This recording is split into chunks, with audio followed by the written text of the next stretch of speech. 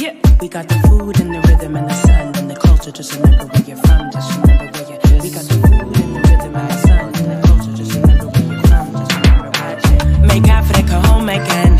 Africa, Africa home again, baby. Make Africa home again. Africa, Africa home again, baby. Africa home again. Africa, Africa, Africa home again, baby. Africa home again. Africa, Africa, Africa home again, baby. See, I went natural, I let my naps grow. I got an afro, became a black pro. They tried to say that my black was a natural. Hell no. We all came from a black hole. The motherland without fear needs to come home. The fact is that we all made a black gold. Anybody saying differently does not know. Black soul, black goals that support black own. Africa, America's backbone. If we take our spine back, where will you go? For your oils and your gold and your new phones. 80% the coltan from Congo. And John know they make our maps look small, low. Africa be bigger than what they show. John know they make our maps look small, low. 80% the coltan from Congo. Make Africa home again. Africa, Africa home again, baby. Make Africa home again. Africa, Africa home again, baby. Africa home again. Africa, Africa, Africa home again, baby. Africa home again. Africa, Africa, Africa home again, baby. Be like say I dey go, I dey go. If you look my face, you follow. Yes sir, I dey go to the motherland. Sake of that be the place I get the upper hand. And the ready the vibe, the best ya walk, baby, move. You can never tell another black man what he can't do, what he can't do. Can't tell me nothing, cause I'm never coming back. The place I dey go, we never go the lack. Keep on fighting, freedom fighter. Kelly beloved, put up your lighter.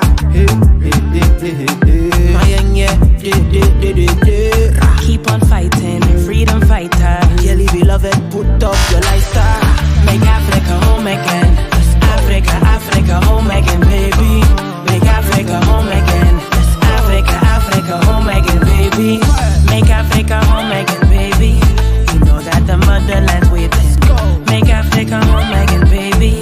You know that the motherland's waiting. Motherland's waiting. Motherland's waiting. Motherland's waiting. Motherland's waiting. Motherland's waiting. Motherland's waiting. Motherland's waiting.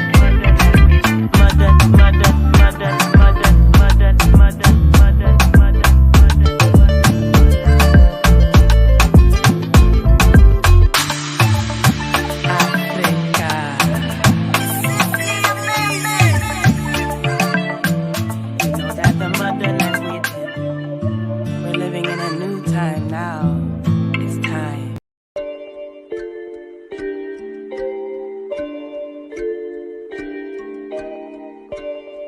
yeah, Ghana. I'm so cool, I went to Africa. Back at school, they would laugh at us. Now it's cool to be black as fuck. Now it's cool to be from Africa, huh? Went to Ghana, now I'm acting up. Went to Ghana, now I'm acting up. It's so cool to be from Africa. It's so cool to be from Africa. I'm so cool, I went to Africa. Back at school, they would laugh at us. Tell the truth, it was cruel. Now it's too cool to be black as fuck. Now it's cool to be from Africa. Now it's cool to be from Africa. Went to Ghana, now I'm acting.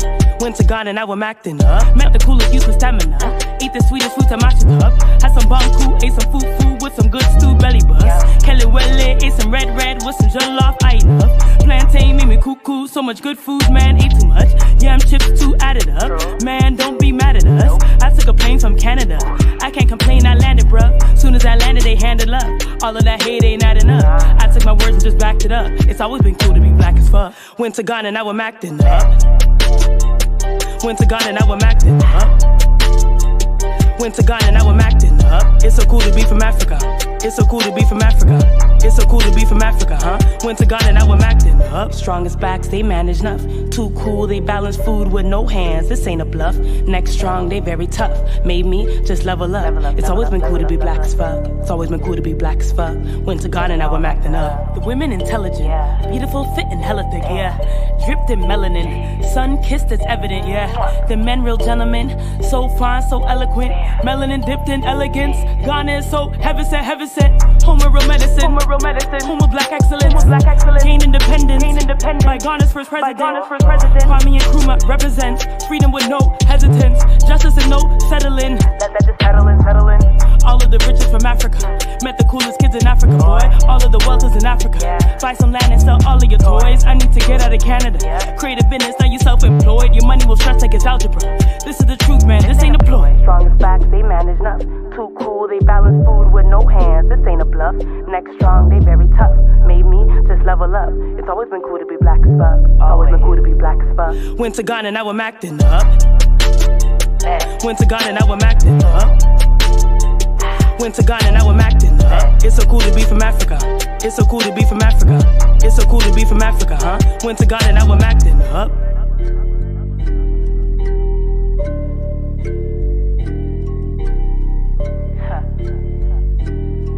You know, they taught me words like Madase, Apauta, Fremi.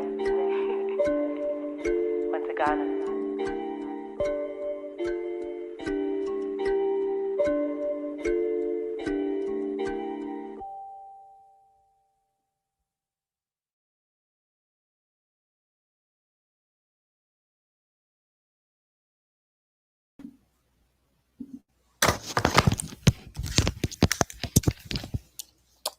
Okay, good afternoon, everybody.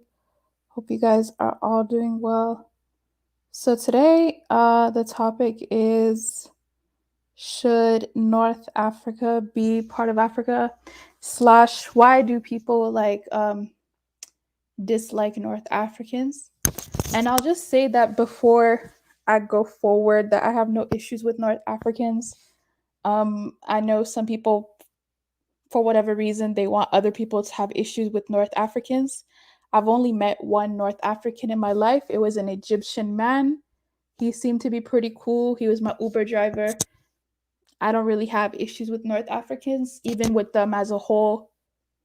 I'll be honest with you, I don't care. They're cool. I don't care. I have issues with personal people. I don't really have issues with a collective group of people.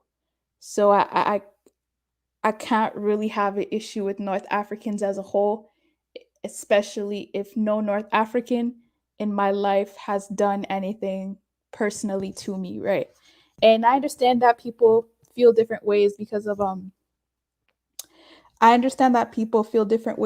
of political issues, and I guess one angle of looking at it is, well, you know what they did in the slave trade, that they basically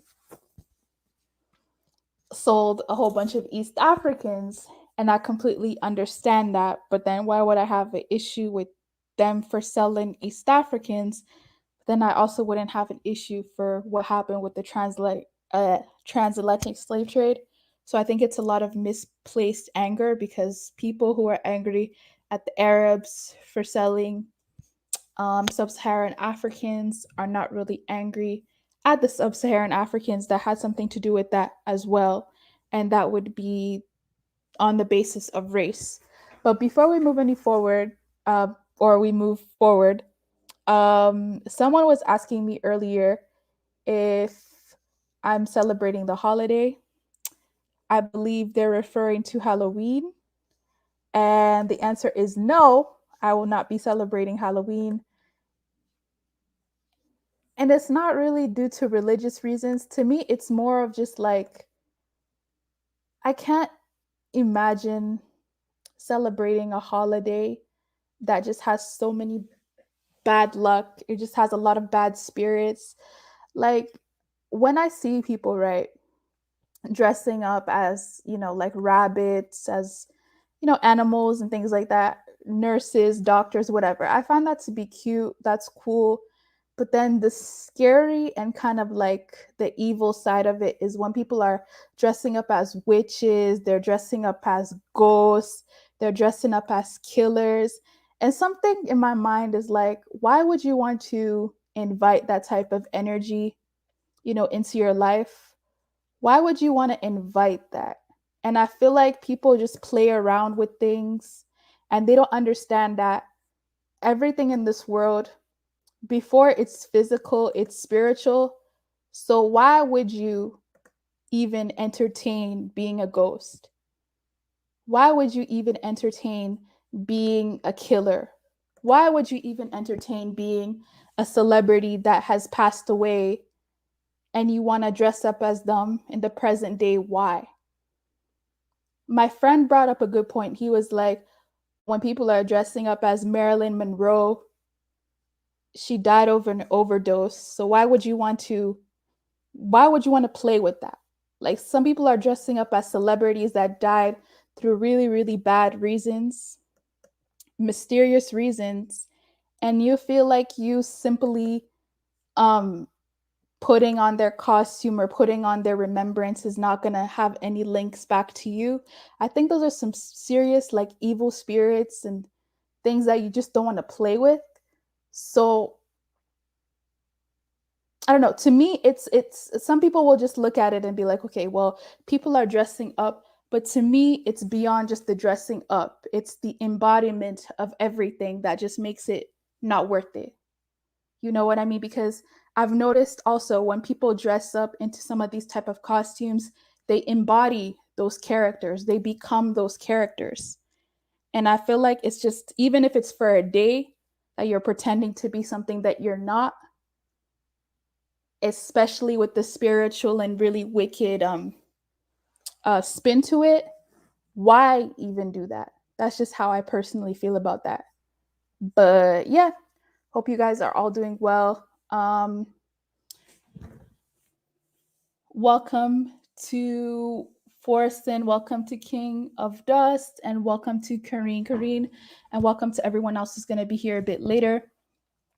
If I am clear and if you guys are able to hear me fine, please, I would like that confirmation before I move forward into the topic that we have today.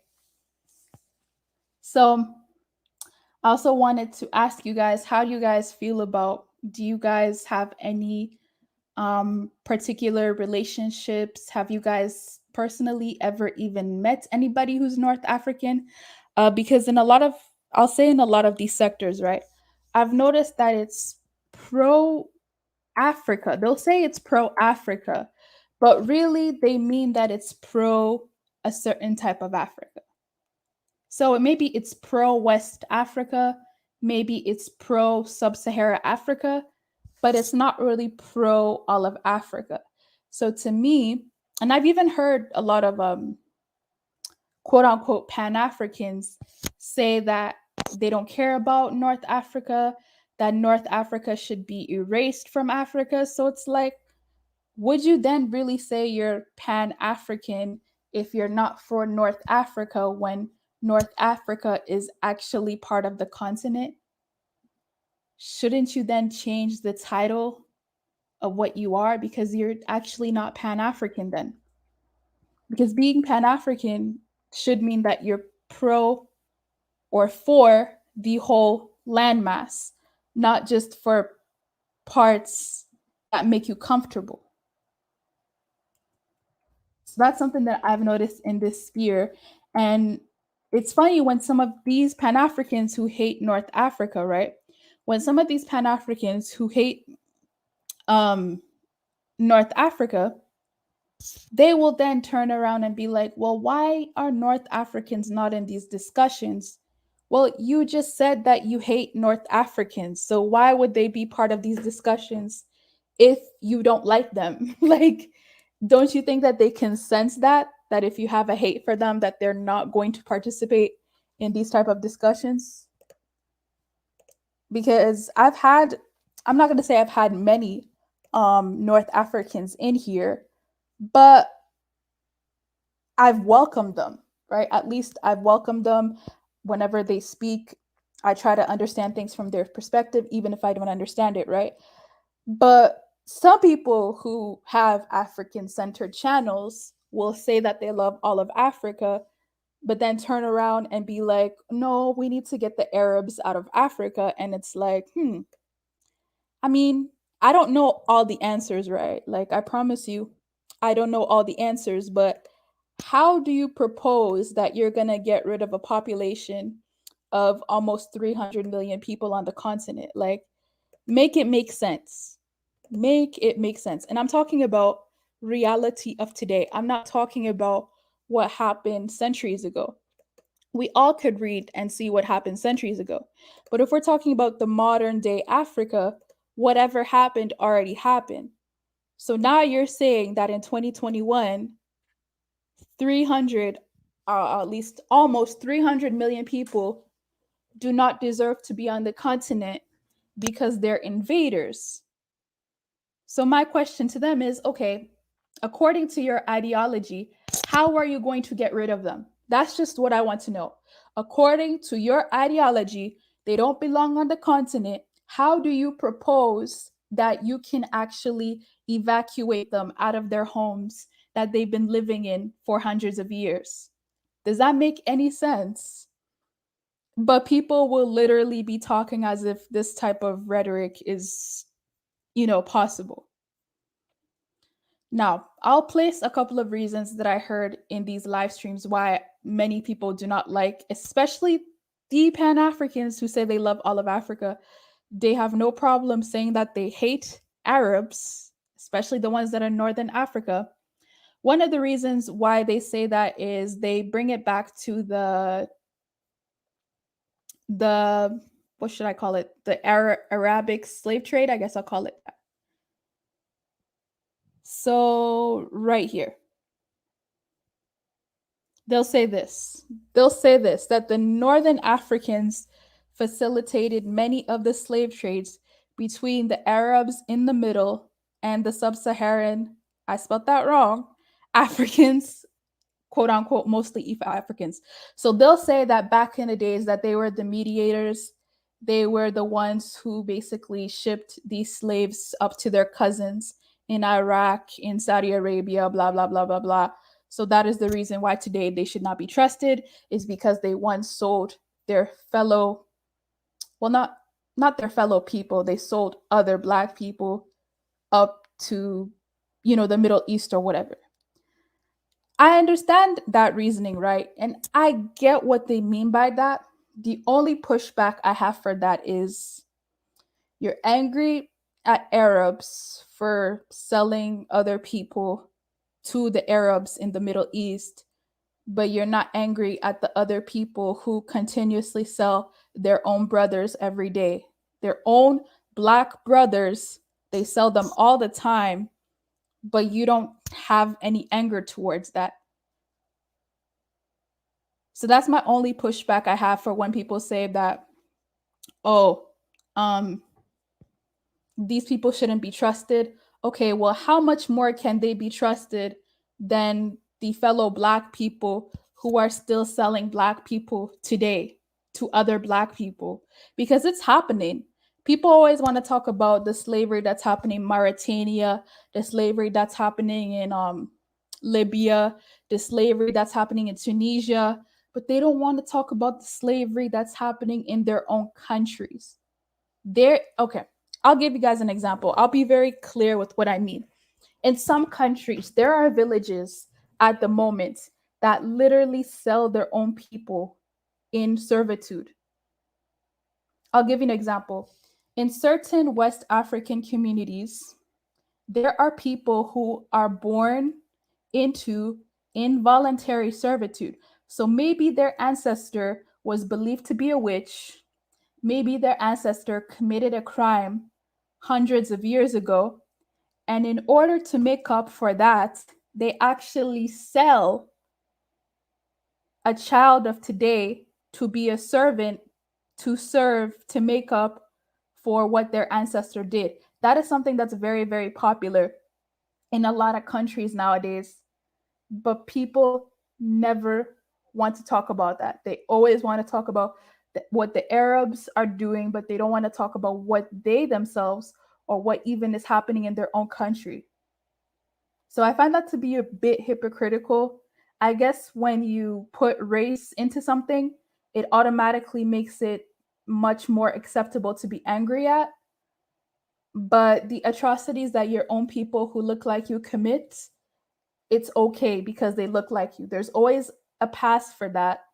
But for someone else who doesn't look like you, it automatically has to be much worse. But welcome to everybody who just came in. I'm just going to go ahead and change to my other microphone So I will be right back.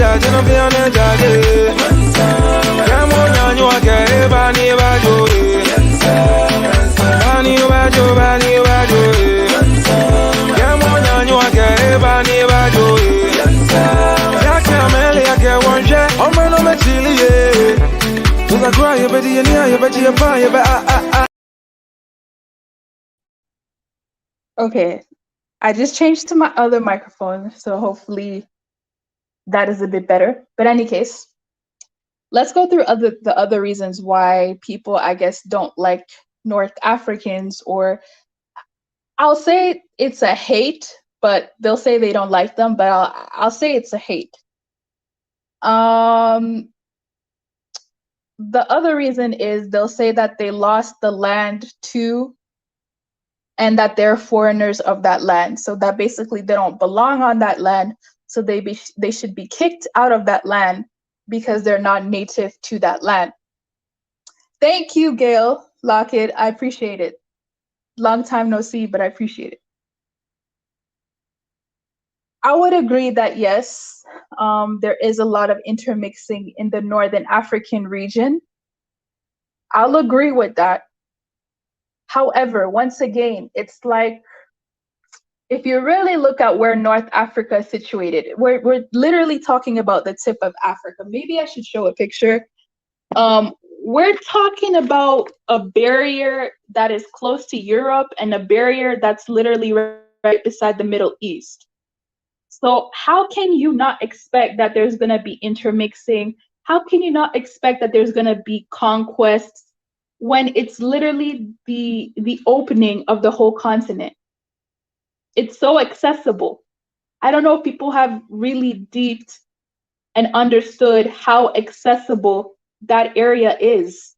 It's not that far.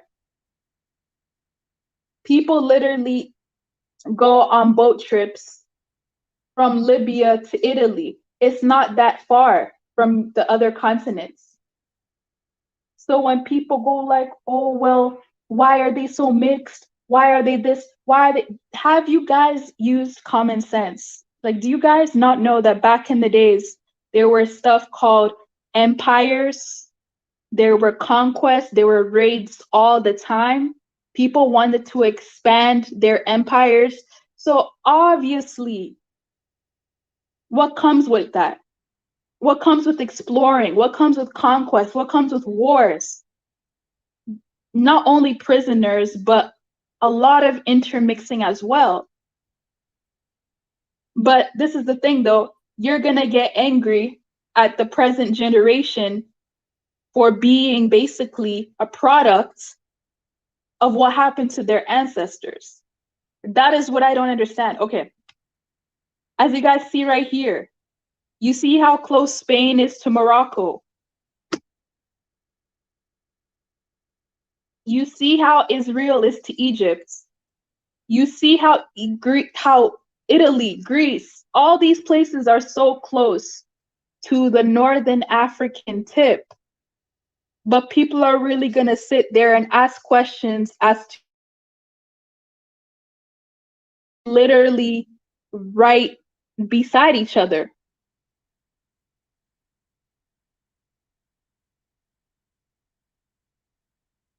I was even speaking to somebody in a different live stream, and they were talking about how they consider Israel to be Africa, because in the Bible, Israel was, I don't know, Israel has a very important significance in the Bible or something like that, right? So like, so you consider Israel to be a part of Africa, when in modern times, you would say that Israel is part of the Middle East, or it's part of whatever you want to call it. But you wouldn't consider Libya to be part of Africa, but you consider Israel to be part of Africa. Are you serious? You even have some people saying that they consider Yemen to be a part of Africa, but they don't consider Algeria, Morocco, Tunisia to be a part of Africa. Really? Yeah, if you've ever even just some people need to just watch some documentaries. I'm not even going to say read. Watch some documentaries. You understand that that whole area is we refer it to as the Maghrebs. The Maghrebs. That's what we call it. They're literally people who, I don't know why they assume that all Arabs even look the same. Arab is not an ethnic group. It is a cultural like identity, but it's not really an ethnic group. So even if you're calling somebody an Arab, it doesn't necessarily mean that they're a white Arab. I've seen different types of Arabs. They don't all look the same. They don't all look like, I don't know, what's the Afghanis? Yeah, all the Arabs don't all look like Afghanis. They don't all look like Pakistans. They don't all look like people from Iran. They look very, very, very, very different from word of mouth. Go to some of these countries and you will see different hair types. You'll see different skin colors. You'll see different everything. So even that argument of, oh, the Arabs did this, the Arabs did that, who did it? Which Arabs? Which group of Arabs were the one who did it? Because from what I could tell, people in Mauritania, even though I could tell they're not really like the typical sub-Saharan African phenotype, people from Mauritania look different from people from Algeria, for sure. You could tell Mauritania had some mixing in there. So are you gonna then say forget the whole Mauritania when the majority of Mauritanians look a lot like some people in this chat section? They look kind of mixed, but still more black mixed, if that makes sense.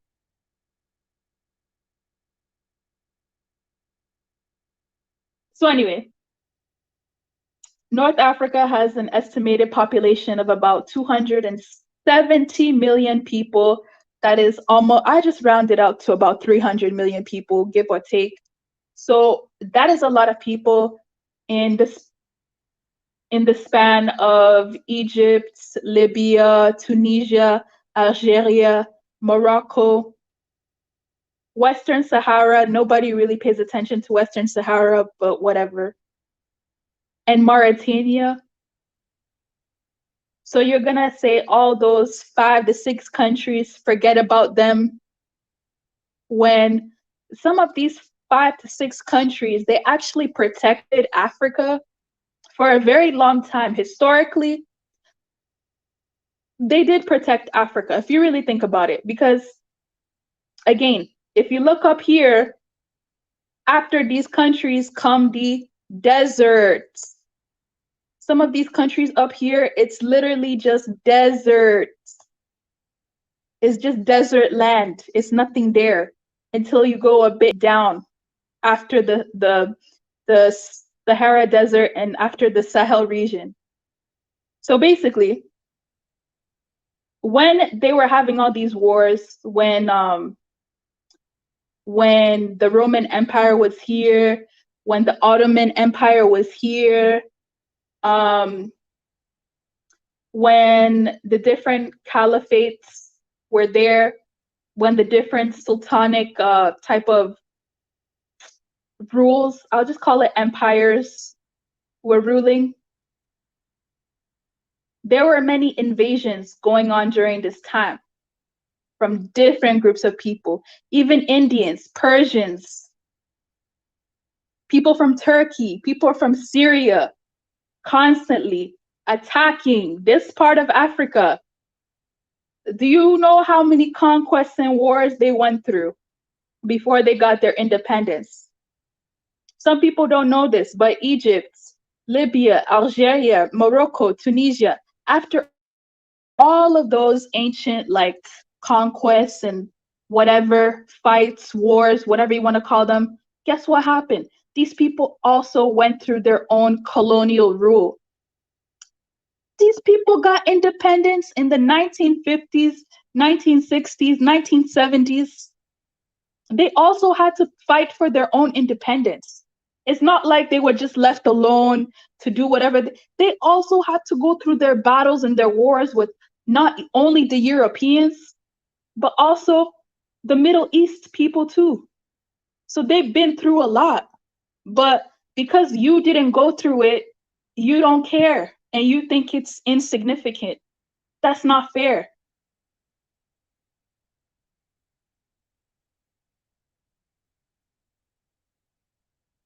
All right. Let's say if you're from inland, especially inland, right? So forget the coastal. Let's say if you're maybe from mostly inland Africa.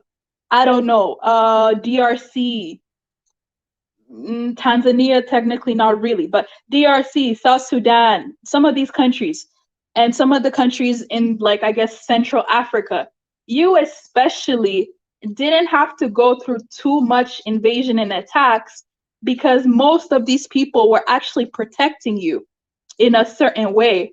So I'm not saying you have to be grateful to them, but at the same time, you did get some protection by them going through whatever they went through. So it's kind of like insensitive for you to just say, oh, they don't belong to Africa, they're not a part of Africa. Meanwhilest back in the days, they were getting most of the attacks because of their geographical location. It's so insensitive for you to even turn around and say something like that. And again, I don't know why there's so much, let's just say, dislike for North Africans, when, to be honest, they never done me anything. I don't even see them. I'll be honest with you. And it's not, I don't see them as in, I don't think that they're important. I'm saying I don't see them in terms of, I've never had an issue with them. Like they don't even come in, they don't even bother me like that. So why would I have a fake problem with them? You know what I mean? But I'm gonna check some of your comments and see what you guys have to say.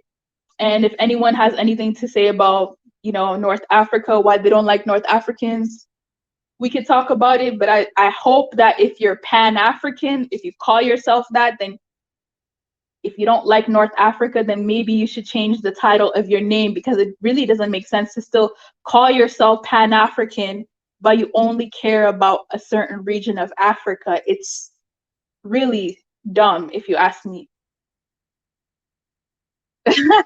No problem, you deserve it. How you doing? What's going on? Oh yeah, and Egypt, right? Before I go even further, Egypt. A lot of people think that the ancient Egypt was just the modern day Egypt. A lot of people don't actually understand that ancient Egypt apparently was much bigger than just this block over here. Ancient Egypt apparently went down. Okay, Google, do not show my location. Thank you. Apparently, ancient Egypt went all the way down to like Sudan. So it went down all the way like that. That was apparently what ancient Egypt was.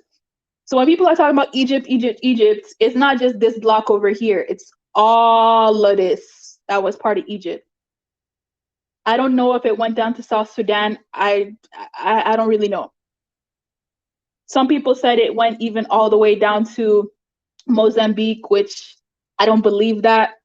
Maybe they're talking about something to do with the Nile. I don't believe that, but I can believe that ancient Egypt went down all the way over here to where it starts to get a bit green. That's what I can believe.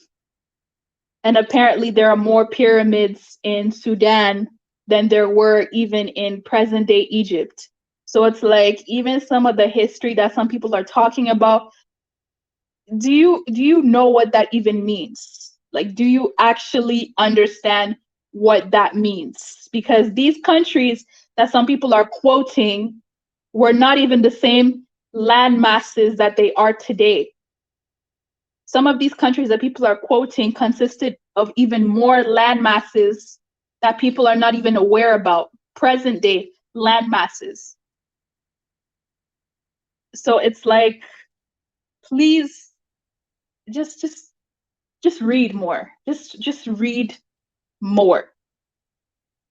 Because back in the days when they were attacking Africa, especially the Italians, because the Romans were the Italians, right? So especially when the Romans were attacking Africa, they weren't attacking Ghana. The Romans were not attacking Ghana.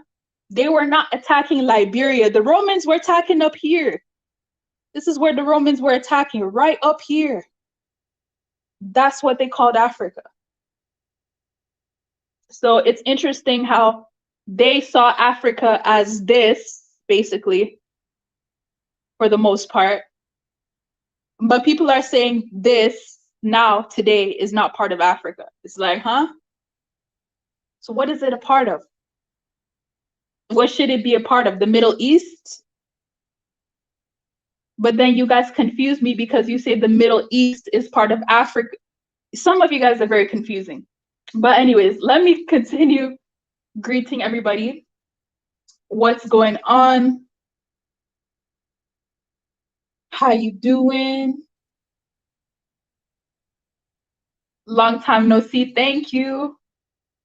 How are you? Oh, yeah. YouTube can be, I need to take a break as well. YouTube can be very annoying sometimes. North Africa is very similar to the Horn of Africa in behavior and superstitions. Yeah, North Africa is very mixed, different ethnicities, different temperaments. I mean, I will not lie and say that when I look at pictures of Algeria, I look at pictures of Egypt, I look at pictures of Morocco, it does look very different from what I'm used to seeing. But I guess that is the beauty of that continent, is that you can see basically everything in there. Yeah, even the cultures, because an Egyptian and I don't have a lot in common. Like, we just don't. But it doesn't mean that I have to have hate for that person. We're just extremely different, and that's completely fine. Like, it's cool. It's not, yeah, I don't know. Can we just coexist? And to be honest, some of these Africans saying these things like, okay, the North Africans need to get out of there. They're invaders. They don't belong there. Do you realize that these people have a better military than a lot of these sub-Saharan Africans? Like, the North Africans' military is nothing to play with. It is so much better than the sub-Saharan Africans' military. So before you have all of the gall to say that, why don't you just take some pointers of how they were able, or how they are able, to protect that region? Why don't you take some pointers, and maybe they will want to do more collaborations with you because they'll see it as beneficial. But right now, you're not really putting much work into your military. So why will they sacrifice that to work with you when they see that you're not really that serious? It's not going to happen, right? But anyway, that's just what I personally think about that. Someone said Israel will never be part of Africa. I don't consider Israel to be a part of Africa. I don't really care about their biblical meanings as to why they're saying Israel should be a part of Africa. It doesn't do anything for me today. I don't really care, but that's what they're saying.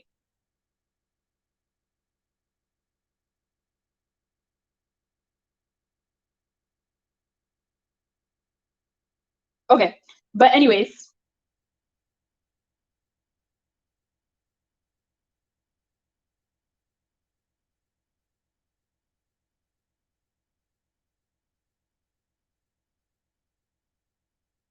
I was having a conversation with somebody, and they were talking about how the Amazes, right? How the Amazes cannot be trusted because in the past they have done so and so and so and so. And when we've tried to do our whole like African regions or African type of organizations, they never seem to be really interested in what we were doing.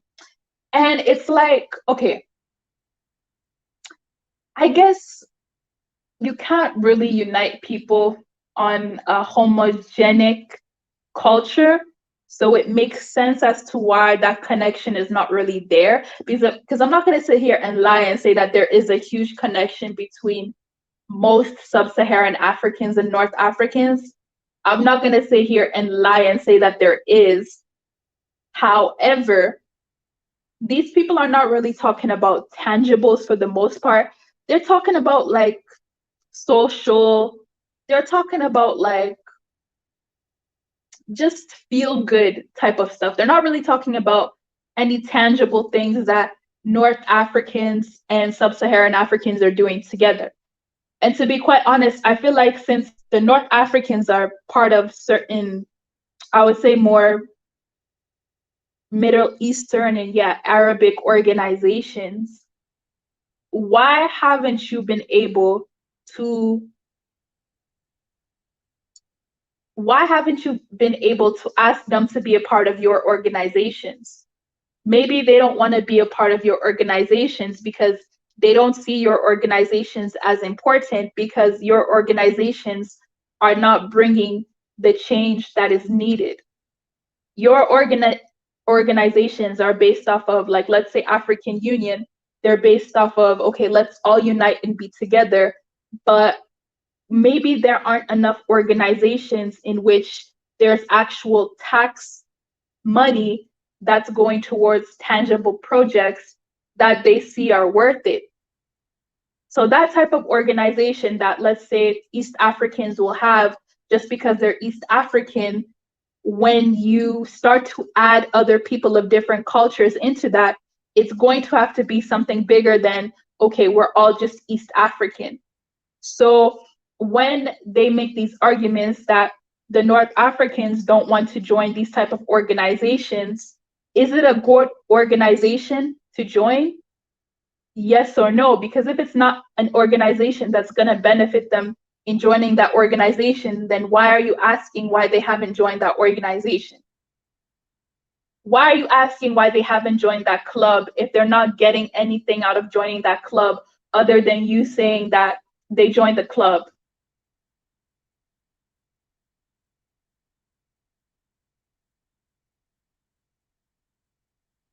The last aspect that I'll briefly bring about is the whole, okay, well, forget the Arab slave trade, right? Even though we know that slave trade took way more people than the transatlantic slave trade. Forget about that slave trade. These people are racist. I hear that a lot. I hear that Arabs, Northern Africans, they're racist. They don't like Black people. I heard another one, this one, they are more loyal to Arabs than they are to Sub-Saharans. This is why they should never be trusted. They think that they're Arab. They don't know that they're Black, even though some of them are not Black, which is okay. I heard another one say that they're not Pan-African. With all of that being true, if you just came in, I don't think you heard this in the beginning, but in the beginning, I was also explaining that when people keep pinning slavery to these Arabs or to these Arab nations, but they ignore the slavery that goes on in their own country, it sounds a lot like selective outrage. The only issue is that these people are not the same race as them. So whatever happens to them, they magnify it only because of race. However, if the exact same situation happened in their own country with people that look like them, they would not care as much. So to me, that is a lot of selective outrage. Now, it doesn't take away the fact that there are racist Arabs that are non-Black. It doesn't take away the fact from that. I agree. However, I feel like you can't really change these people if they want to be racist, if in whatever culture and religion they call Black people, derogatory terms. I don't agree with that. I don't think that's right. I don't think that's fair. However, we also cannot take away the fact that some of these derogatory practices were also in some of these sub-Saharan countries. For instance, in some of these countries, slavery was outlawed only maybe less than 200 years ago, right? Like officially on paper. So when something is outlawed on paper, it doesn't mean that it actually has stopped. It doesn't mean that it's not happening anymore. Okay? I know you guys have heard in the case of Ivory Coast and Ghana. I'm just giving Ivory Coast and Ghana as an example.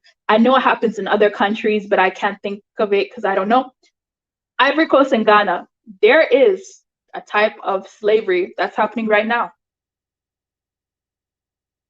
There is people who are working in these cocoa farms and they're actually not even getting paid.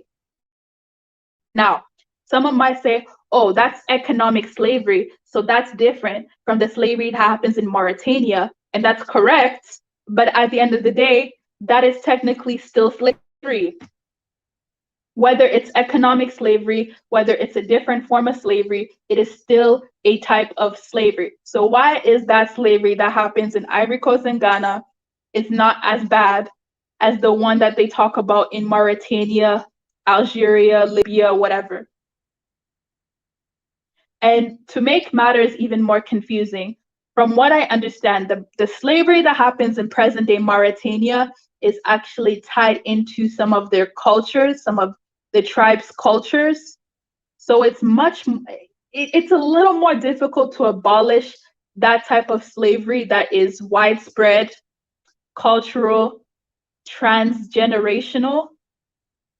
It's a little more difficult to completely eradicate that one because it's so in depth into the culture. So I understand why it still happens today. I'm not excusing it and saying that it's acceptable, but I also understand why it's not that easy to get rid of it, right?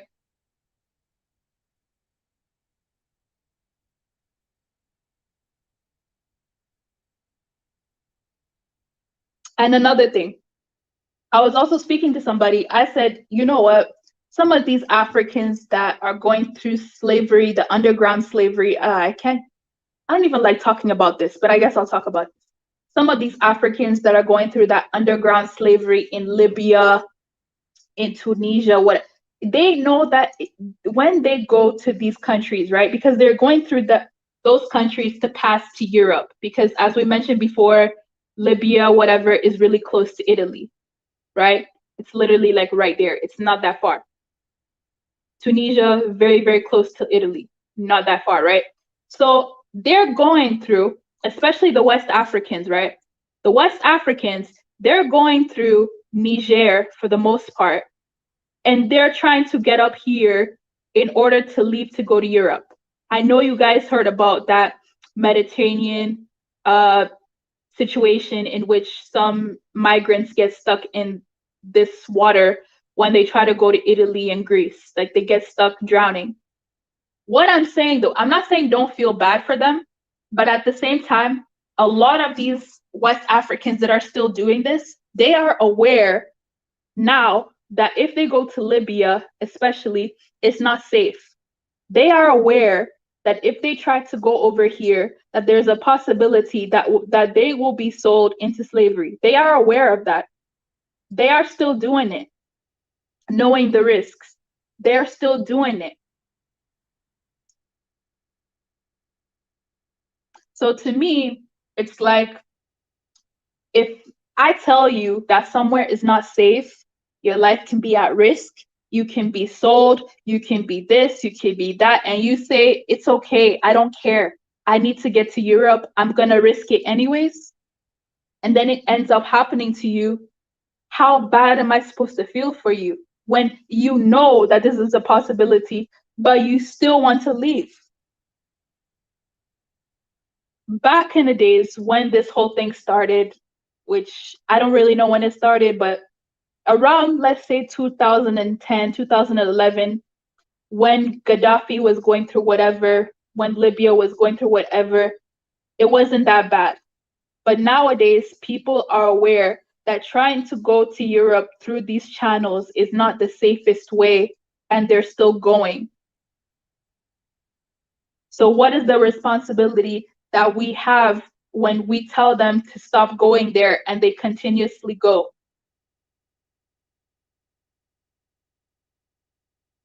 It's someone else's country, someone else's domain. What are we supposed to do about that?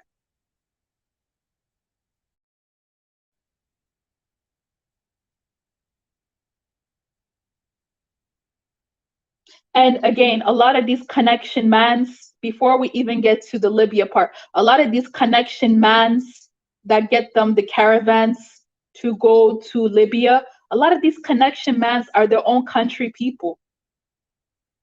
Some of their own country people are selling them to go to these areas. So it's not just the Libyans or the Arabs that are profiting from this, it's their own country people that are also profiting from selling their own country people. It just puts a very like realistic and negative spin on the whole thing. But it's a very, very complicated intricacy. I'll just say that.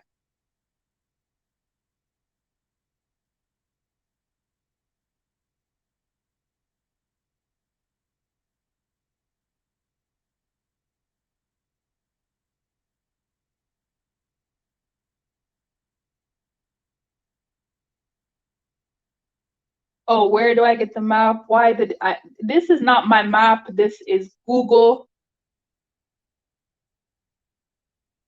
That is Google. Yeah. I know which countries are North African. It's only the very top that are considered North African. Mali, Niger, Chad, whatever, Sudan, they're all considered sub-Saharan. I don't think the desert is in the map, which is why it looks like that, but yeah. Yeah. What I'll say though, looking at Malians, looking at Nigerians, looking at Chad, they look like sub-Saharan. Oh, wait, actually, they are sub-Saharan Africans. What I'm saying, they look, black, whatever. So do South Sudan's. They look black. Yeah. So it's a very small percentage of people who actually look like that. I don't know why there's such a bother. When I speak to other people, I'm like, you realize that the majority of the continent is technically, even if you want to go there, it's technically still black. So what is the big fuss and what is the big deal? Like what is so, like, look at this. This is majority black for the most part. So even if you're subconscious about race and you really just, for whatever reason, are really scared, someone was saying, oh, the Libyans, Egyptians, Algerians are going to keep going down and they're going to take over and they're going to take the whole continent. I would like to see that happen when the majority of, I believe, 800 million plus, it's probably even more, but I'm just assuming that it's about 800 million people on that continent are majority, like, let's say black or Bantu or Nilotic or whatever word you want to use. So if they're the majority, why are you so like paranoid about that?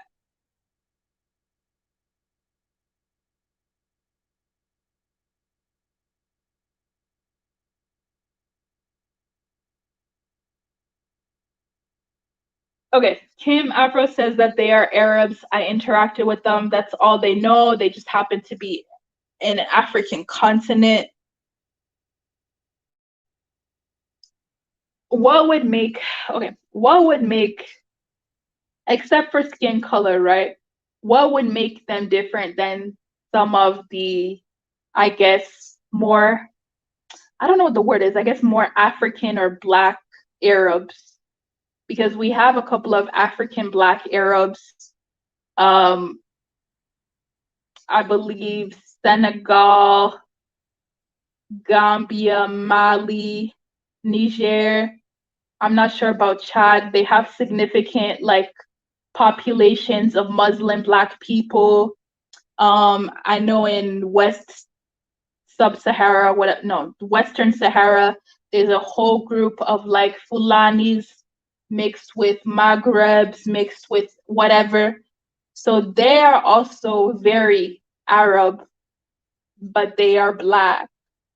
So what would be the significant difference between them and the Northern Africans other than skin color? Wouldn't they culturally also be very Arab? Because I haven't really studied Moroccans too much, but some of the culture that some of these African Muslims have seem to be very similar to the culture that the Moroccans have. So wouldn't that be a connecting factor?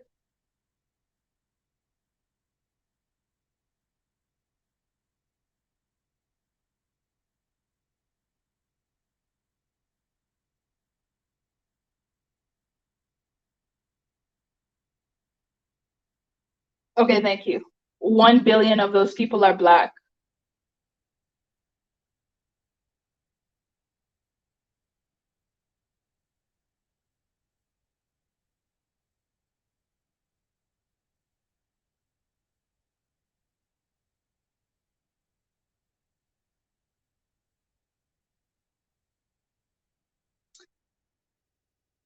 Anyway, that's all I have to say about that. To be honest, that's all I have to say about that.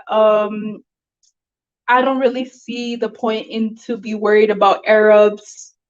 They have their own history. They have their own struggles that they went through.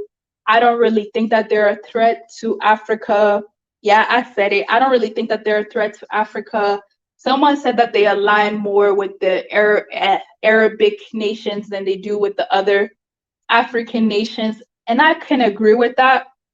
But that is the beauty of having your own ethnicity. That's the beauty of having your own culture.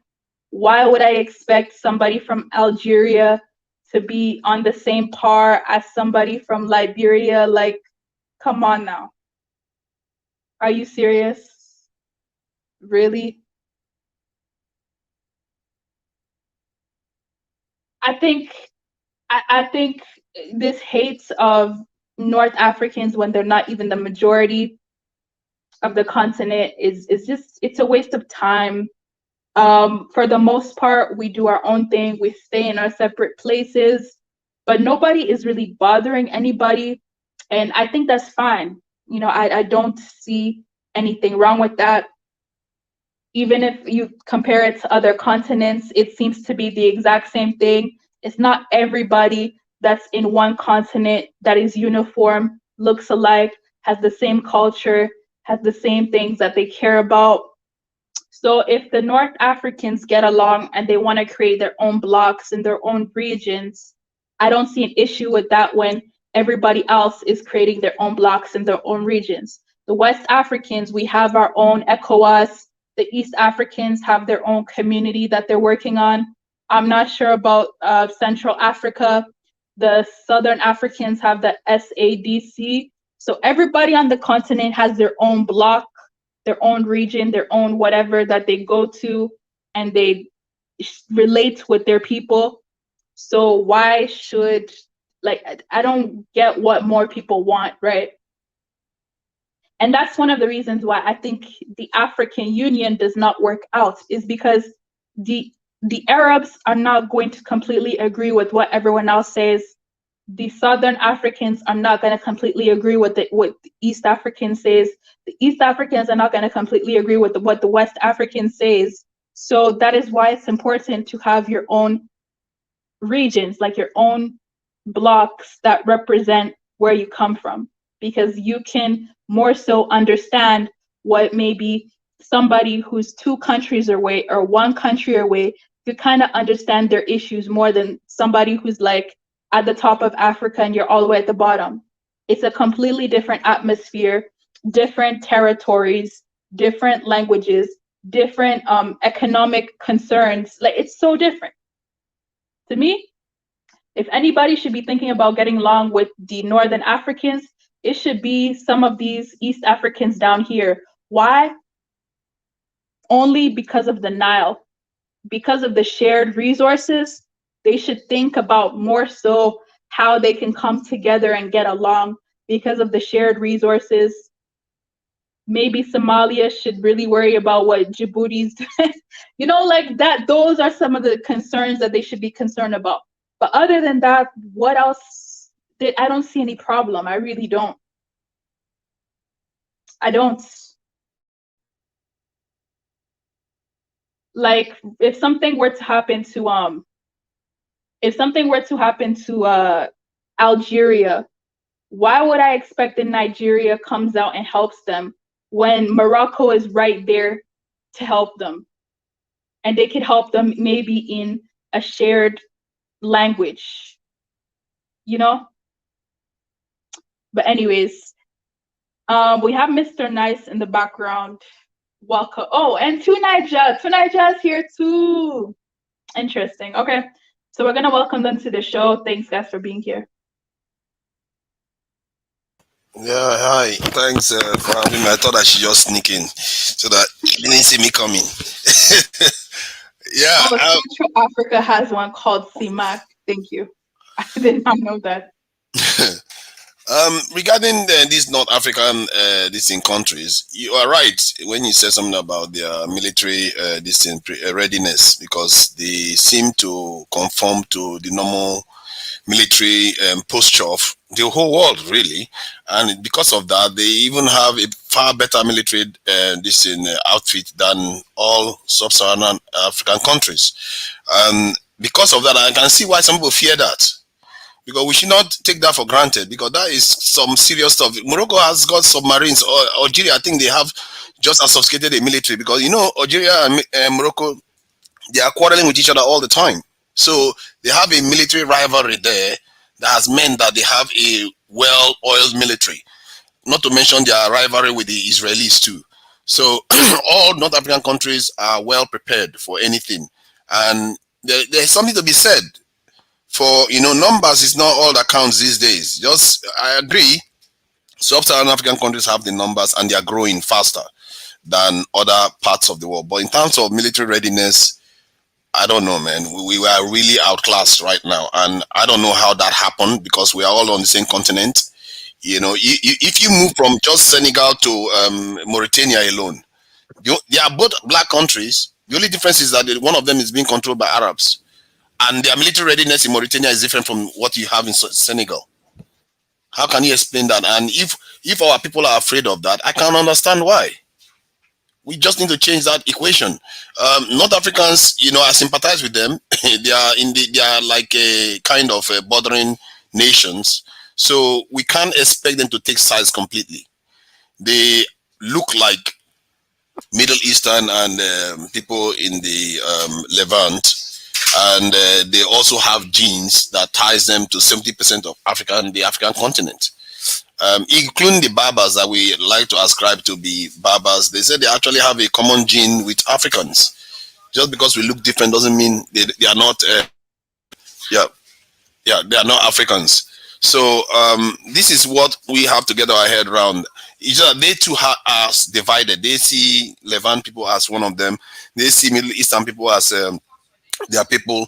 So when we are dealing with them, you are right too. There's another thing you said that I thought was quite correct about that block kind of structure, because their interest and ours is not always going to align. And the West Africans, the East Africans, the Southern Africans, if they have their own blocks, they can come up with their own kind of policies that they can bring forward as a kind of, okay, this is what we want. You can't just do what you want because you are not Africans and stuff like that.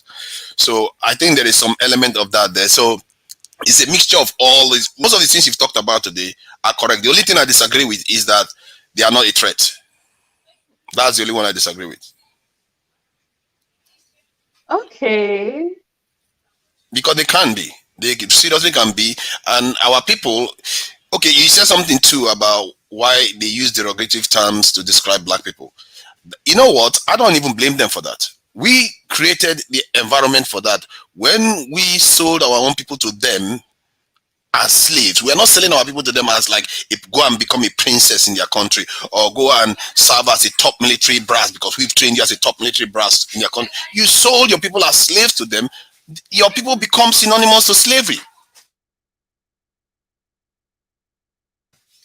So the thinking is that, how can you expect them to see us differently when we sold our people to them as that product? So I don't blame them for that. And when people say they are racist because of that, we own that one. We have to own up to the fact that we put our people in that position where they see our people as slaves. See what I mean? So that's all I've got to say for now. Interesting. Okay, but with the whole slavery thing, right? Would you say that it's a part of, some religions' culture, that it's culturally acceptable to have slaves? So that name, even though it maybe in the past it didn't mean to be derogatory, but now it has evolved to a derogatory term. And yes, it should be a derogative term. It should become something very negative because it has served us very badly. And clearly, if you look at it, even as a reasonable human being, you are selling the most prized possession of all creation that we know today, and you are selling them for wheat. So it's clearly something seriously wrong with a psyche that believes that is normal and you should keep doing that. That has cost us gravely. If all the trade we've been doing, I always say that in this life, everything is a transaction. And our transactions have been terrible because we've been selling the most prized possession of any people. Our own people. Our own, we consider them rivals, so we just sell them as slaves. Well, don't we have any other thing to sell? I thought Africa was the richest continent on earth. We could have been selling other things, but we just chose to be selling human beings. And we pay dearly for it. So it's a negative thing, and we should really do away with it.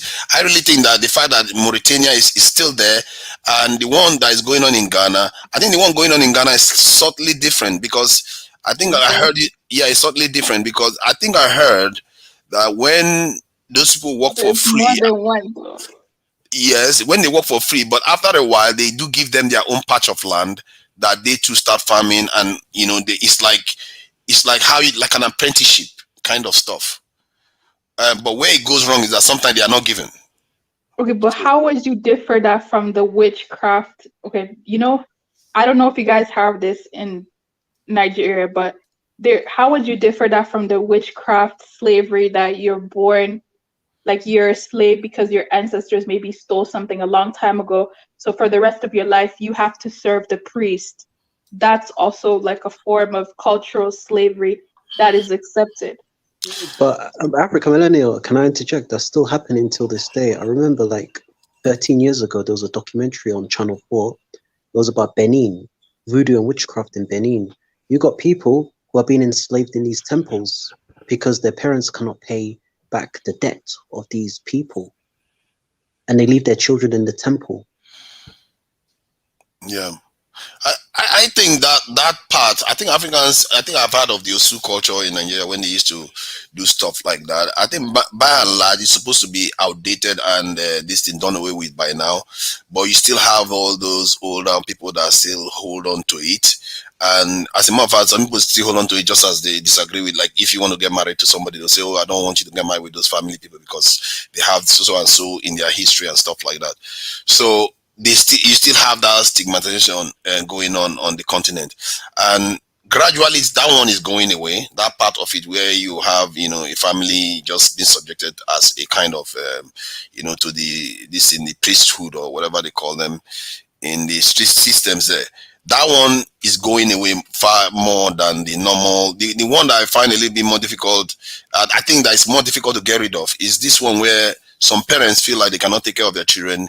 They take them to a friend's family, or even distant connections, and they say, okay, you take my child, school my child, but my child will take care of the house for you, and you pay us so and so amount.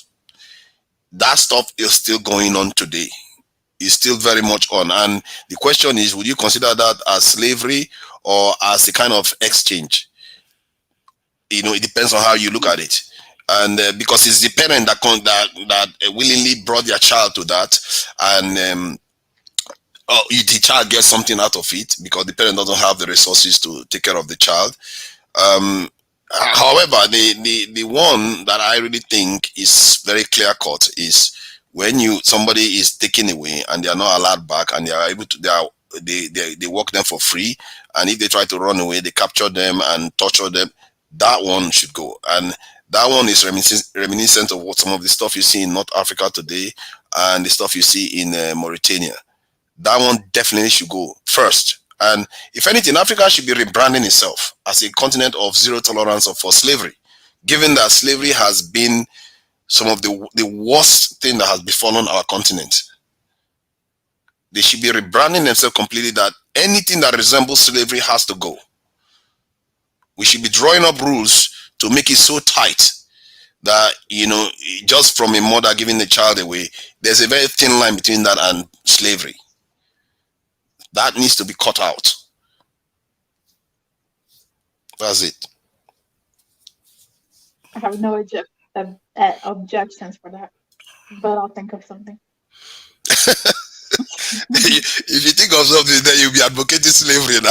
That will be a problem. See, that needs to go. I think we have to, because I think when we talk about trying to reclaim our destiny, you have to have a purpose. People will not buy into it if there is nothing there. You have to have a vision for what the future should look like.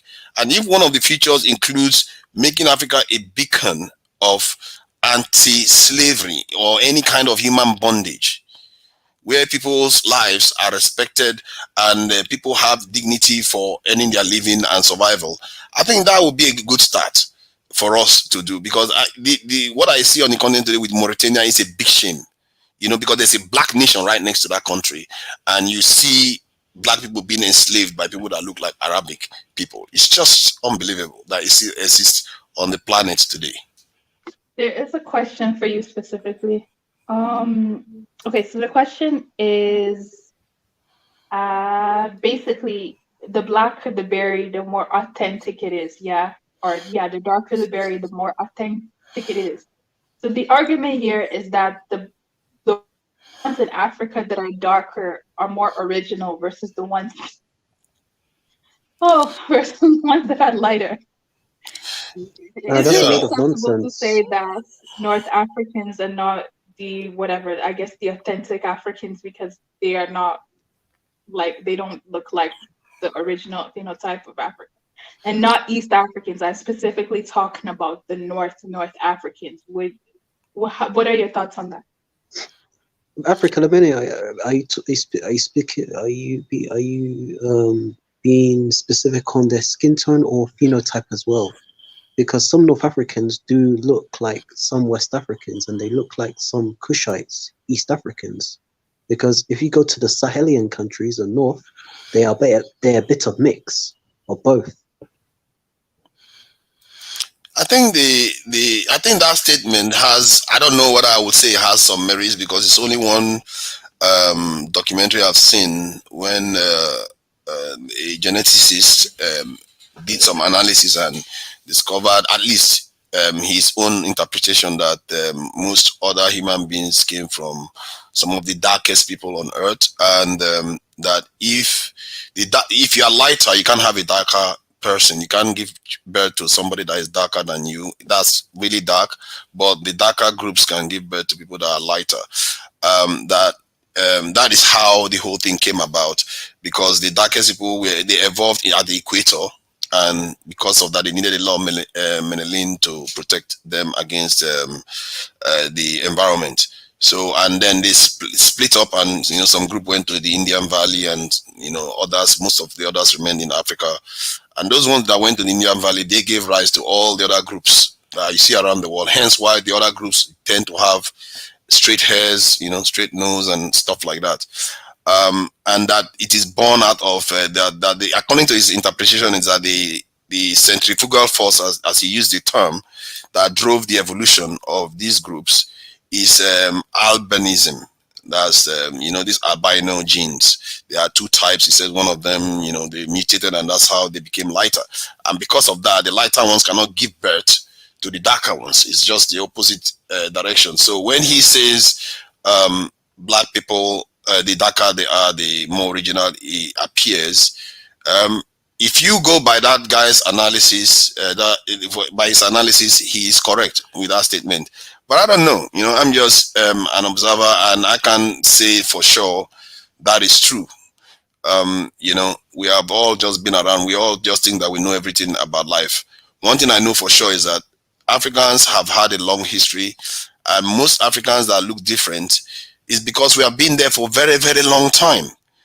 We have had 10,000 generations, while the rest of the world has just had 1,500 generation. The rest of the world put together has had only 1,500. You can see why Africans look very different, because we've had time to evolve and change and change and change and change and look so different from each other. But it doesn't mean we are not the same group of people. We are still the same genetic bloodline, but we have been mixing and changing and changing. So that's just all it is. Right. Okay. Did anyone want to comment on that before Chitlins and Grits goes ahead? No, it's actually Mr. That's nice. Supposed to go ahead. He came here before me. Oh no, go ahead. Go ahead. I'll go after you. It's okay.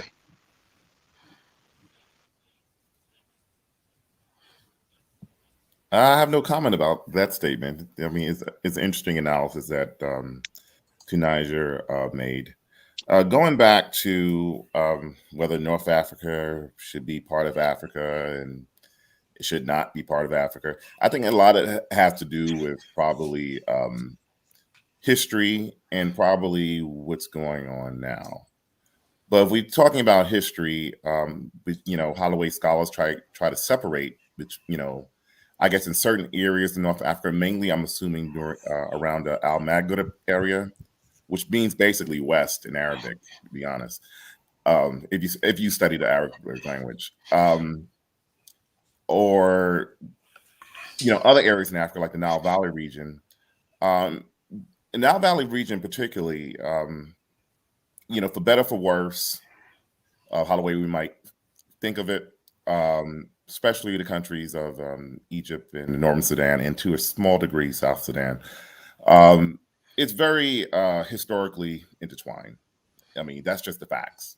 1,000 years of monuments, history, languages, cultures is very intertwined, and for some weird reason, it probably freak out archaeologists, anthropologists, and then they create these demarcation marks, which doesn't make any sense, because when you look at the history, it existed, but it also didn't exist how the way they think of it.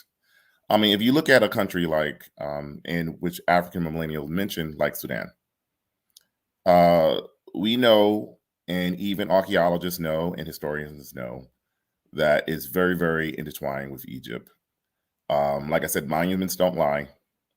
If you Google something like the Temple of Soleb, Soleb, that temple was created in the 18th dynasty by the father or grandfather of King Tut. His wife, Queen T, and her temple is Sambesi. which was a temple created for her. The city of Amara West is spelled Amara, and West, West.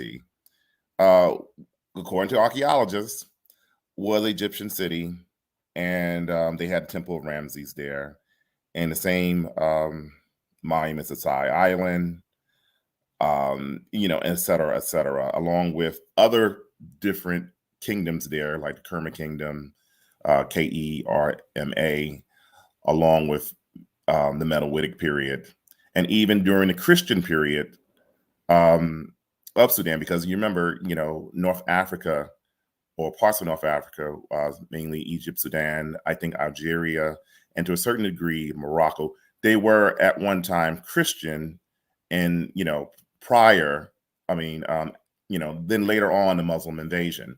And Sudan, or what is now Northern Sudan and Southern Egypt, because part of Northern Sudan and Southern Egypt, all the way up to Luxor, Egypt today, was three separate Christian kingdoms, which was Nubia, Manchuria, Manchuria is spelled Makuria.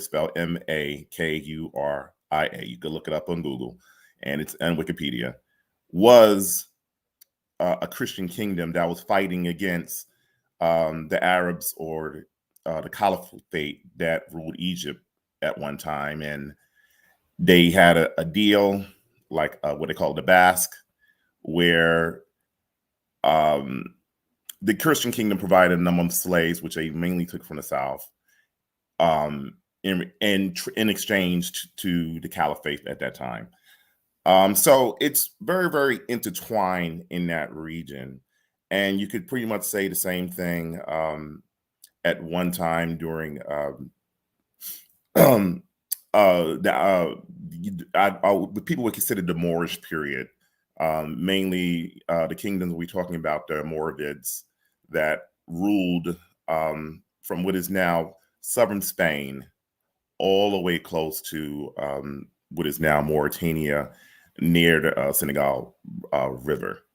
And they even had Senegalese soldiers who were stationed and who also helped facilitate the conquest of Spain. I remember looking at one of the videos of, even though she's a controversial figure, she's the Northern Nigeria Fulani girl. I think her name is Natasha or something like that. She even talked about, her uncle was the emir, and he was on the channel one time, their connections to Andalusia in Spain. So this whole premise, as far as, there's no connections with North Africa, it's that garbage have to stop. Because that's just the reality of the history of that region. In regards to, should they be part of Africa, should they not be part of Africa? I think there's a lot of, my visits in that region as well. I would say, looking at it from an Egyptian point of view, a lot of people there are miseducated as well. Just going to be talking about the facts about that. Where, sometimes, it's kind of funny because it seems sometimes they like a boat on their own. It's kind of weird. I think it has a lot to do with religion.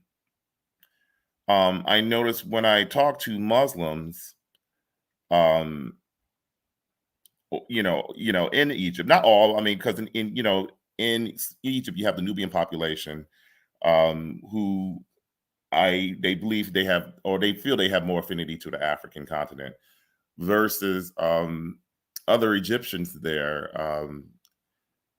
There is affinity there's a lot of ignorance, but when I talk to the Coptics, they know their affinity to North Africa, but they know they are on the African continent too. When I find that quite weird, and I think it has a lot to do with, and I noticed with a lot of Muslim populations, for some weird reason, they feel that they are the son of Muhammad, and since Muhammad was part of Arabia, they feel they have to have that kinship or connection with them, Whereas a Christian, I notice they don't feel that way about Islam. I mean, a lot of them are very, very critical of Islam.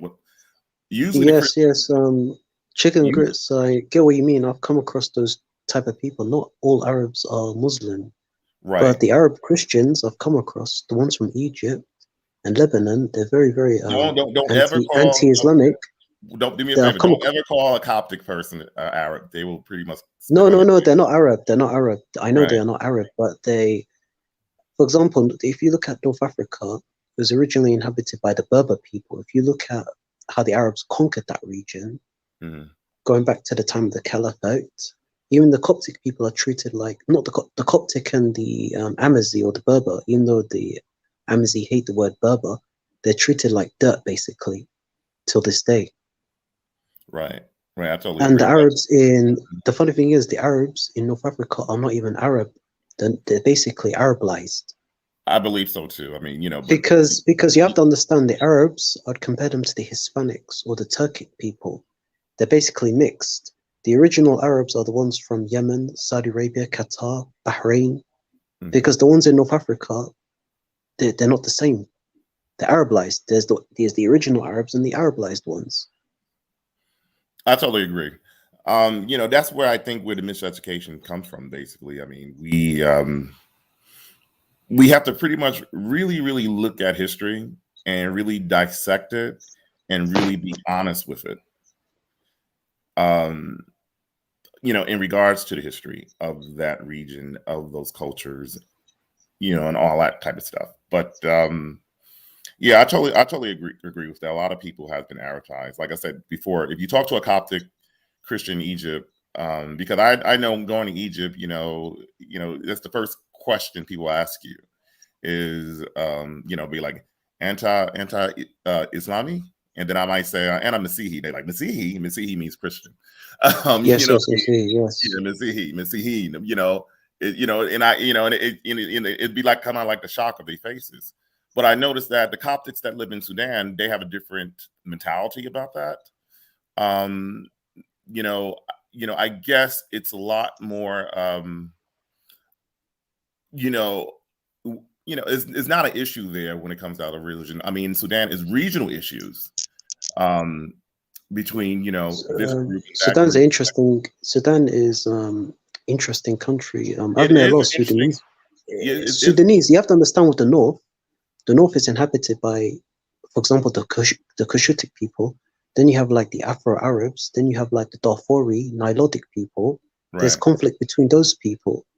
Oh, definitely. I mean, I wouldn't say conflict. Because the only people in Sudan I care about, the only people in Sudan I care about are the Cushitic people, because they're similar to us. Right. I wouldn't say conflict. I mean, there are conflict because right now the people are kind of like uniting. And as you know, if you follow the politics, I talk to a lot of Sudanese people in regards to the military takeover by Bahrain. So these days, the younger people want to, you still do have that tribalism there, but a lot of the young people, more intellectuals, are trying to shed that and just be Sudanese, nothing else. Whether you are Afro-Arab, whether you are a Beja person, whether you are from Dongala, whether you are Jalia, whether you are from Kordofan and, Darfur, or even Coptic, they just think of themselves. I mean, I'm talking about the more forward ones as just Sudanese, and that's about it. But I'm gonna let someone else, throw in their opinion, and I'm going to give it a rest right now. About the North Africans, I think something I wanted to say that I found from a geneticist that was describing the population in the North, because somebody was asking him, when did they come to Africa? When did those ones in the North come to Africa? It turns out that genetically they have always been African, and because sometimes we forget that they may have actually evolved there. Because, like I said, Africans have had a long time to change, and whenever you have a child, the genes are copied to the child, and whenever it's copied, every 1,000 of the code is changed. So you are bound to have more changes and variation on the continent than any other part in the world. And that when we say they've arrived, maybe the question should be when they left, because the ones in Africa have always remained there, have always been there. And this is a problem. And when even they themselves don't even sometimes understand that, because they look at the phenotype and they say they are more like the other side. But in reality, they have a common gene with black Africans. So how do you marry those two together? I think when they started realizing their links and their memories start returning back, because the genes are revealing some of all these things now, that there is a common African gene that almost all Africans have, that others outside Africa don't have. So, and these Berbers have them. And the Arabs that arrived recently, those ones won't have them, except they are generationally linked to the Berbers now. So they will have it. And the Arabs in North Africa is more of a cultural thing, the Arabization, basically converting them to Arabs. Obviously, they look alike, so it's a lot easier to convert people when they look like you. And it's easy to tell them that you are one of them because they look like you. So that is what has happened in the North, and the South has not had any say in most of all these events, because obviously we have been cut out. And so, the funny thing about it is that it's almost as if nature was just trying to prove something, or I don't know, with Sahara, the Sahara Desert, because when the Sahara Desert was intact, that's as a kind of green environment, the West Africans were all there. And I'm sure most of African population also were in that region. But when things started changing in the Sahara, you find that the northern population became more isolated from the current West African population. So they split. And as they split, you find that the north obviously has less space. The south has more. You find that more people move to the south.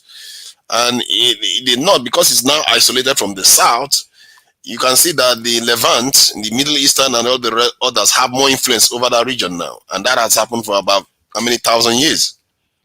So hence why what we are seeing today is a continuation of something that started happening thousands of years. The northern African area was split in half by the Sahara, and then the other continental peoples started moving into the north, and the south didn't have anything to say about it. The only part of the south that had much to say about it was the Kush Kingdom and the Nubian parts of Africa. You can see that historically they did encounter even the Romans, and I think African Millennium was saying something about the Romans, encountering North Africans. They encountered the Kush people. They knew black people were there, and the black people stopped them. And that has happened several times with the Persians and all the other groups. Most of them want to go south. They always wanted to come further south, but they couldn't succeed in doing that until now. This last 600 years or so, that's when they succeeded in getting south. However, the north, why I'm saying this is because for us to understand what has happened to the north, and we also have to keep in mind when we, just blanket them and say they are all traitors and stuff like that. It is what it is. When you have been locked out and you don't have any connection, because those connections were land connections once. Now it's a massive desert. So the people that used to communicate once, get married to each other and all the rest change. We might as well get the one coming from over the Mediterranean Sea, and in Israel, and all those will be happening for thousands of years. So you can see why they feel more aligned to the Arab world, and they were conquered also by the Arabs. And that type of stuff, Africans have to make peace with the fact that these people are a bridge people. And they have an interest in aligning themselves to Africa because they are landlocked with Africa, and they don't see other groups embracing them. It's not like the European Union is rushing to make Morocco a member state. So they have an interest in working with us, and they also have a genetic link to Africans. But many of them feel hesitant about that because look at them. They look like Arabs more. And culturally now, they've also absorbed Arabian ways. So our interests are not going to be 100% aligned, But I'm surprised how aligned it is already. The fact that they were willing to sign up to the Continental Free Trade Agreement, and they are signing up to so many different agreements on the common passport. Given how they look, you should be a little bit surprised that they were willing to do that. So we should keep that in mind. And some of what I was picturing in my mind when we were talking, you guys were talking, was about what I said earlier on about why they see us as slaves. Is because of, like I said why that was happening. And now, how do you respond to that when somebody says something like that in front of you? Do you blame them for saying it, or do you acknowledge the shame your own forefathers have brought onto you, and then let them know that, you know what, I don't blame you for saying this, but know that this is not good for me to hear. We are doing our best to turn this thing around. Because if the person is a good person, they will understand that what you've just told them is revealing a pain that you or your own people inflicted on yourselves. And they should not use that anymore. Because now you're not blaming them for being what they are. Because we gave them that. We traded our people to them as slaves. They culturally, over hundreds of years, they started using that term to represent us. And I think maybe this is an interesting debate that needs to happen at the level of the AU, really, because this is something that is quite big in that region, and they really need to stop doing that. And they need to understand that people in the South know that we share a part. We are part of the reason why that is happening, but it doesn't mean it should continue. We are not slaves, and we don't intend to remain slaves. Greetings, everyone. I just want to talk quickly and then get out. Based on this topic, I see, Africa is Africa, but North Africa is indeed part of Africa. But is the current people occupying these regions, is their culture and their religion. Let me just say, their culture in particular is more Arab, is like more Arab or Middle Eastern, and also the religion, which is mainly the Islam. I feel like a lot of us are very sensitive when it comes to Islam because of the way it can be twisted and the way they show their hatred for other religions and the way they don't welcome other religion. That's why some of us are very, like, the people living in the West Coast or whatever, we are very sensitive when it comes to including North Africa, because when we include them, that means we have to work together, and working together means that because they are more connected with the Arab cultures or the Arab world, they'll be working in the favor of the Arab world, and this will be a bigger problem. But society changes. When Africa in general are working together, we see that they will start learning from each other. One but the inclusiveness, like, about the religion, like, even if you look at the North Africa, like from Niger, Mali, Mauritania, and even not so far, Senegal and all of these places, that a lot of the population are converted to, are Muslims. I would say that most of them don't practice their the traditional religion, or they don't celebrate their own traditional festivals. Again, they left all their traditional festivals and they are celebrating the Eid al-Adha, the Ramadan, and all of these Arab. So it's like everything is just, it's like you are living in a black Arab world. And if Frisco, can I interject? Hello. Would you say the same thing about Christianity in Africa? Yeah, I will come to that. Nowadays too, it's like when we are talking about these North Africa things, I just want to be particular, okay? Because I just want to be when it comes to specific. when it comes to the Christianity aspect, as for Christianity, the places that there is more diversity, like between the Christians and Muslims, you can see that there are other traditional, let me just say, the culture, the indigenous culture of the people are still being practiced, okay, like the West. But when it comes to the North, when the one religion is dominant, let me just say Christianity, you can definitely see that everything is like Christianized. It's different. It's difficult to look at something and say it's not Christian.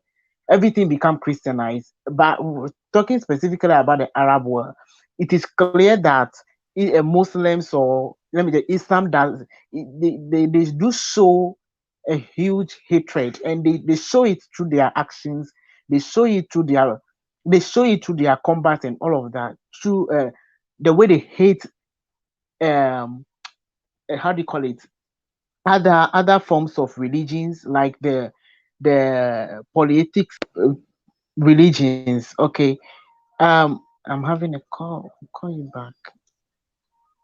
Can I interject? Yeah, so let me just end it quickly, and I think I have a call to hear.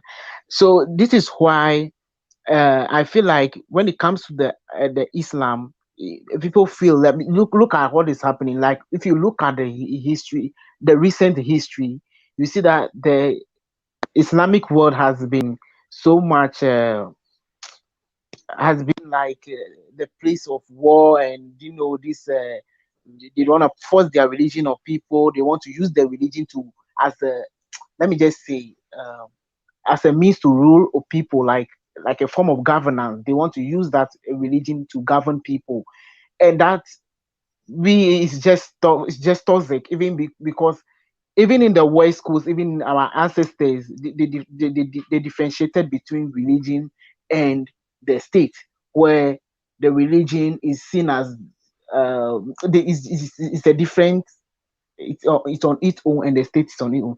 So going back again, there's a reason why they did that, but they want to actually use their religion. Most often, you can see clearly that they want to use their religion to control everybody.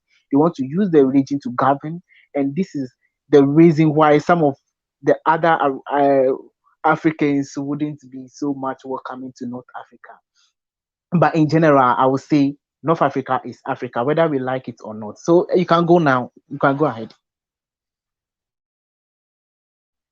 Yes, I just wanted to add, Islam doesn't say you shouldn't get rid of your culture, your name, and your language. You can keep your name and culture. It's the same with Christianity. And you said something about polytheism. Like Islam has got nothing against Christianity or Judaism. It just doesn't like polytheism, just similar to Christianity, if you read the religious scriptures. But I do not want to get into a religious debate. About that, Hold on, Tonaja. Go ahead. Who is that? That's nice. Your mic sounds strange. Can you hear me now? You got a lot of static. Oh, I don't know what's going on. Hold on. That Chicago internet. No, my internet been acting up lately. Mr. Dice, come back into the room. There's echo. There's static. Okay, hold on. Midwest internet.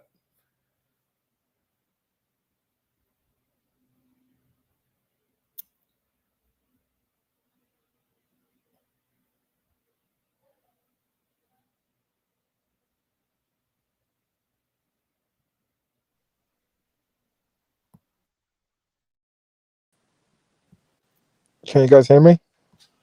Yeah, we hear you. Yeah. It's a lot better. No, yeah. So I just wanted to say, look, I'll make it quick. I got things to do also.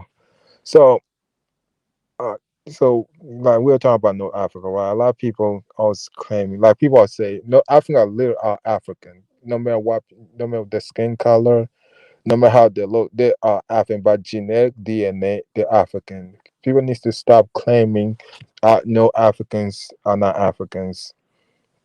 A lot of people always trying to claim, like, that we Africans are gone. That we Africa are not gone. They just got mixed with different people.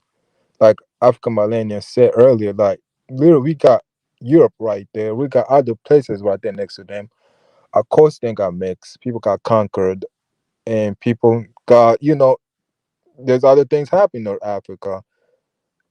And everybody trying to claim they're not Africans because they wear their look. And people need to understand a lot of people in Africa got Arab DNA, not just North Africans. A lot of Africans are other group. They look completely, so-called black people. But if you look inside their DNA, they have Arab DNA. Even a South Sudanese girl took her DNA, right? Turn out she had 10% Arab DNA, and she's looks 100% dark skin. So this idea of people claiming that no Africans are not African, it's kind of stupid and it's dumb.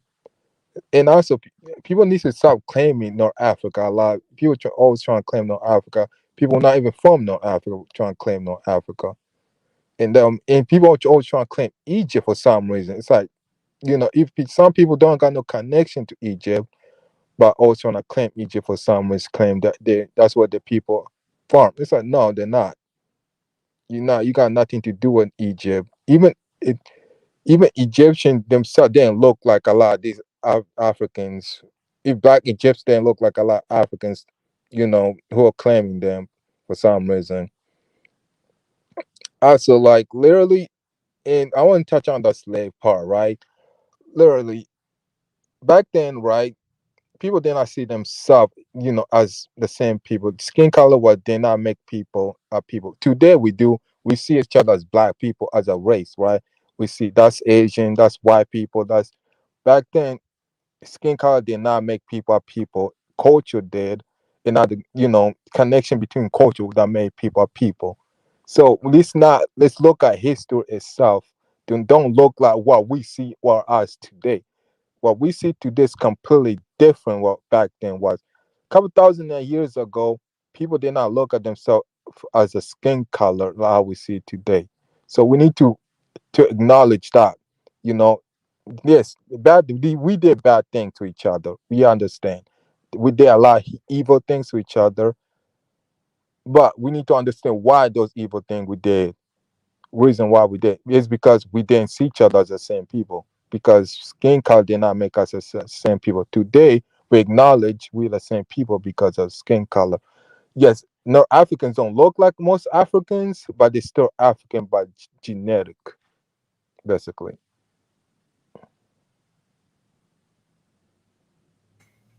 That's true.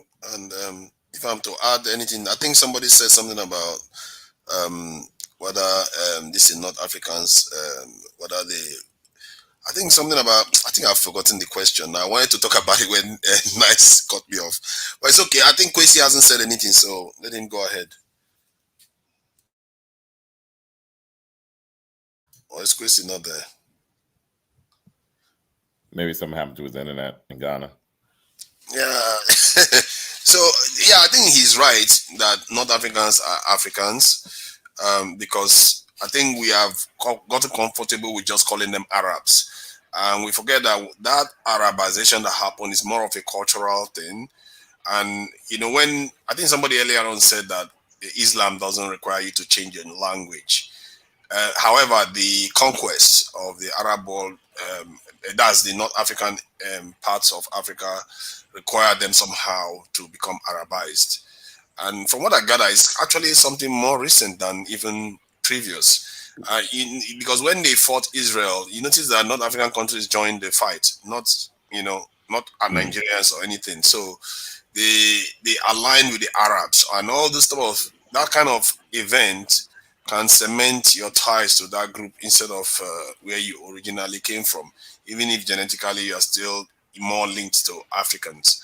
Um, like I said, we should just take it as what it is, because sometimes we forget that we don't have power, because they say racism requires power.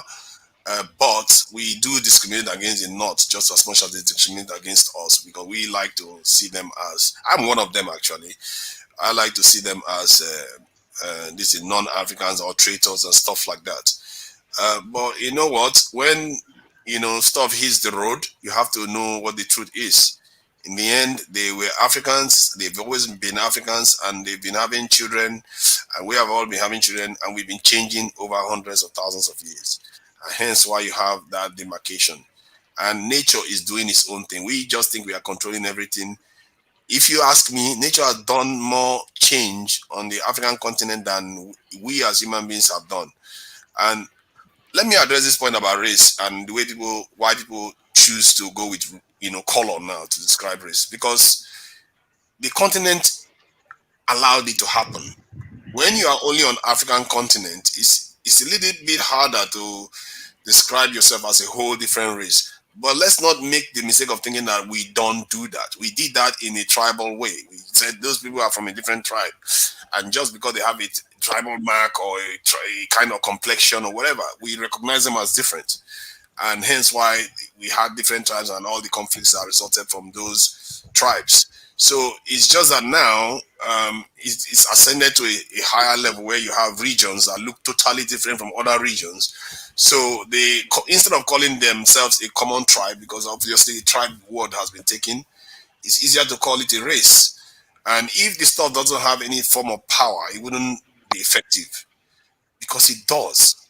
And they know it full well, and the people that did this know it full well, and that's how it affects even in North Africans, because they see themselves with the complexion of these people that see themselves as Europeans and lighter skin, and suddenly they're like, okay, maybe I should distance myself from people that share genetic lineage with me in Africa. And you can understand that. It tells you the challenges we have to face as a people.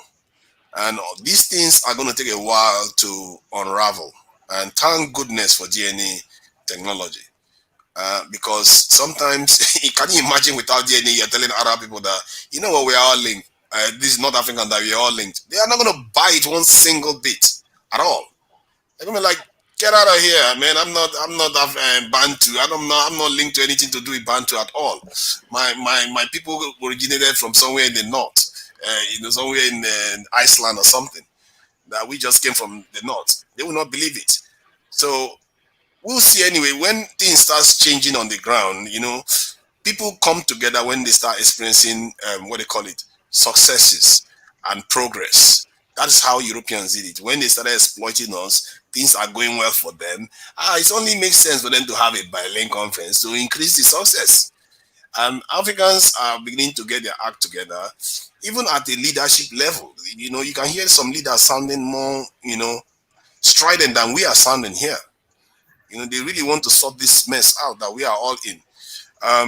Yesterday, I was listening briefly to Kwame Nkrumah's speech.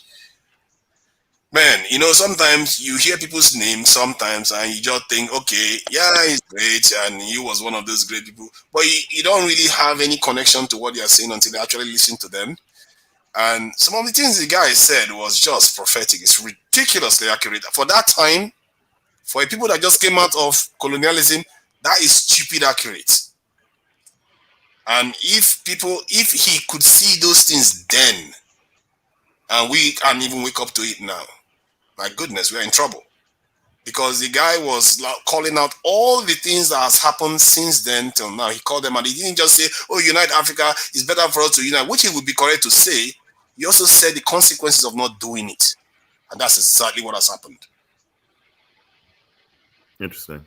I want to go back to what you said in regards to the military, the North African military being a lot more developed or whatnot. I'm not sure about the other North African countries, such as Morocco, Algeria, or Tunisia, or Algeria. I know that I know that Egypt specifically get a lot of military hardware, and they also develop their own from the United States, and that has a lot to do with the Camp David Accord that happened back in the 1970s with President Carter and Anwar Sadat, and I forgot who was the Israeli president at the time. In other words, to keep the peace between them and Israel. That's why a lot of our foreign aid in the United States goes to those countries to keep that peace.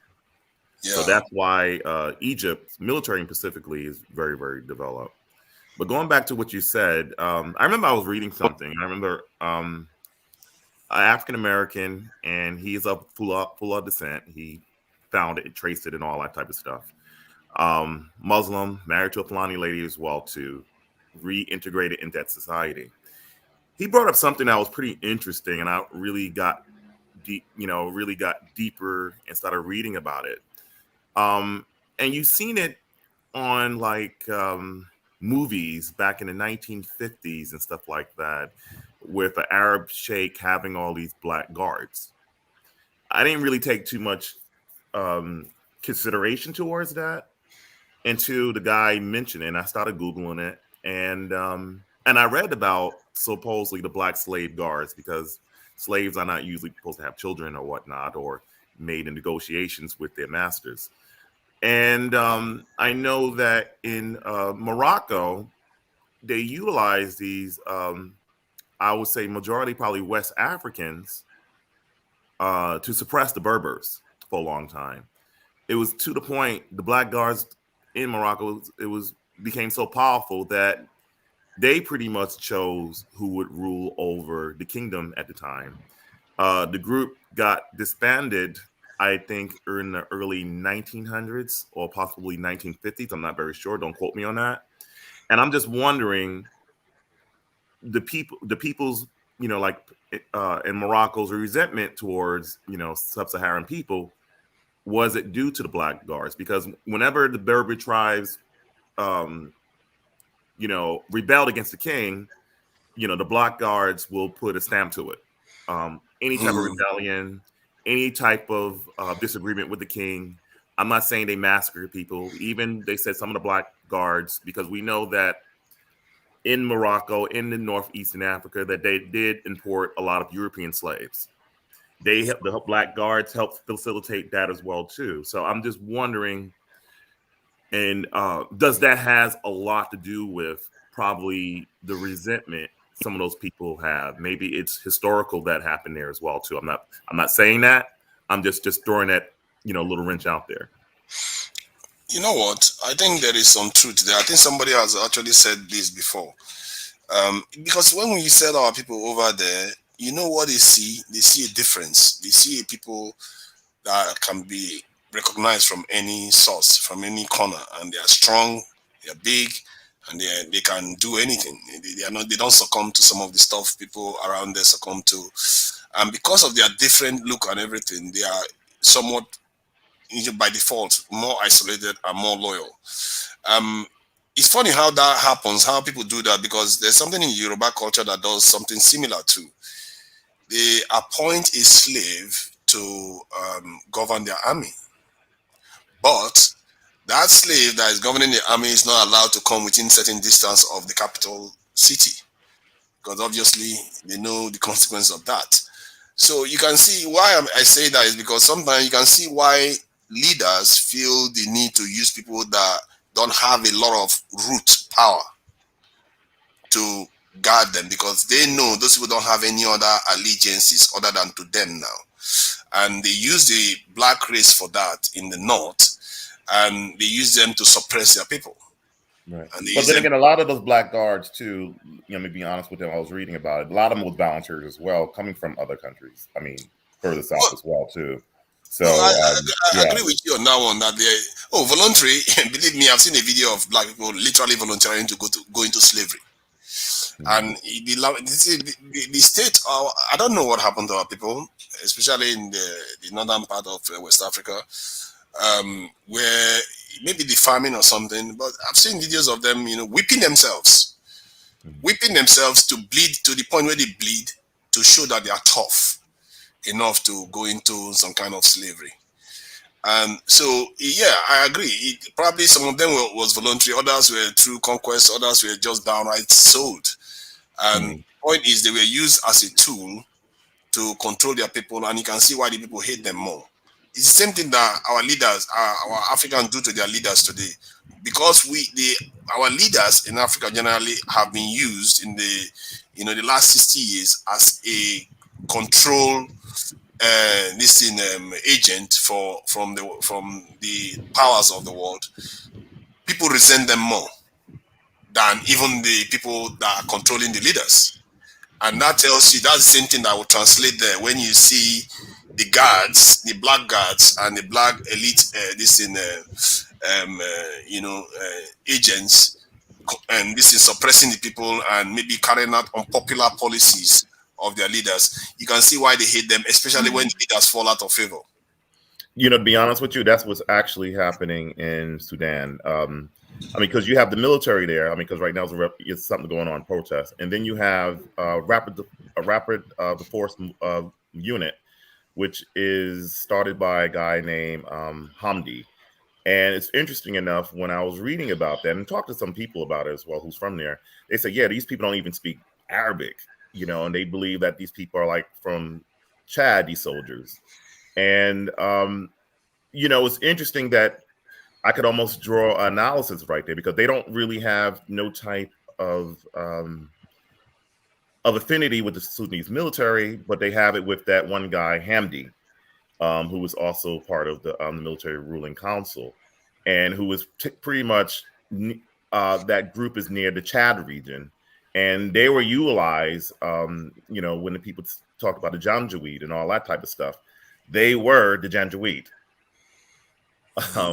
You know, who pretty much butchered the people in Darfur, and now they're utilized. Now they are being utilized to. I'm hoping the Sudanese people win with the revolt going on there, to suppress the pro-democracy movement there right now. It's pretty much interesting, you know, parallel. So we're gonna let Wissy go ahead. The 2-hour mark. Thank you guys for being here. Anyways, yeah, Kwesi, you can go ahead. Shout out to everyone on the panel and everyone in the comment section for me. I wanted to touch on a topic you formed, so I didn't want to jump in, you know, and mess it up before, because I thought the topic was very interesting, what they were discussing.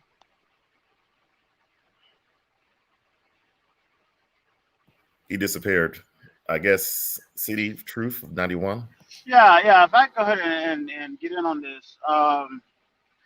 My view about North Africa is, you see this. I mean, North Africa is, you know, the North African cultures, especially a lot of the Arabs and stuff. They were the ones that were responsible for bringing Islam into Africa, and places like East Africa, and also the Islam that exists in West Africa as well. And, you know, you had peoples like the Hausa, who ended up serving as the light cavalry for the Moorish armies when they conquered Spain.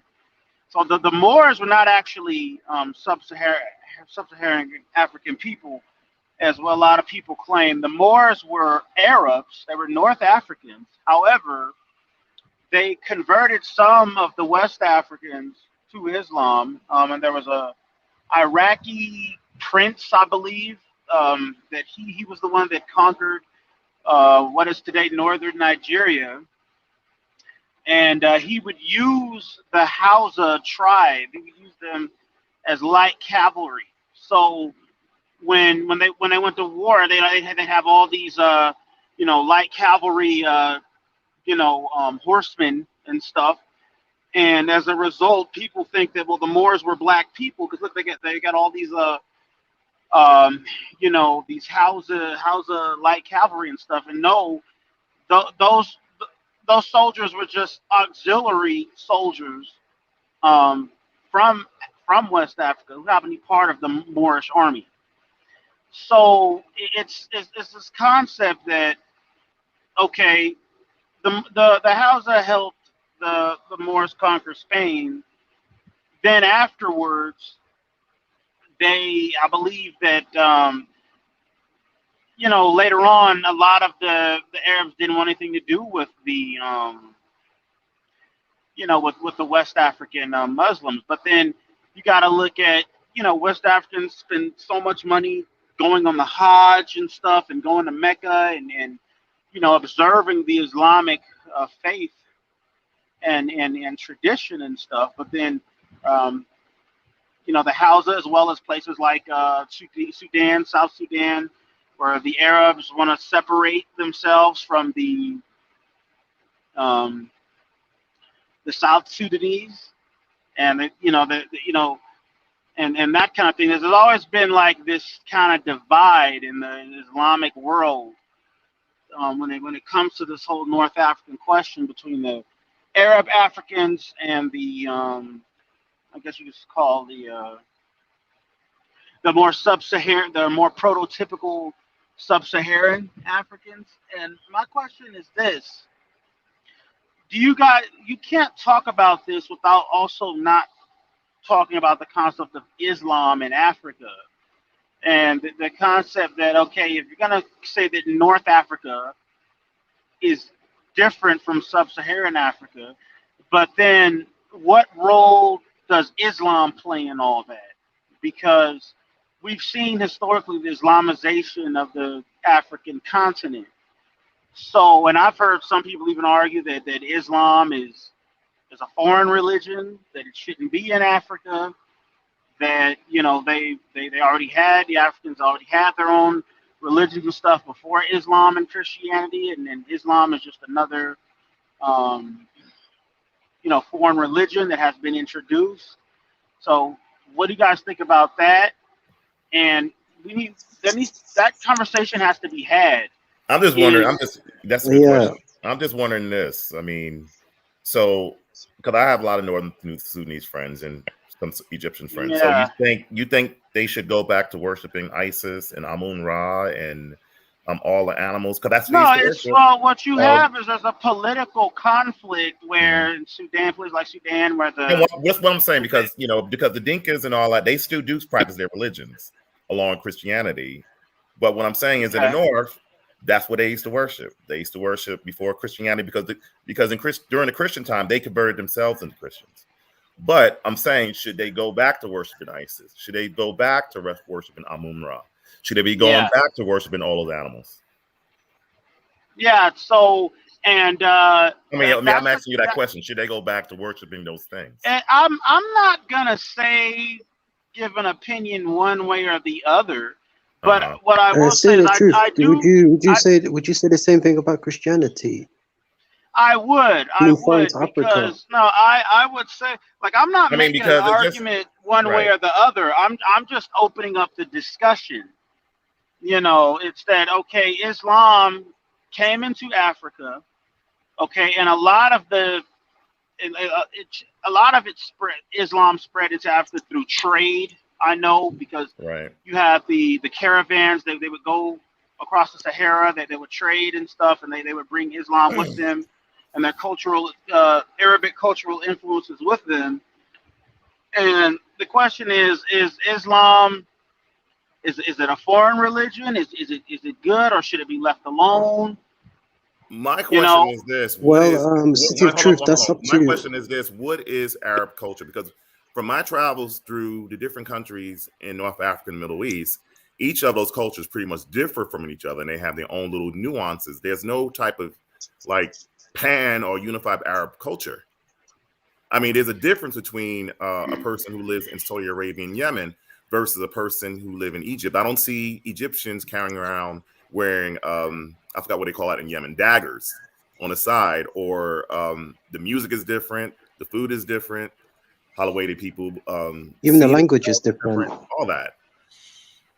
Yeah, I think that the question about whether Islam is part of Africa is a legitimate one, just as one can ask about Christianity.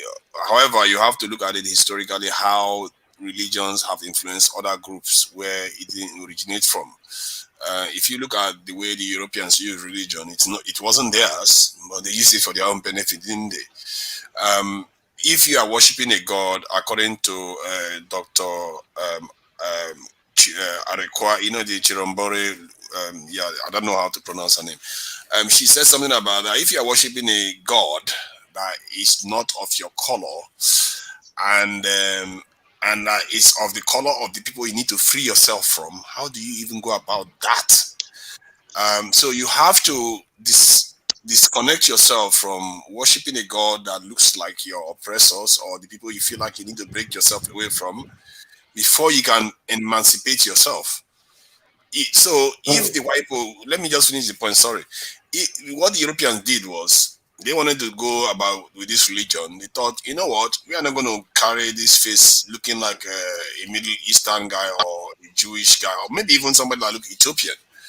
We are going to make him blonde and blue eyes so that it becomes ours. We have to, if you want to practice that religion that is not yours, you have to make it yours. If you don't make it yours, then don't. Because if you do, you are going to be beholden to the people that create that the image you are worshiping. Because you can't divorce yourself from the fact that if you see Muhammad and the Allah and everything looking like a Saudi Arabian guy, and you are Hausa, how are you supposed to oppose them in the real world that actually governs the world? Because let's face it, it's not religion that governs the world, it's politics. What people need, the need, scarcity, that's what governs the world. If that wasn't the case, Morocco wouldn't attack another Islamic empire, which was the Songhai Empire, and destroyed it for no reason, not because Songhai Empire attacked it, because of resources. They were an Arabic empire already. They were Islamic already, because you're not supposed to attack another Islamic nation. But it tells you that in this life, it's about what really governs the world is about what you can get away with, the power you have over other people. And religion is just, according to it wasn't Karl Marx or whoever said that it's the opiate of the masses. It's something that people have to have some sense of morality and stuff like that. And if we have to have that, we have to have a way of relating to it, because the Chinese probably didn't have any way of relating to it, so they did away with it completely. If we have to do away with religion completely to exorcise this problem, then we have to consider that, because all has to be on the board here. We can't take away anything from the board, because what is going on here is we worship a God that doesn't look like us. As a matter of fact, they actually treat us as the devils in their posters and stuff like that. Our color is treated as the bad color. We even make our own programs where the darker skinned ones are the evil ones on the continent today. That kind of mindset cannot free itself completely. That has to change. If we have to get rid of the religion completely, we've seen people that can do that. It's not impossible. Or if we have to change the way we use the religion like the Europeans did, there are two parts there. We have our choice. We can even choose to go native and go the way the Japanese went. You just went straight back to Shintoism. Teenager, can I interject? Go ahead. The thing is, with Islamic Christianity, it shouldn't have influence on the people's culture, language, and way of life. That's when it becomes a problem, if you understand where I'm coming from. It's affecting when every guy has to stop every 5 times a day to face the east to pray. It's affecting, for better or for worse. It helps them, it makes them wash their hand every so and so to go and pray. So it does have an effect on their lives, and it also affects the way they treat their own fellow and what people about that the are not Sharia the same law? religion. And the Sharia law governs their lives, isn't it? Exactly. It does have an effect. We have to look at these things and say, if it's not useful to us, if we cannot exercise it, then we do away with it. I guess with Sharia law, it depends on how the way it's applied in every country. What is applied in, let's say, as we know, a place like Afghanistan might be different than how the way it's applied in Turkey. So we have to look at the context and how the way people might their own perceptions of what Sharia law is. So we have to take that in mind as well. Right. Quincy, did you have something to say? Yeah. I was just adding to what Tunaja was saying. I was reminding him that Sharia law also has an effect on people's lives. And in regards to the North African topic, I wanted to touch on it quickly. I think one of the mistakes a lot of African YouTubers, the African vloggers who travel across the continent, one of the mistakes they make, or one of the things they're making, is that they don't really seem to go to North Africa. None of the big YouTubers I can think of have been to North Africa. And to me it's confusing, because North Africa is on the African continent and they are African. It may not be like a black African person, but they are still African. So it confuses me when I don't see them in doing video vlogs in North Africa. They don't even talk about going there. I've never even heard any of them say any of the North African countries. But in regards to North African Why history, did Maya did talk about going up there soon though? He did. I it's remember just him all on his talk. chats.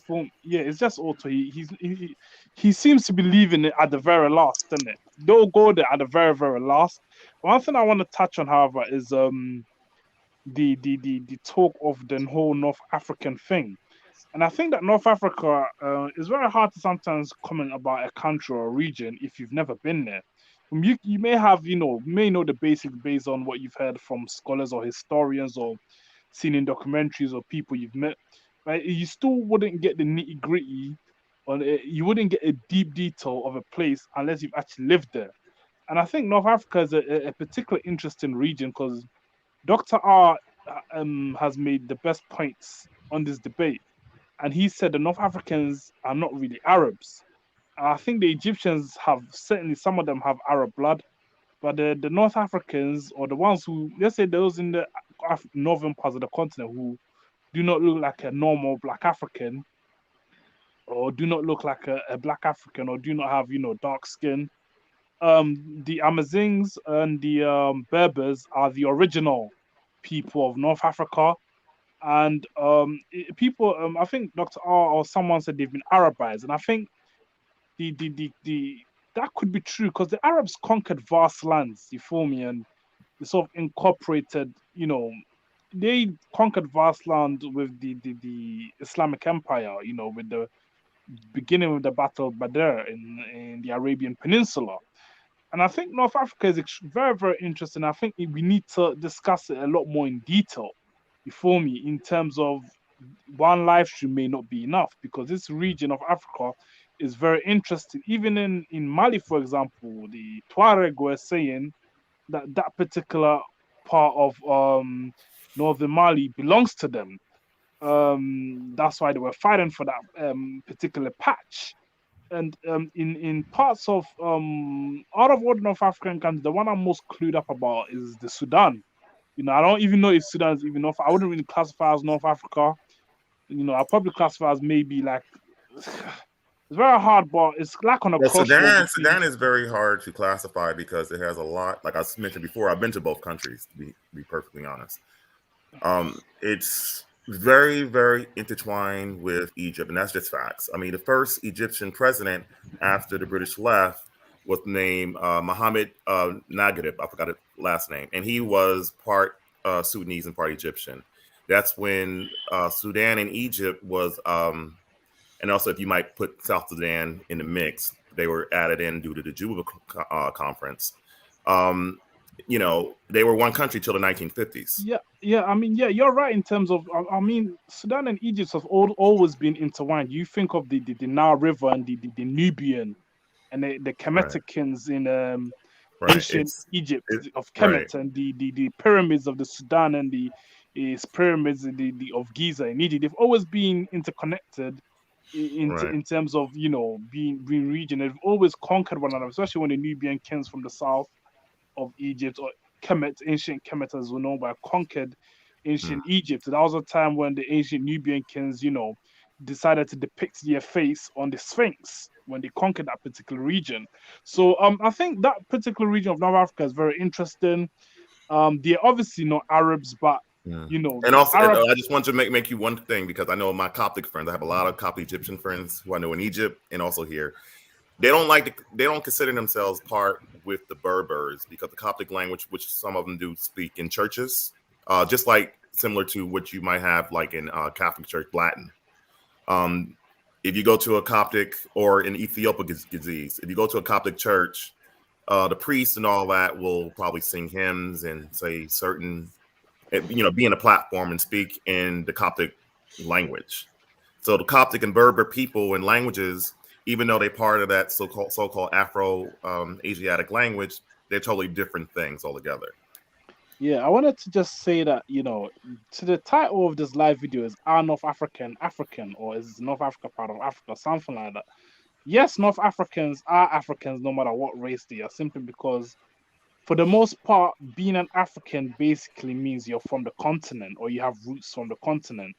And that could be just about any of the races that existed before, outsiders like the Chinese in Zanzibar and places like that, and the Europeans came. So the North Africans are just as African as any other African group. You feel me? And that is answering the type. But in terms of how, it's also important to see how North Africans view Africans south of the Sahara, and they don't really, how North Africans view Africans south of the Sahara is very important to talk about, because we saw after the fall of Gaddafi what happened to the Africans south of the Sahara in Libya. We also saw what's it called, the how the Arabs, or let's say the Arabized non-blacks in Mauritania, their relationship with black Mauritanians is, it's a master slave relationship, isn't it? Really, in over there, and we also have to look at the war, the genocide, attempted genocide in Darfur, where the Arabized, mixed Arabs in North Sudan tried to genocide the black Africans in the Blue Nile, the Darfur region, also the South Kordofan. So in general, one thing I have to say, one thing I find kind of ironic in regards to the whole Sudan situation, about 60% or 70% of the people who are in the military in Sudan are from Darfur, are from South Kordofan. One of the leaders who was, in Bashir's regime was from the Nubian Mountains while they were being bombed. So we have to bring in something, and he's still to this day part of the military council. So we have to bring a lot of context to this, because I wanted to say what you said is very important, but you have to remember that Europeans relied on Africans to conquer parts of Africa. For example, in the Belgium, in the Congo, where none of the Belgians were chopping the hands of the Congolese. It was actually the Congolese people chopping their hands off on the behalf of the Belgians. Do you understand what I'm saying? Kwasi, were they the West Africans as well? What do you mean? Oh my God! Did you just join the Dr. Diaro? Is he from Central Africa? No, I'm not. No, that guy Mongo said something about it. What I'm saying is that I was answering his question in terms of the Arabized or Arabized mixed in the northern Sudan, where relying on what I'm pointing out to you is not all of the Arabized mixed ones you might call, but it's also the people from those regions who want to oppress that is from true. The regions as well too. That is true. Janjaweed are actually black Africans, like the people in Darfur. They're basically, in fact, a lot of them are from the same tribe. Even there's slight difference between the slight difference between the Janjaweed and the locals, that Darfur tribes, is that the Janjaweed tends to be more cattle herding sort of thing. They tend to be more Arabized.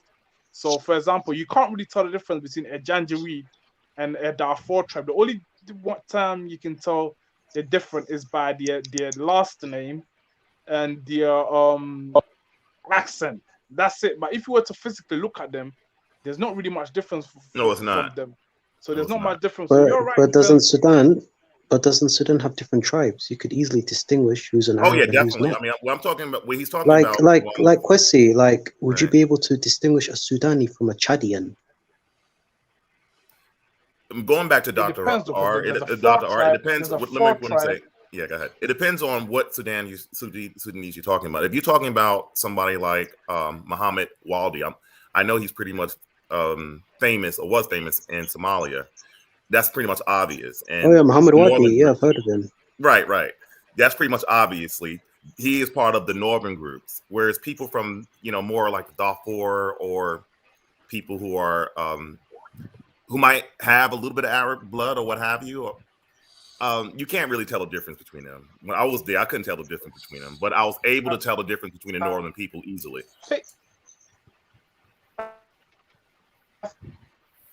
Chrissy, you're cutting it in and out, but in the meanwhile, come back. We're gonna let African Fang try and go ahead. Here should be. Can you hear me? Can you hear me now? Hello. Yeah, hello? yeah. Can you hear me now? You. Yeah, go ahead, Kwesi. Yeah. Yeah. So what I'm basically trying to say is that the question should be: what do North Africans, or how do those in North Africa see themselves when say compared to those south of the Sahara. And I did go to school with some in the UK. A few of them were from Morocco, and you obviously cannot judge them. But you cannot judge these guys. Basically, we got along with them from a general point of view, but the North Africans in North Africa, generally speaking, do not really see themselves as African. You feel me? So they're African, but they don't really see themselves as African.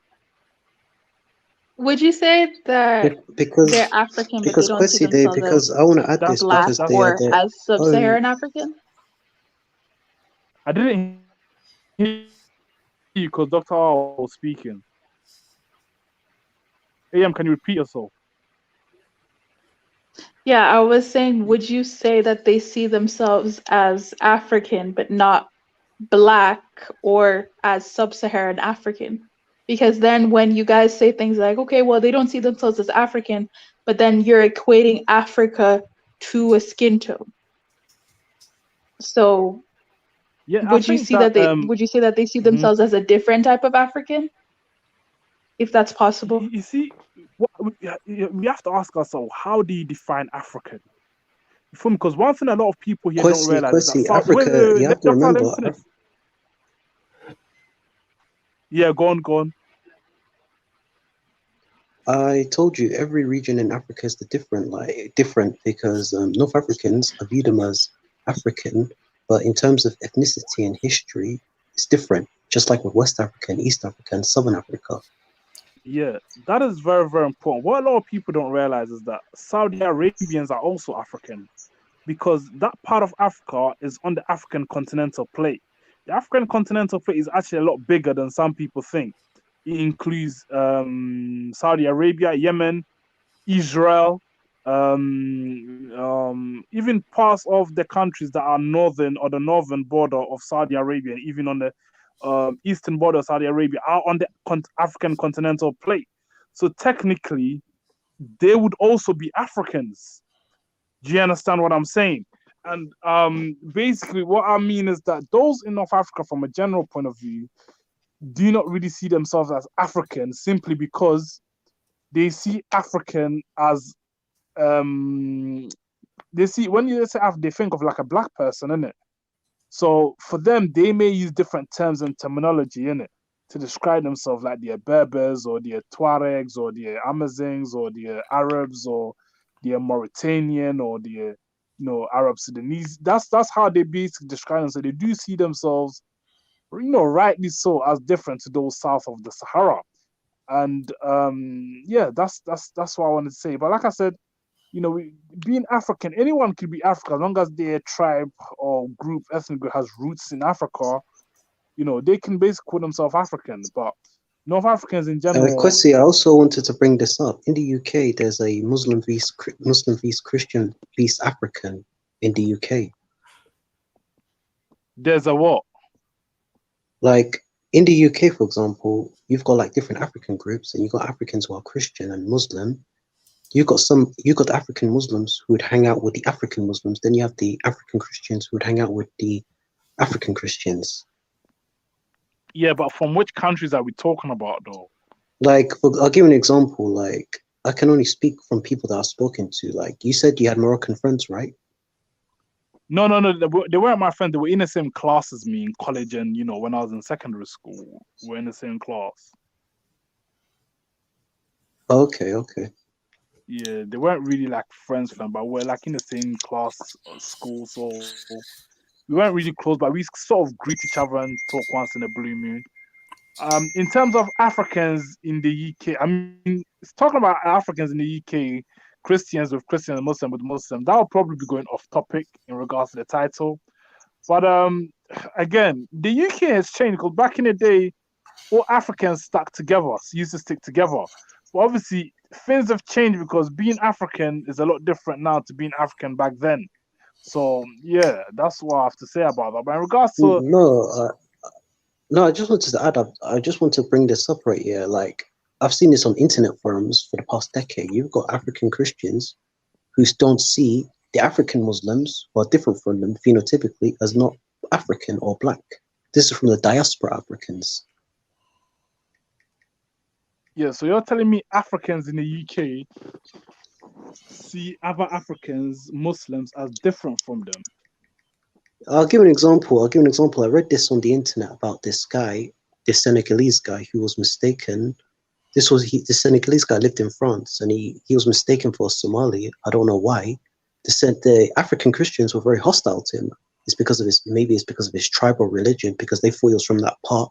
When he told them where he was from, they didn't say anything. Because if you look at, as we were speaking, I think there's a lot of xenophobia got to do with Islam vs Christianity. With this, if you look at the history of North Africa, with these Sahelian kingdoms and their relationship with the North, as with the coastal West African Christians, their relationships with the Portuguese and with the Europeans. But I don't want to go off subject. That's what I just wanted to add. No, I think we can talk about, as long as it's a reference to North Africa. I think the interesting thing about what you just saying in regards to coastal West Africans and being Christian and a relationship with the Portuguese, I think this probably needs a whole other topic that we'll probably have to discuss on, because it's amazing how the Portuguese were able to Christianize vast parts of West Africa. Because that would have meant what Niger was saying, which meant Africans gave up on their religion to follow the religion of a new people. Now, how the Europeans managed to convince West Africans that their religion was wrong, yeah, their Christian religion was good, is amazing, because I still don't know how they managed, because nobody forced the Christian religion. Okay, in some cases, some Africans were forced through being conquered, but in a lot of cases, the Europeans didn't really force the religion onto the Africans. You feel me? It's just that the Africans adopted it. So it's amazing how Africans or people in different parts of Africa gave up their own religion and adopted the Christian religion, innit? Because now the African No, but question. Now we have to be careful on that. Like which tribe were forced into the religion? Which tribe voluntarily, what's it called, dropped their religion for Christianity? I think let me just say something regarding this last one you just said about why our people decided to give up theirs. Remember when the Europeans came, when they came with their weapons, they shot the guns, and people saw it like the sound of the sky and stuff like that. They saw their technology that they had to offer, and then they came in with their religion, which was also deliberate. It wasn't by accident that they came in with the religion too. And they used that opportunity they had of their superiority over us to introduce their religions. And the religion appears so benign, and also it also works. You see, we have to be careful when something is working. We shouldn't ascribe it to a white man.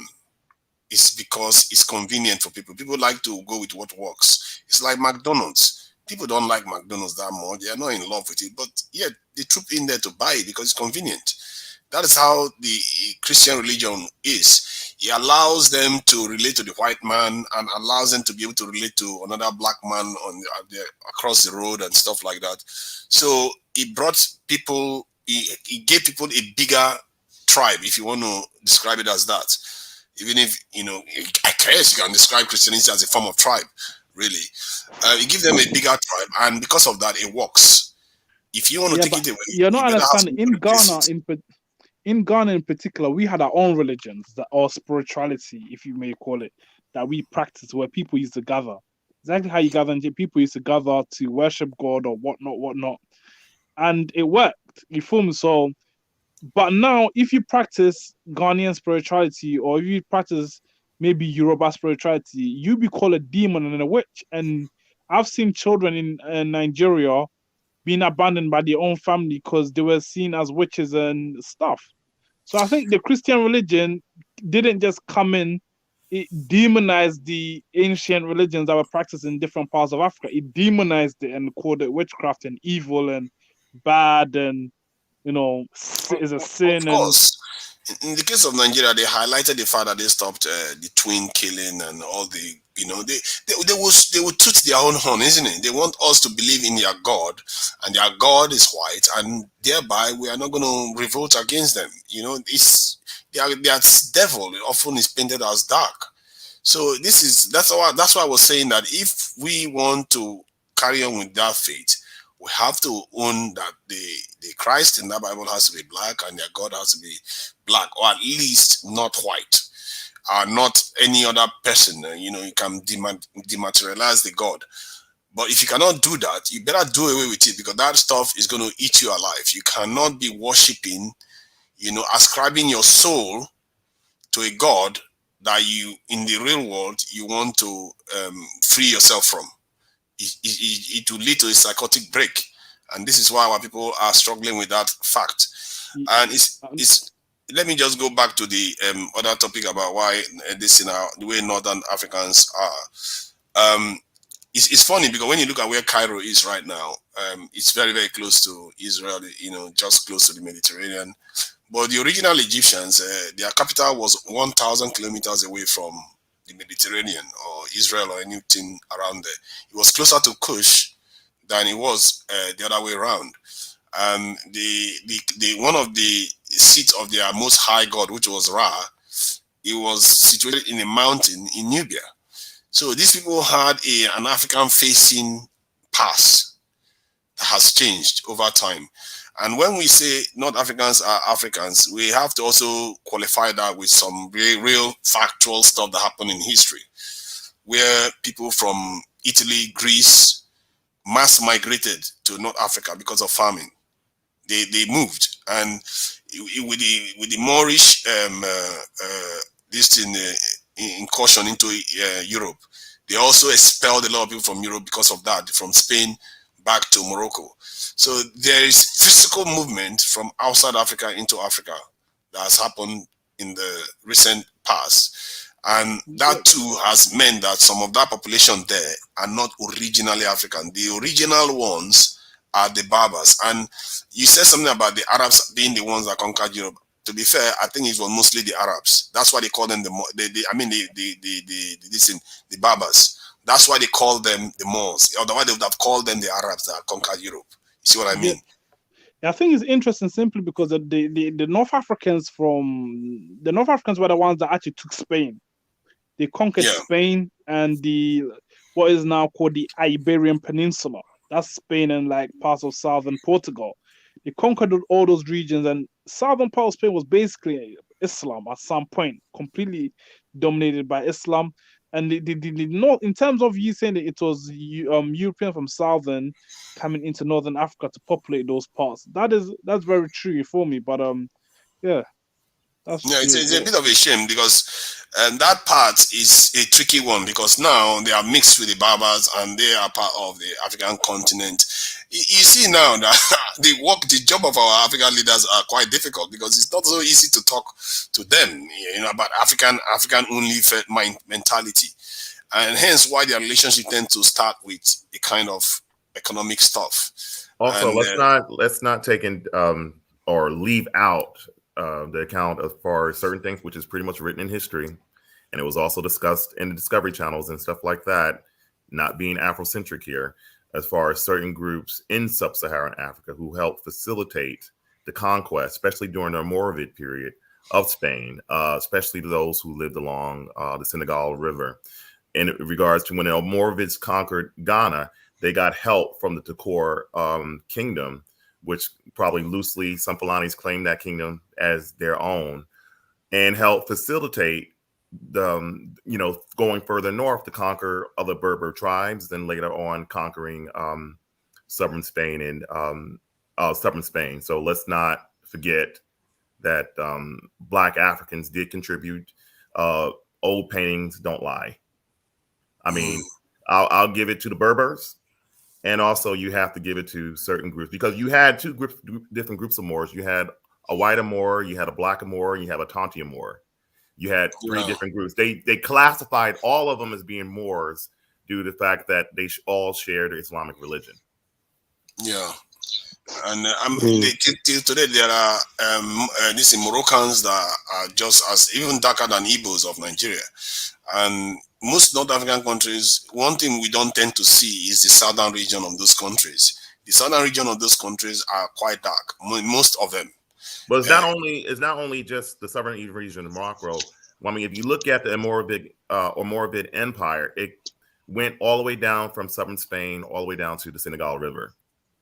See, so the Africans, it's unanimous. I think we know they're Africans, and it's true what Kwesi said, that a lot of people are not going to the north to have a discussion, and we are not inviting them here.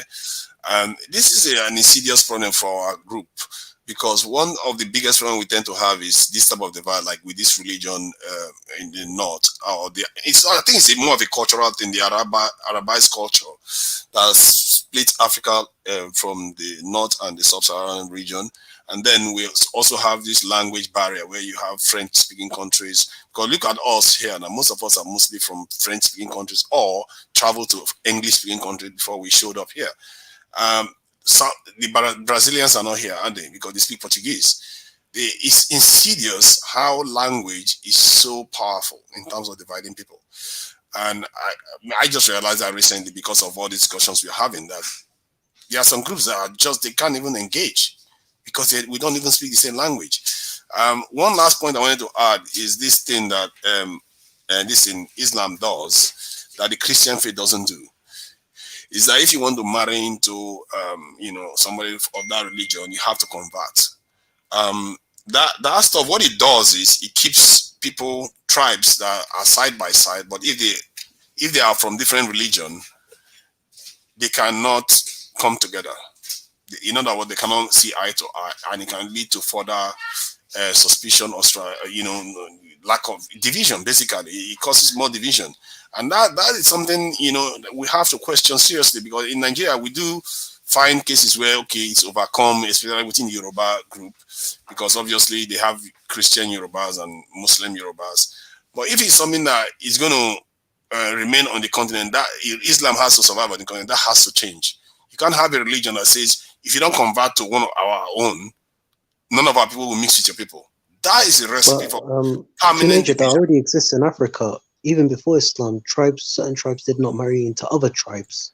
Yeah, but those laws are null and void now with Islam superseding that. We are not dealing with those laws now. We are dealing with newer laws. And to be fair, those tribal one is due to conflicts. And most of those conflicts are non-existent now because of new realities. And the Arab one, the Islamic one now, is the one I find really problematic in terms of, from that point of view. If you look at it, it keeps people apart. It makes sure if you're not a Muslim, you remain divided. And that has to change, because if the African continent has to move forward, that rule has to change, or the faith has to go. I think we probably would have to happen, and thank God, places like in Timbuktu, they have a lot of written sources there. I'm surprised, like a lot of modern Africans don't go back to those written sources, regardless of what your cultural background is, as far as seeing whether you're from Somalia, whether you're from Nigeria, Igbo, whether you're from a South African Zulu, what they've written in the libraries in Timbuktu, which is a wealth of information for all of us to learn. And they were quite, even though they had slavery, let's not discount that. They did have slavery, and they did sold people the slaves to other places. But they did debate a whole lot of issues that in some respects we might consider modern. As far as they debated issues in regards to how do we incorporate pagans in Islamic culture, issues about women's rights, issues in regards to education. They observed the stars and the sun and stuff like that, which is, was similar to Newton's law. And I think what we got to do is read up what those people did and see what they thought. And even Islam there wasn't as strict with, Sharia law, as far as, like in certain countries I went to in the Middle East and also in North Africa. I noticed when I was in both Egypt and Sudan, if a woman is not married to you, you cannot share a same, especially if you're local, you cannot share a same hotel room. You have to show your marriage license. That's just reality. Yeah, chicken tricks. That's more cultural. Guys, can you let me speak, please? I'm ready now. Yeah. So I think that there is a misunderstanding here about religion and blood ties, who is African or who is not African. So, for example, I'm going to open my camera. For example, we are in the same continent, the African continent, what they call African continent. So we all Africans, yeah, because we live inside the African continent, right or wrong? Correct. Correct. Okay. So then this is North Africans are blacks or white? And then I'm going to show you this first because when I took my DNA test, they said, maybe you don't know, that I am a descendant of the original Egyptians. So then I have Eurasian blood. It's like I am an African and at the same time a non-African. So do you know who or which is National Geographic Project or National Geographic? Do you know? Yeah, I know about the DNA study. National Geographic, the company, I mean. Yeah, we all know. Yeah. Okay. It's a reputable science company. So, and is what they say to me, that I am a descendant of the people that populated the world and my cousins, because I want to know if I was really a descendant of the original Egyptian, because that is my oral story. As any of you Africans, you have, you proper Africans, yeah? So then let me show you this.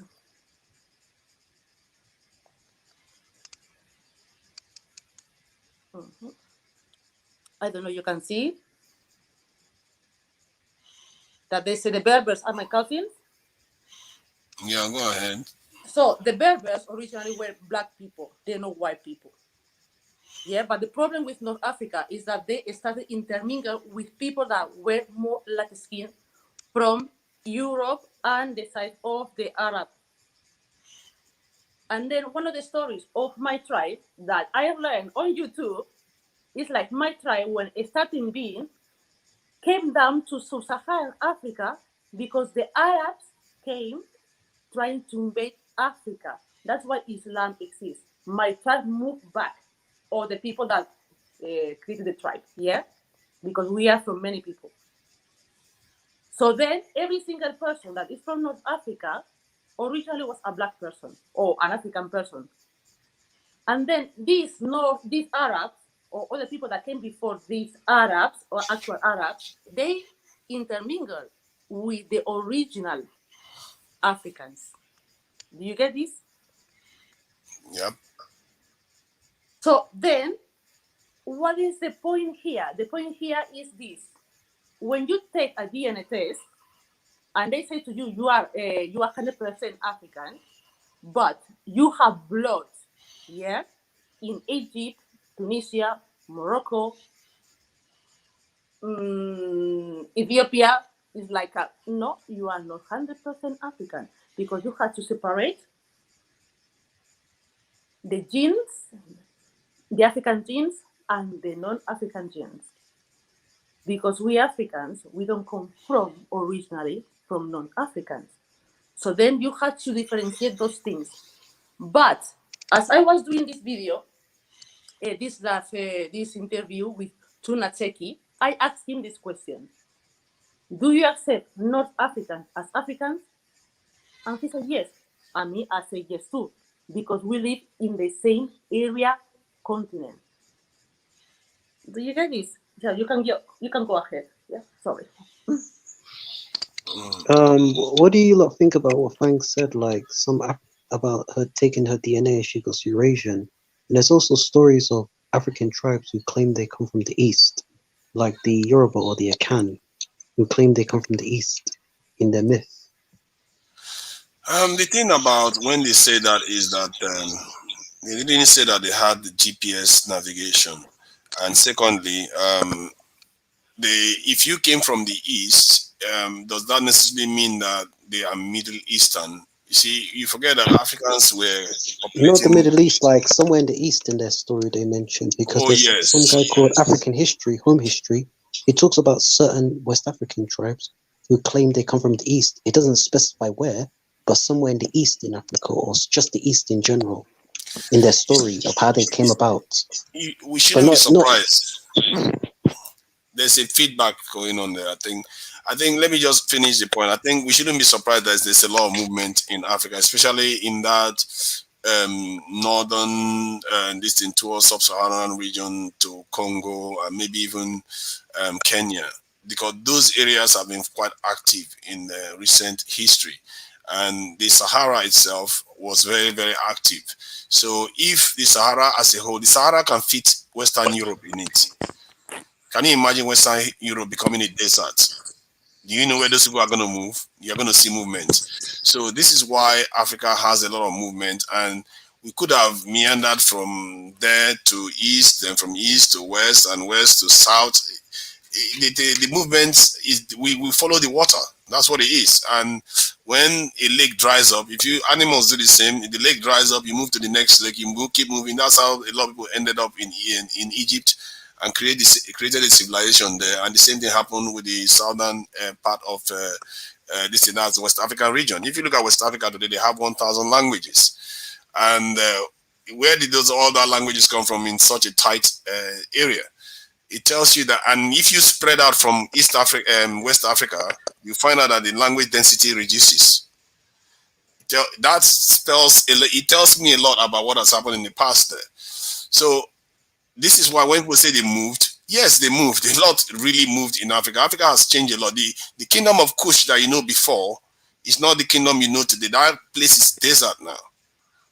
It's not. The place has been eaten up by the desert. Africa is changing every single day, and Egypt now has the capital right next door to the European. They are relating more to Europe right now. Maybe it's something that it's going to happen, and it's going to keep happening because the separation has remained there, or they consciously return back to the fold, and they will still have their. You can't expect them to divorce themselves from their next door neighbors in the north. Like the Israelis or the Greeks and stuff like that, but they will be more African in the way they do things. And to be fair to them, they have been doing that. None of them have said, "Oh, because I have Arabs as neighbors, I'm not going to join the African Union. I'm not going to be part of any signatory to it." You don't hear that. If anything, is the southern part of the sub-Saharan African country that make a lot of noise in the African Union. So we keep that. You look at this in the ECO currency. Is it another African country that torpedoed it? No, it's us that torpedoed it. Most of the things that are holding us back, are we not the weakest military partners in the African continent? We are the weakness in Africa, not them. Let's not do our part before we start pointing our fingers at them. So it's a bit of a shame for me to be saying that, but it's just a fact.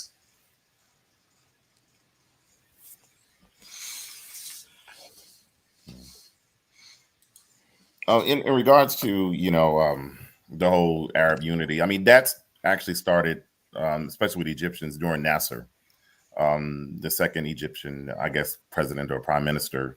Prior to that, I wouldn't say they were in any type of Arabic unity, but the whole concept was not discussed back then into like later, and then when Israel became a state, and that's when I guess all the different regions in that area, even including with Sudan too, you unified against Israel.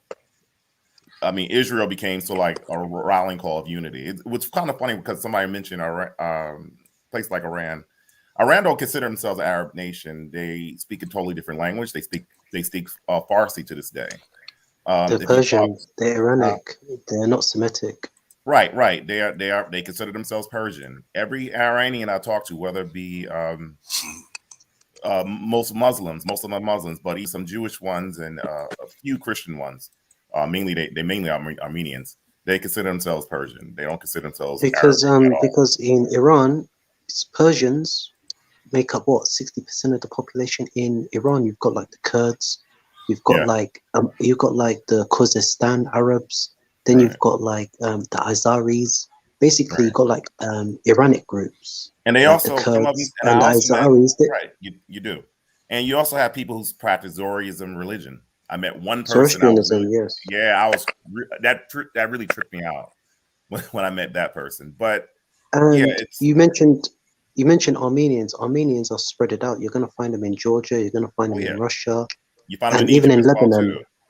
too. Even in Egypt, one of my Coptic friends is married to Armenian, who've been living in Egypt for hundreds of years. Her family. Mm.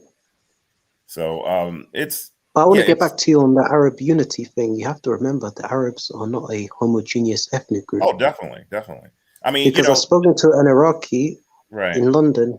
I asked him, how can you spot another Arab who's not your people? Because if you look at an Algerian, they tend to look more Europeanish, whitish. If you look at a Yemeni is going to look more short, browny color. He might resemble African, Habash, or Somali. Then you're going to have like a Lebanese person. You'd think is this person from Greece or something because they look more European looking. The Levant region you're talking about, like Yes, a the lot of Levant, Syrians, right?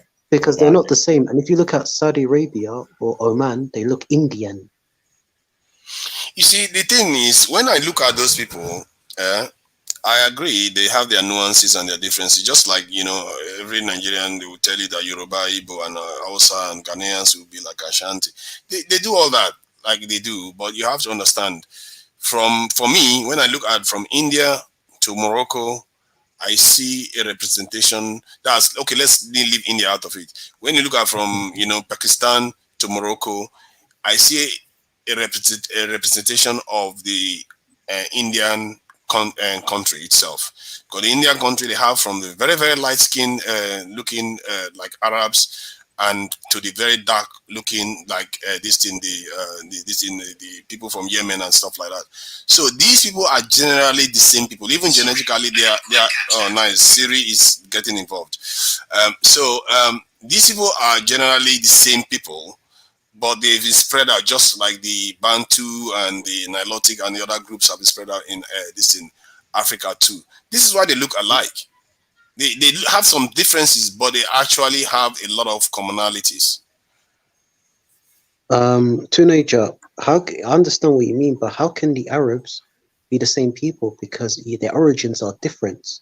If you look at the North Arabians and South Arabians, the North Arabians, if you go back to religion, that the Arabs come from Ismail, who was the son of what, Abraham. Then you have like the Southern Arabs who have got a different story, completely different origin. We forget that they're all children of Abraham. Not all of them. The North Arabians both are, but the Southern ones are not. Ishmael and Israel are both children of Abraham. The point, the moral of the story is that they are all linked. And in the end, if you look at India, the southern part of India is darker, the northern part is lighter.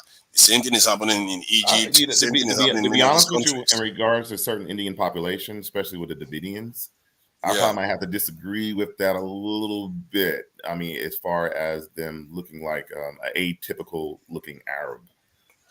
Very different group. But they've got straight hair. Yeah. They've got straight hair. They've got journalists and same kind of nose. And not all of them do. Not all of them do. Some of them, I've seen some of them with flat noses. I've seen some of them with straight.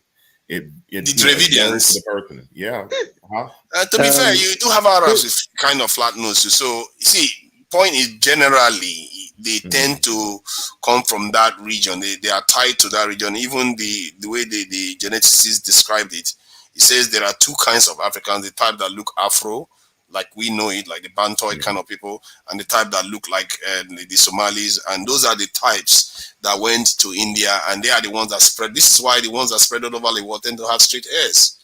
They are the ones that spread all over the world, and that's where you get all these different groups. And you look from Morocco to the other end of India, they just similar. Like you have to, when I look at them, I like black hair.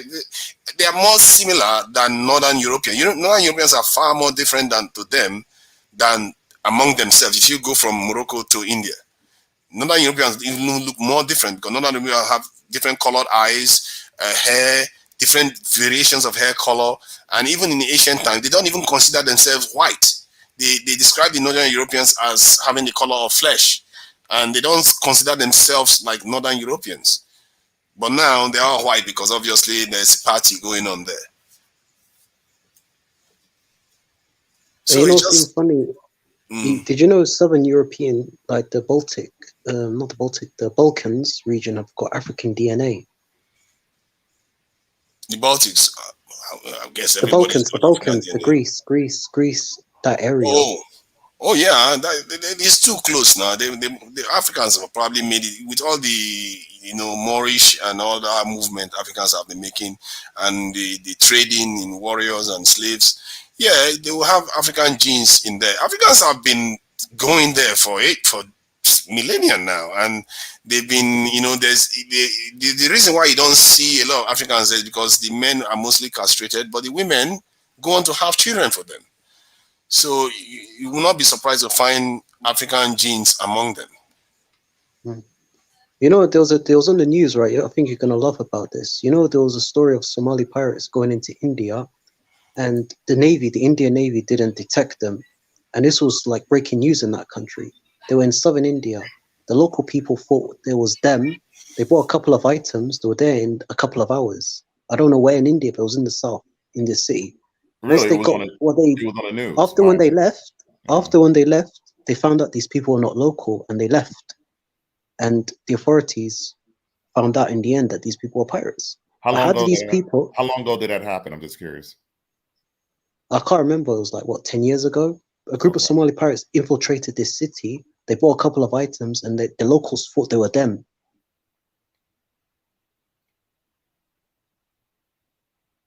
They won't be able to tell the difference. Are you surprised? If a Jamaican moves in, comes to Nigeria, Africa right now, we will not have a clue. How are you going to tell the difference? Because you look alike. The only thing is cultural difference. You throw an agbada on a Jamaican guy and a Shokoto, you forgot. You will not know who he is. A Jamaican and Nigerian, I can only tell by skin tone, and Jamaicans are a bit diluted. They look a bit Indian, a little bit, and their facial structure. Yeah, but the moment they walk into West Africa, you won't be able. I think you are more likely to detect a South African in West Africa than to detect a Jamaican or a Haitian. You see what I mean? There are other, West Indies people that tend to have a bit more mixture. Like what's the name? The one next to Haiti. Those ones that are like almost white, really. So those ones you can tell. Talking about Dominicans? Yeah, Dominicans. Yeah, you'll be able to tell easily from those. But there are some of them that are in Africa, in the diaspora today, that if they return back to Africa, you won't be able to tell. That's especially West Africa, where they have so many variations. It's like, okay, is that guy Igbo or what's this? You won't be able to pick. I can't pick out a Jamaican guy. If for the life of me, I won't be able to pick them out except they say something. In Nigeria. To Niger, can you differentiate between someone from Brazil and someone from Jamaica and someone from West Africa, if they are from your own tribe or not? Because I've come across people from Black Americans who I thought they were from my tribe, who kind of look like it phenotypically, but they were not. Exactly. See, I've seen things, man, and some of them is easy to tell. Some you can't be able to tell. Right. I think that's from the Fulani influence, to be honest with you on that. If they have curly hair, they are easier to identify. The moment they have that kinky hair, forget it. Because some of our groups in West Africa have straight noses too. So, and you know what I discovered? It's really strange because I always assume that Africans have wider noses and all the rest. So when I was trying to investigate this head thing in this in Olmec heads in the Americas, I was like, okay, let me go and check for Africans that have this broad nose. I was surprised how many Africans I saw that had straight nose. It's ridiculous. Even the Yoruba, this in what they call it, the Yoruba, this in art that they did. They did a lot of sculpture of their leaders. The leaders had more straight nose than those Olmec heads. I was like, Jesus Christ!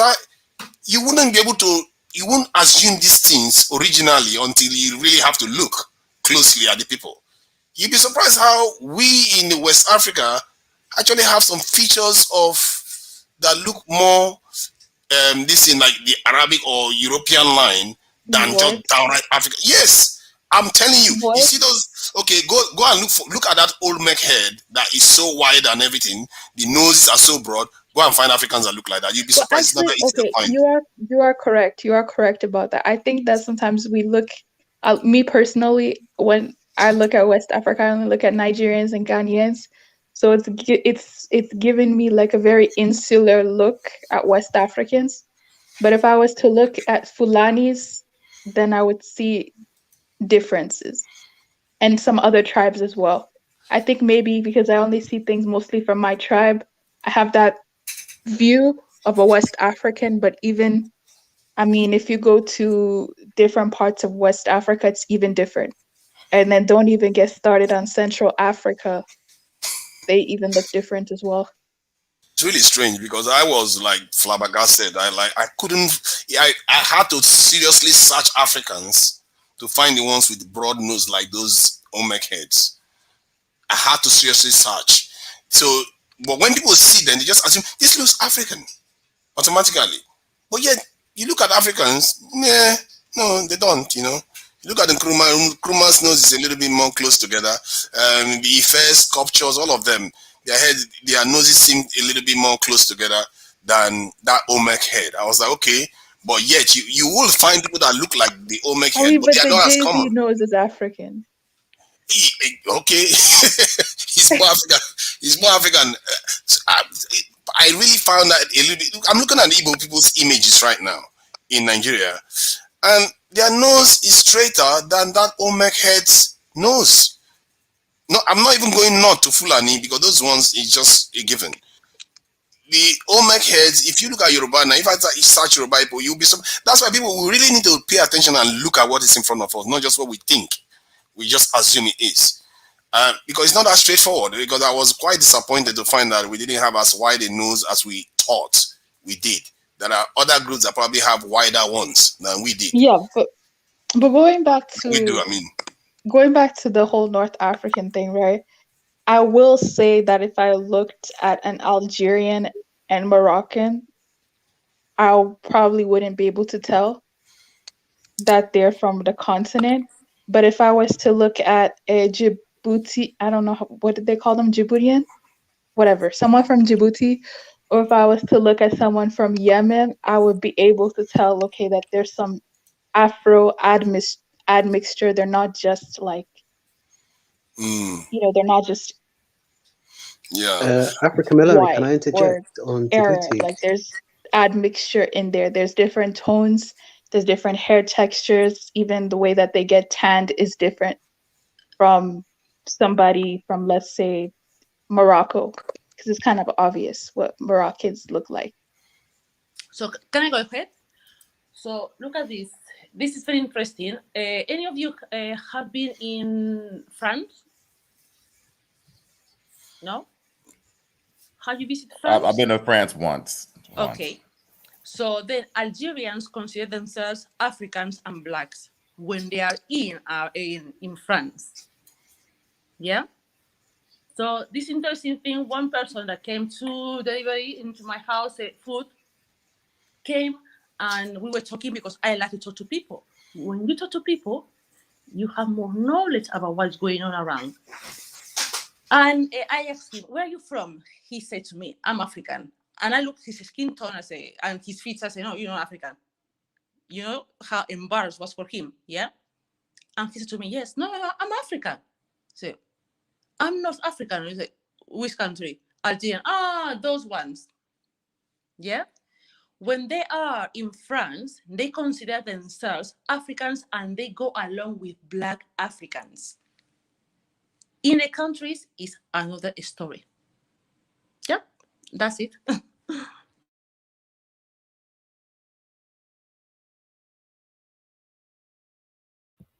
Going back to those libraries I was talking about earlier, I think we all, like I said, regardless of where you're from, just throw out all your prejudices you might have towards a certain society, a certain group of people.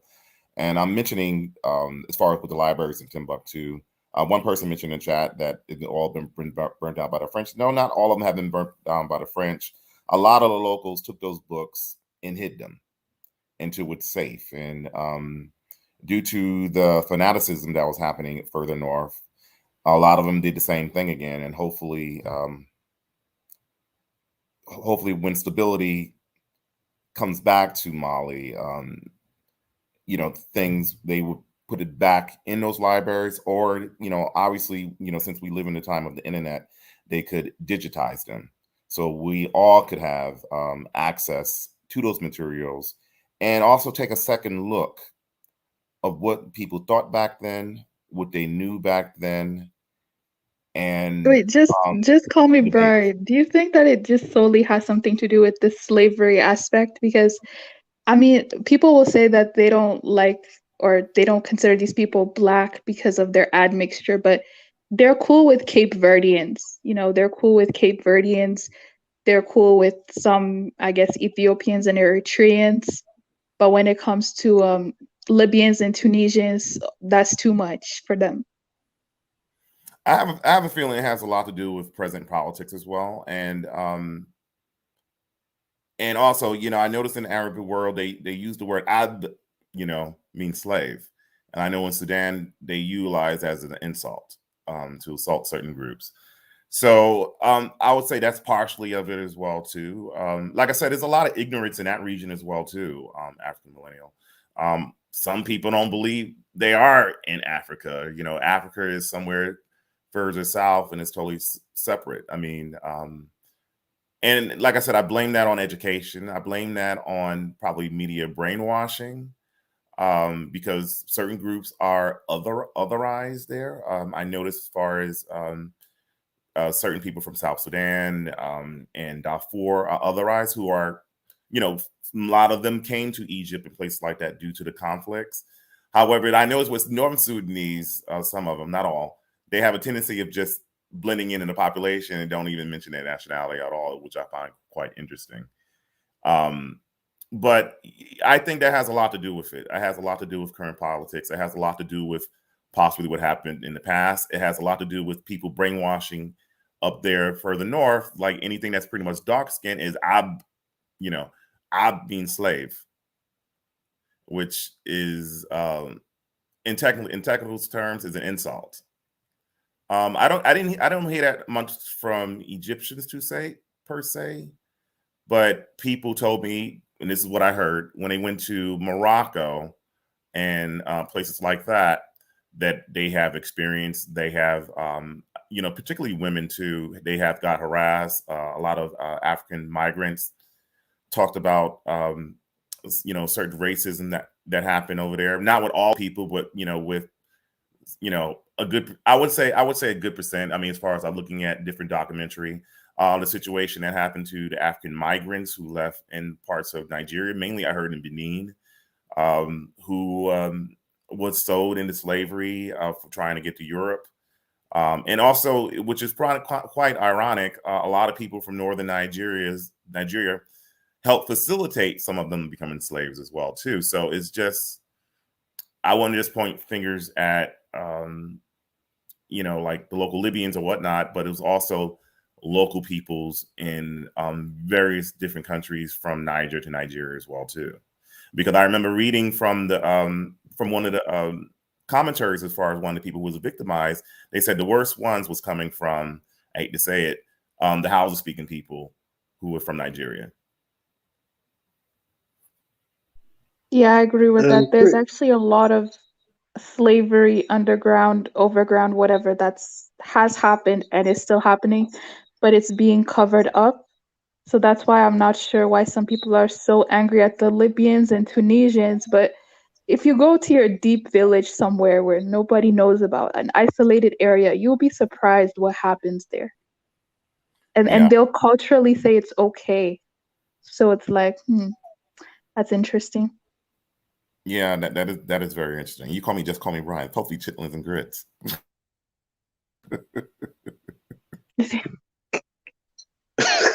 All right then.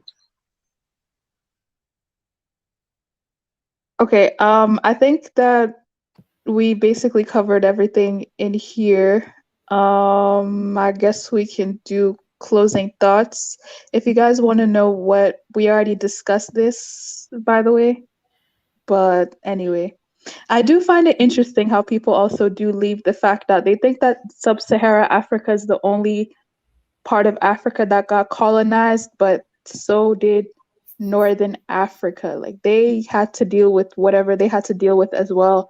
From France. Oh yeah, about colonization. I think Egypt was from UK, Libya was UK, obviously Morocco and Algeria was France, and there was someone else somewhere, but Tunisia, I think, was France. Can I add something about Algeria? Go ahead, sir. Yeah, one Yeah. moment. In my local in my Sorry, local sorry. mosque. One moment. Yes, yes, in 1 second. Do you know that Algeria was one of the first Pan-Africans that invited people from the USA and people from the diaspora to Africa, among Senegal and Nigeria before the year of return? That's it. That's interesting. I gotta look that up. Hello? Yeah, go ahead, Dr. R.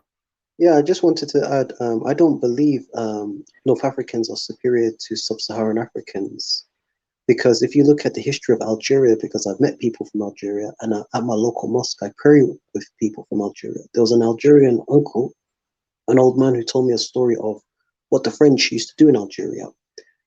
The French committed huge atrocities in Algeria. They killed like, what, 1 million, 2 million people? And back in the day, if you was a Muslim and you needed a job, you'd work in the fields, because France, I think they used to grow grapes or wine. They used to basically pay the Muslims, even though it's prohibited in Islam to drink wine, they used to force them to taste the wine, to be wine tasters. And that's how they used to humiliate them.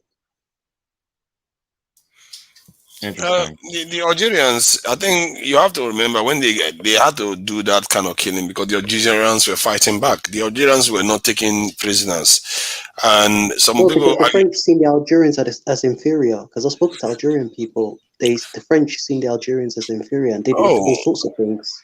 Of course, they see Algerians as inferior. They saw all Africans as inferiors. That is not breaking news for us. I think the part that was different was that the Algerians were resisting, and the Algerians they resisted until they got their independence from the French, and that colored the way they see the world. Compared to the Moroccans, it's a little bit more benign with the Moroccans and us. You know, Ghana was basically a party that they organized. Nigeria, the same thing. Most West African countries. But if you look at the countries that really fought bitterly, they are the ones that are, trying to exert some level of independence today, or at least in the recent past. Look at what Mugabe did, because they also struggled against them. But I must say the Kenya one is a little bit different. But still, Kenya is one of the most upper coming countries in Africa today. Ghana is a totally different case. They resisted heavily, but today they are also one of the most benign nations. So it doesn't always follow with that, okay, just because you got your independence. I guess the way you get your independence matters a lot. It's not the way they conquered you. It's the way you got your independence that matters. Algerians, until today, they are still having a serious argument with the French. They are still having a serious argument with the Moroccans. So if the North Africa is not united, it's because of Algeria. Algeria is not like the other North African countries that just buy into what the West spells out for them. And you can see why they are paranoid, and they have 700,000 soldiers, and they have a very, very strong military and a very advanced military. They spend good money on military preparedness. So from that point of view, you can see they have every right. If they want to see us as superior, if you ask me, on the ledger, we have a lot to really, hold our head in shame for. And you can't, if we keep pretending as if we didn't do a lot wrong till today, and if we were part of an African family, we are the ones that just wants to leave them to do all the heavy lifting. They are spending all the money, doing all the fighting, and we are just like, let's just chill out and hope everything goes well with their security that they're providing in the north. Well, can you really blame them? Because, I mean, blame us? You mean they, us? They, You mean they probably see some of our countries as useless, to be honest. And I can't really blame them for that, because even I see some of the sub-Saharan countries as useless. Exactly, that's what I'm saying too. I don't blame them. I actually think we have let the team down. We are the worst of the worst. We just sit there and expect everybody else to sort everything out. Who is going to sort it out? Which you are expecting another man's husband to come and sort it out, a North African man's woman's husband. No, you sort it out. What is wrong with our people? Why are we not doing our own due diligence? Because just like Trump went to Europe and told Europeans, you know what? You are not spending enough on NATO. You have to up your game. Pay more money into the coffers, so you get stronger. Spend more money on your defense. North Africans should be telling Southern this in us to do the same, because we are letting the team down seriously. Because can you imagine how many countries is in sub-Saharan Africa and the population there? If we're doing our bit, Africa will be a regional power in the world. Will be at least a power block in the world. Yeah, But actually, when you think about it, it's kind of scary because North Africa is protecting the whole top of Africa. But then when you look at some of the coastal West and East African countries, it's like, let's be honest here, like if somebody wanted to go there, they would just go there at this point. So the exactly, protection is lacking for sure. it's And terrible. It's a terrible lack of. I don't understand it, and why. And this is why our people, even our own people, are afraid of North Africans. That they fear that North Africans are going to conquer them. So if you are afraid they are going to conquer you, what are you doing about it? If you like to think that they look down on you, what are you doing about it? You are all in the same family and you're afraid of them because they are getting the upper hand all the time, because they are awake to their own the dangers. Why are you not awake to the danger yourself? If anything, we have suffered more than they have. I don't know about that one, but are we not the ones that were traded in and into slavery? They were not the ones. Are we not the ones that were chopping their hands off? You know, millions of people were decimated in this thing in Congo. Look at the Rwandan genocide, the civil wars in the southern this in the sub-Saharan Africa. Almost every country has had a civil war.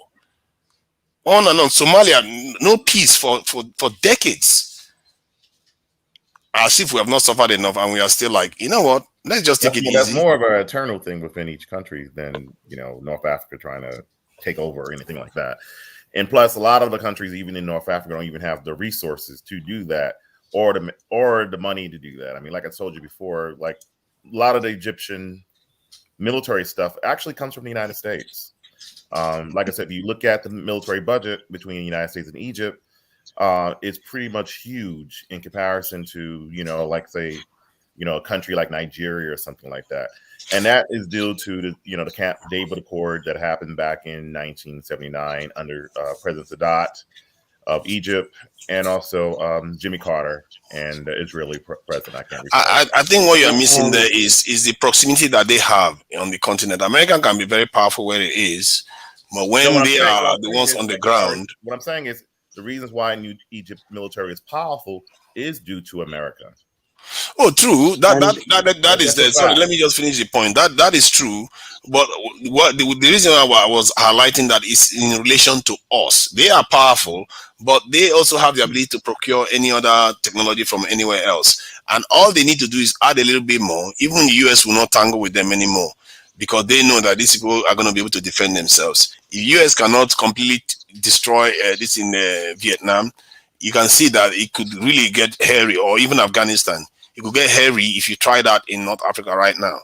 And the problem with us in the South is that we have not done our own bit to represent ourselves properly on the continent. And if we do that, or any agreement we sign with the North is going to even have more weight and power.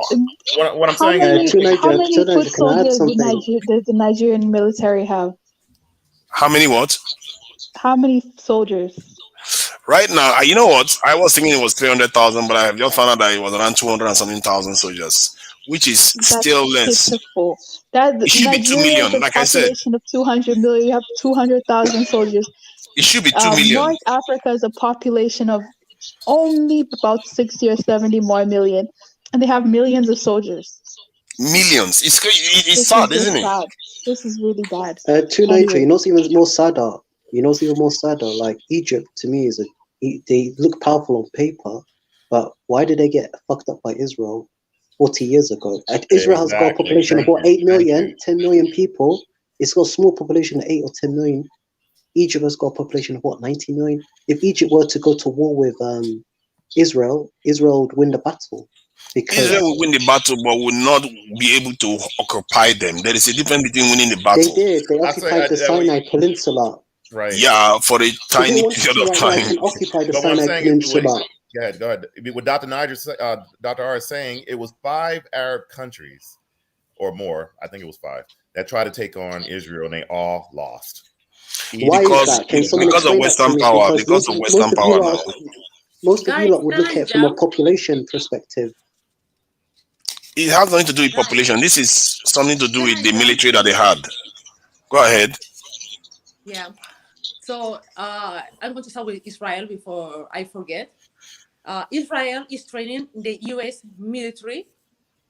First of all, Israel is training Equatorial Guinea military. Israel is doing a lot. That's why they have a very good army and they're very strong because they know how to do their things. Yeah. And also, what I think I forgot. What I was trying to say is this. So North Africa right now is considered white. Doesn't matter your skin tone. It doesn't matter your skin tone. North Africa is considered white. So and when people go to the USA and they say that they're from North Africa, do you imagine Tunisia? You were born in Tunisia. Yeah? Your parents can be Nigerian, but you were born in Tunisia. You are going to be considered a white person in the USA. And then you can check this online, this guy that also tried to beg Obama to consider him as Egyptian, as a black person. But Egypt is considered worldwide because of the European and making the laws as a white area. So any person that is born in North Africa is considered a white person. Another thing is the people outside how they seen them. Yeah? Thank you. That is true. In the US, they consider even Middle Eastern people as white. And this is one of the problems, the demographic problem that the black people in America are going to be facing, because many of the Hispanics that are coming in too are moving from the Hispanic column and turning white on the ledger. And what I would say that's on paper, but the reality might speak something different. I hope so. I hope so. But it is. People are not blind. I mean, you know, America, I'm being totally straight up with America. America is very, very race focused, and how the way you look and your characteristic features or what have you, however you might cut it, are going to be treated in that way. Because I remember having this discussion with a couple of Egyptian Coptic friends. One was pretty much like the average, I hate to use this expression, brown skin or light skin African American. He was Coptic, and the other one was pretty much very light skinned. And they both told me as far as their own different realities as far as living in the United States and how the way they got treated by their appearance. Even among my Coptic friend who was dark skinned, he was like saying he had no problems as far as getting around with African American neighborhoods. But when he go in the white areas, it was totally different for him. It was a different reality for him. Whereas the one who was more, I guess he was more Latino looking in a way. You know, he had problems in all sides. So the privilege is amongst obviously dark communities or immigrant communities, but when it comes to the Caucasian communities, the way we see them as Caucasian, the Caucasians don't accept them as one of their own. Right. Like that. Yeah. You see, the thing is, from what I gather, is that when the Italians moved into the US too, they had a bit of a problem with, you know, the others not accepting them. But over time, the others will accept them in recognition of their difference to us. And they too, most importantly, they too, sorry, there's an echo there. I don't know where it's coming from. Okay, they too, we actually, because they now see themselves in the column of being white, they act against us. You see what I mean? So that is where it really counts most. It's not whether the white, the Europeans or the English or the Irish accept them. It's how they perceive themselves now on that ledger. Do you know the reason for it is? If you look at America, that's why some of them shouldn't be trusted. Because if they consider themselves white and it comes to any issues, they're not going to come to our side, because they will say these people accepted us as one of them, so we join with them. You see what I mean? And that is a subtle thing, but it has a lot of power, because we know most white people in America, they come from different countries in Europe, but they all come together when it comes to us. And the same thing is happening right before our eyes with all these Hispanics coming in, and they are all moving them to the column of the white column again. And that transition is going to happen when they themselves start seeing themselves as I would say white.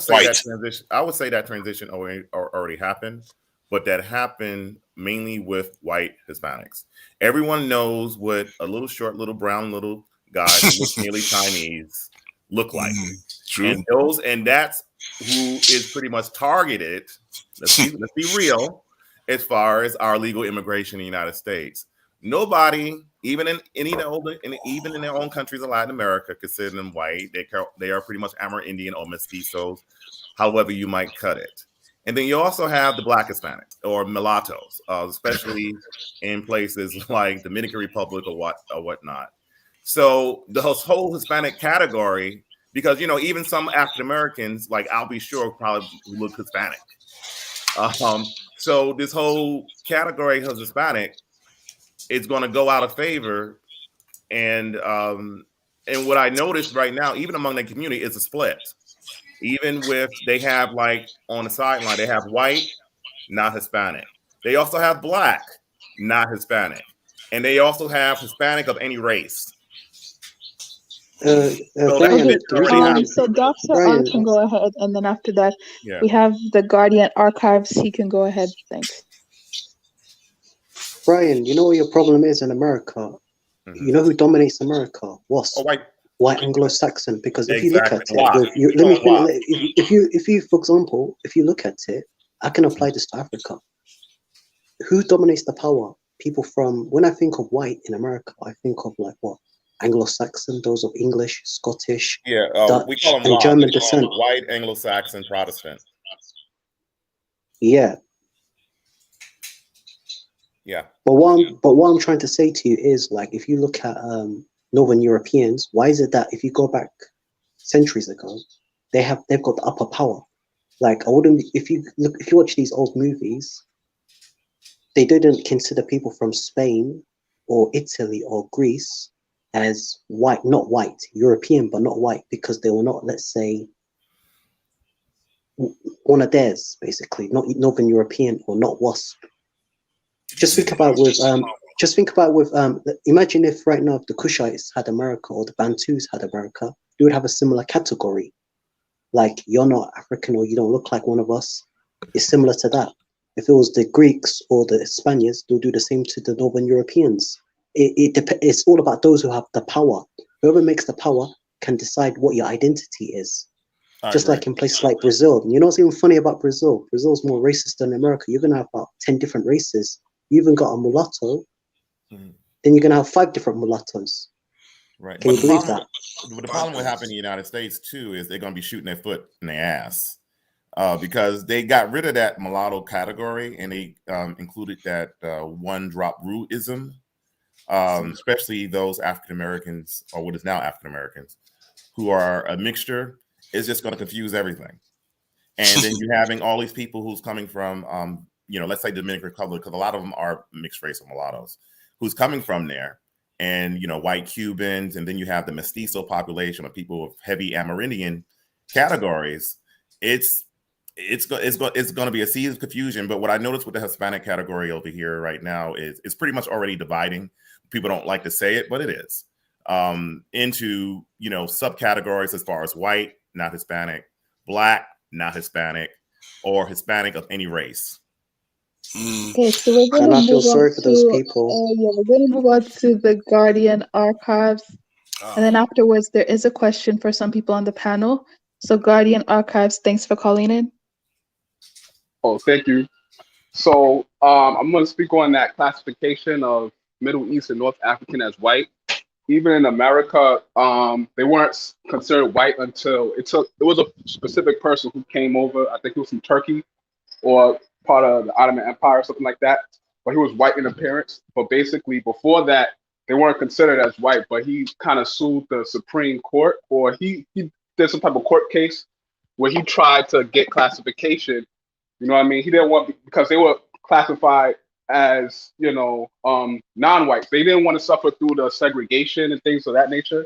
So he went through that, the court system, And then from there, they decide to classify North Africa and the Middle East as white, even though, even on a day-to-day basis, in terms of day-to-day life, they're not really considered to be the same, or they're not really considered to be white like the original white people of America on a day-to-day basis.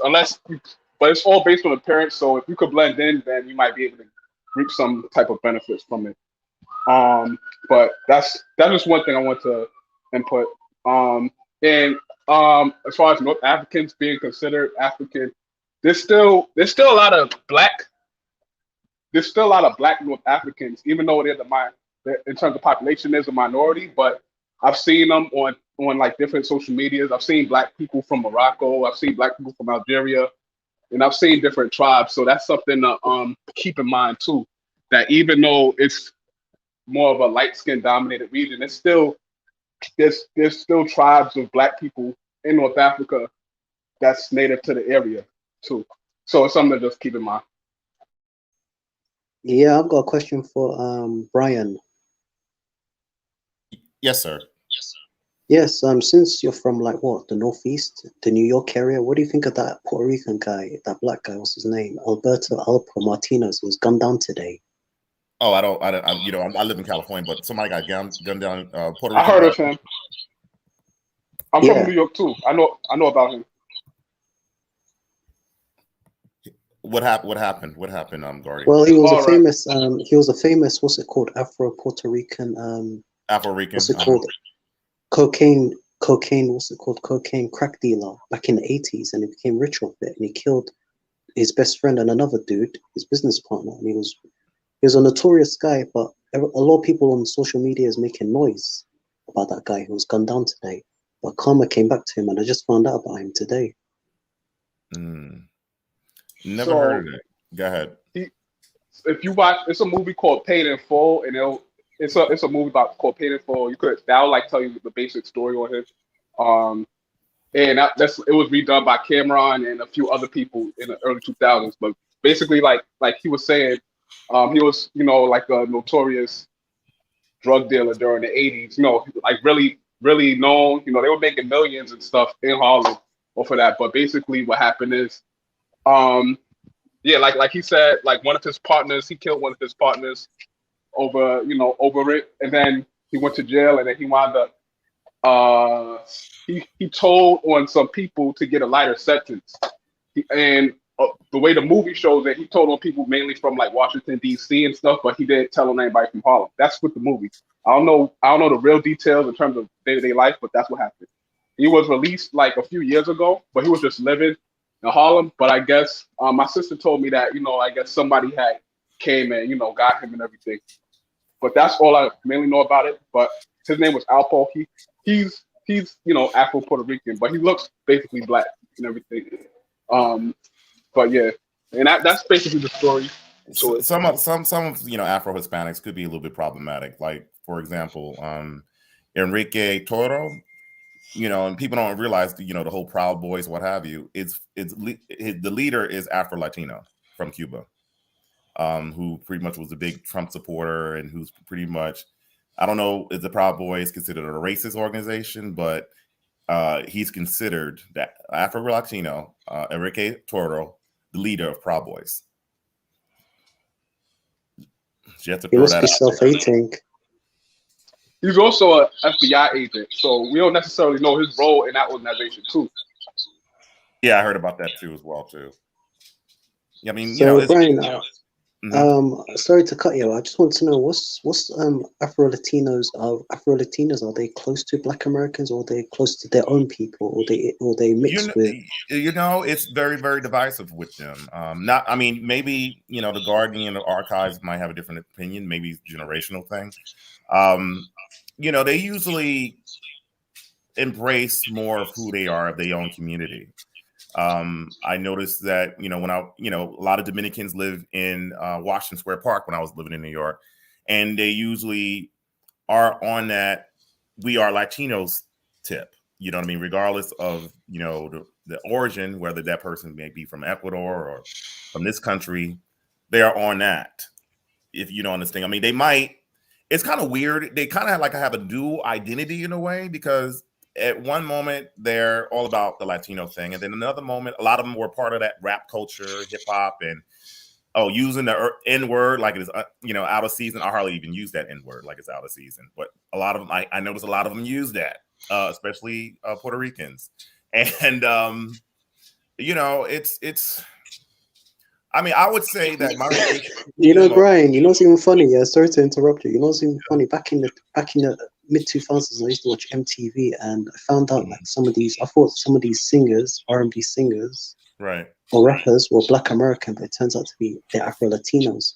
Even though they look different in terms of like, features, especially the women, they got exotic features, but black, and you would think they're Black Americans, but when they actually tell them, when they talk about their life story, or you Google these people up, it's absolutely different.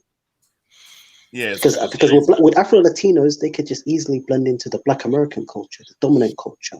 And if I didn't know none of this, I wouldn't even think this person is Afro Latino. Right, it's a lot of them. There's a lot of them who made it into fortune. Like I remember one singer who was very popular in the '80s, Irene Cara. She's Afro Latino, of Cuba and Puerto Rican descent, and she actually got a lot of roles in a lot of African American roles in film. Same thing like Zoe Saldana. I mean, she got a lot of roles. I mean, I know she got a hit and miss as far as portraying Nina Simone in a movie by a lot of African Americans, but sometimes I question African Americans. I think it was more to do with her than what the prosthetics that she used and whatnot.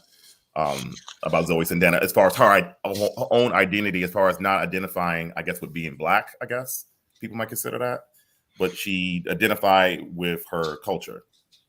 I think that means that the Nina Simone portrayal, it wasn't very edifying to me, because the work done there, I think would have just been better to just swap characters and put old person, and instead of the artificial stuff that they had to use.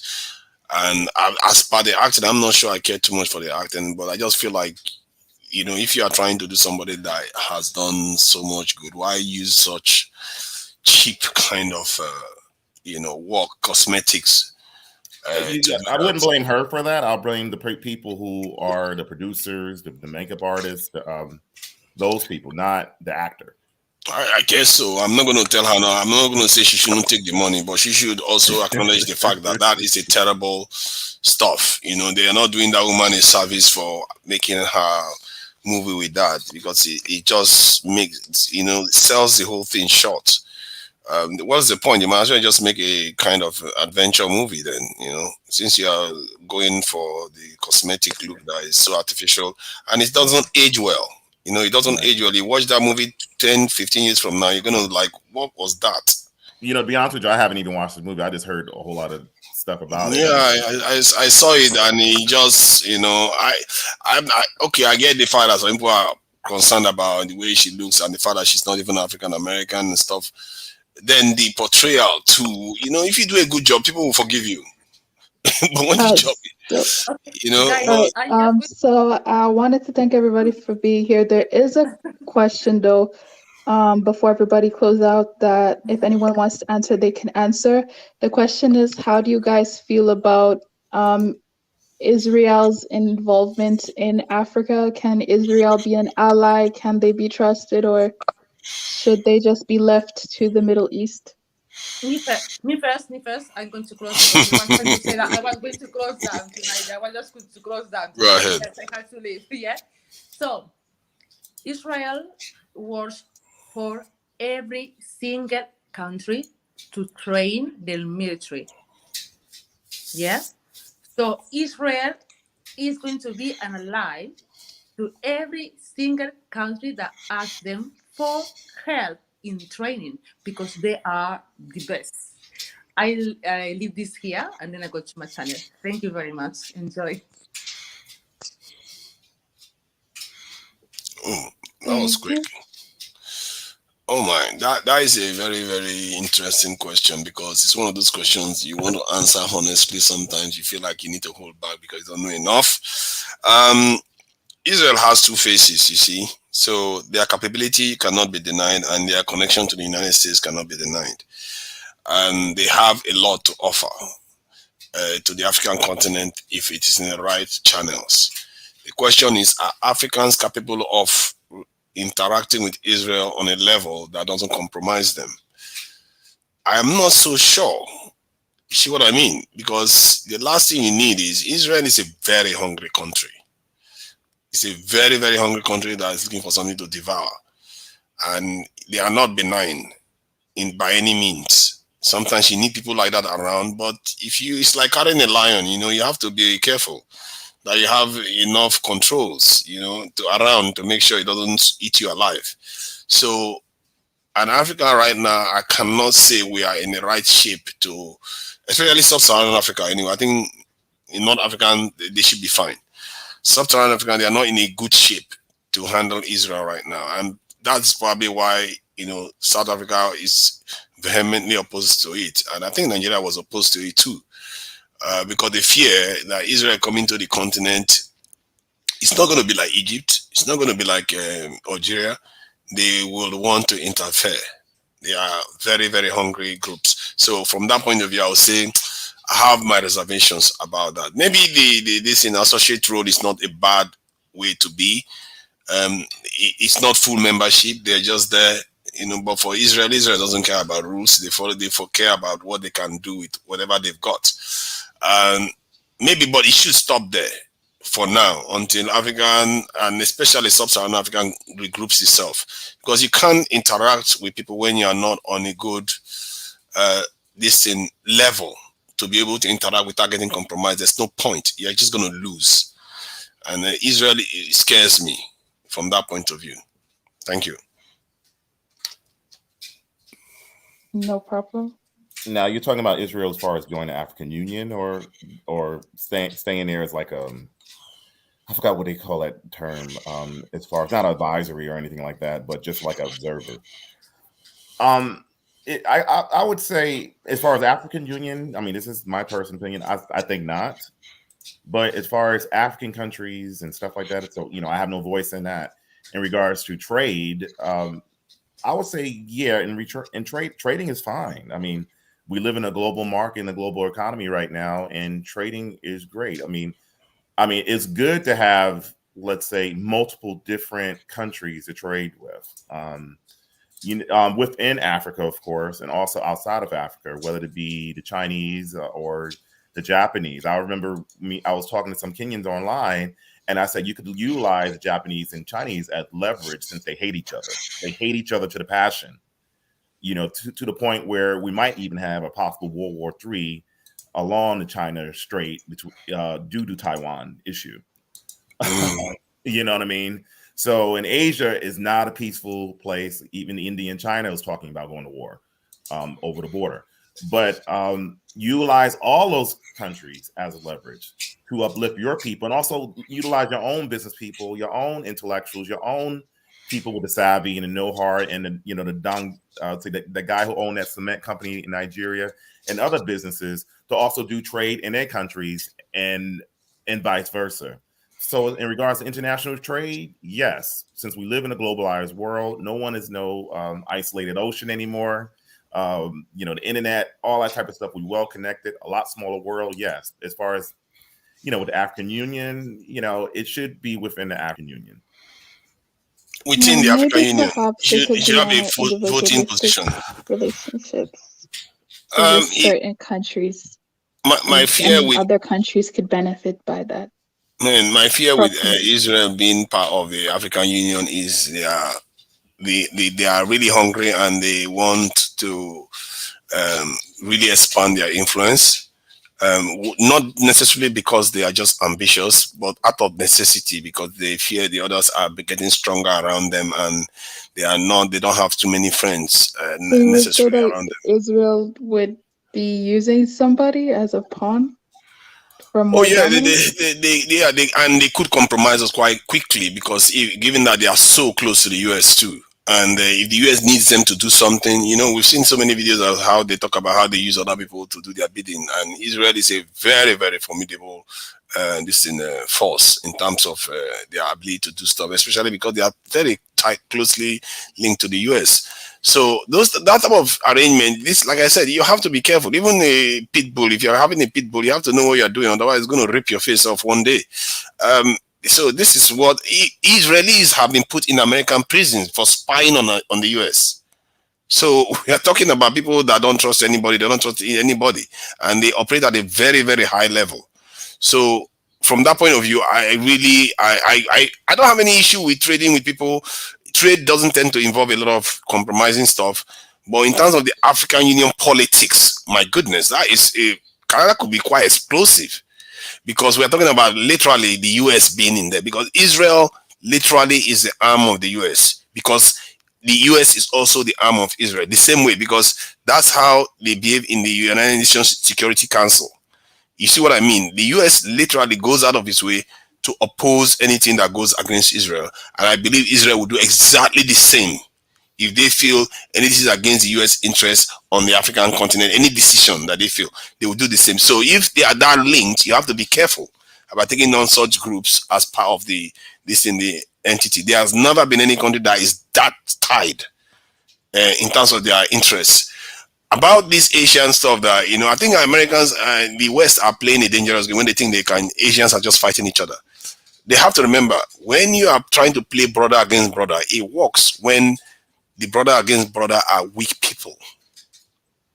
They are relatively weak. But when they are powerful, they can easily recognize that you are playing them against each other, and they will come for you. And the game the Americans are playing right now with China, trying to play India against Japan against China, play India against this. You forget that they are all relatively powerful countries. Right.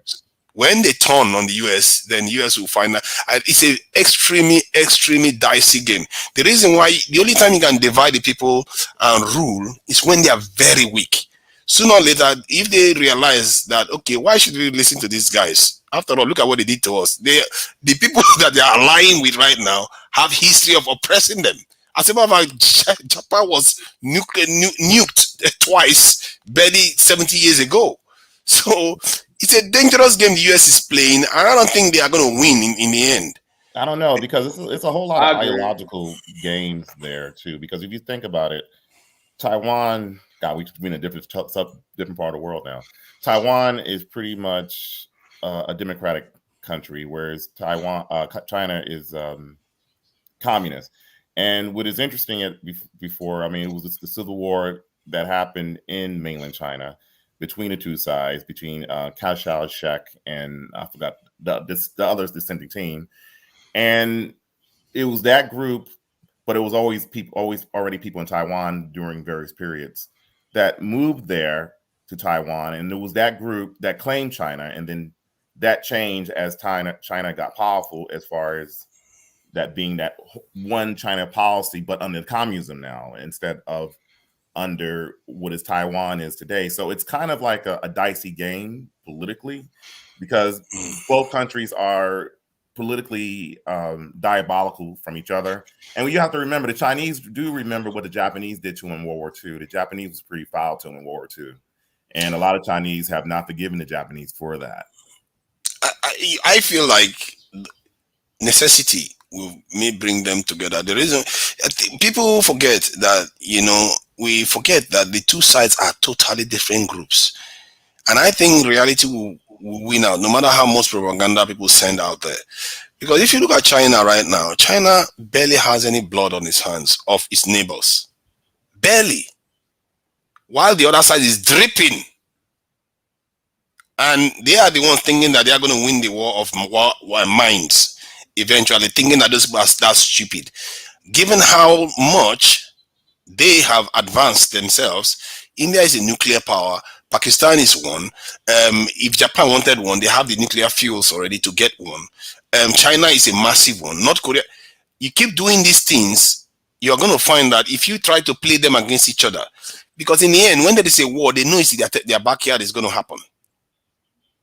It's going to backfire. And the Taiwan that they are using right now, Taiwan is one of the world most advanced chip manufacturer in the world that the US actually relies on, and then you want to use them to play against you. The other day I was hearing the Taiwanese minister, prime minister, saying something about, oh, we are an independent, a kind of independent but not independent country.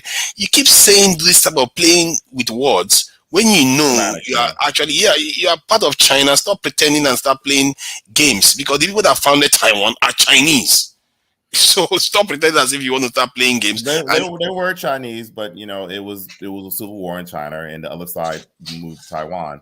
But also, you also have indigenous, but it's small population of groups in Taiwan as well, along with Japan. Japan at one time conquered Taiwan as well.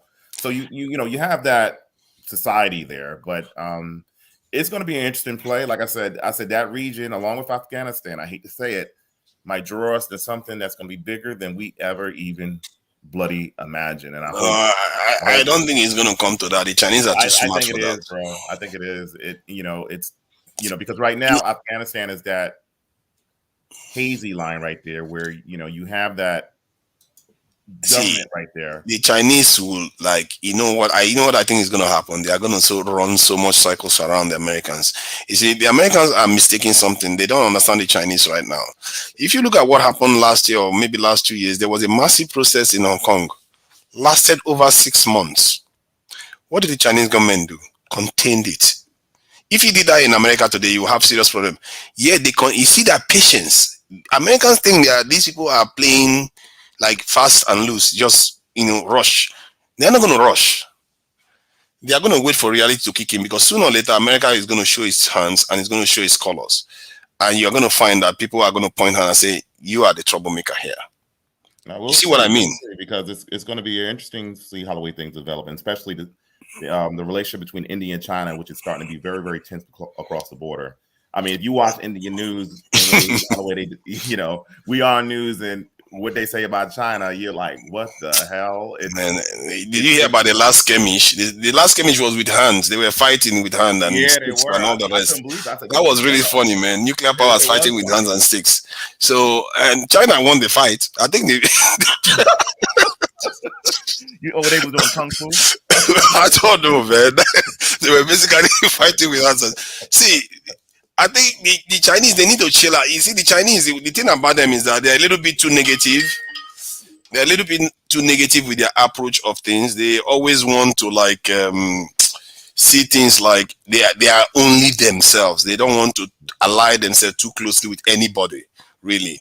And I think there's no reason why China should not be allied closely to India and maybe even to Russia. I think them and Russia, they do work, together now and again. I mean, not India. Russia and China do work together. Right now, the Indians are working with the United States under they called the Quad, which was United States, Australia, India, and Japan.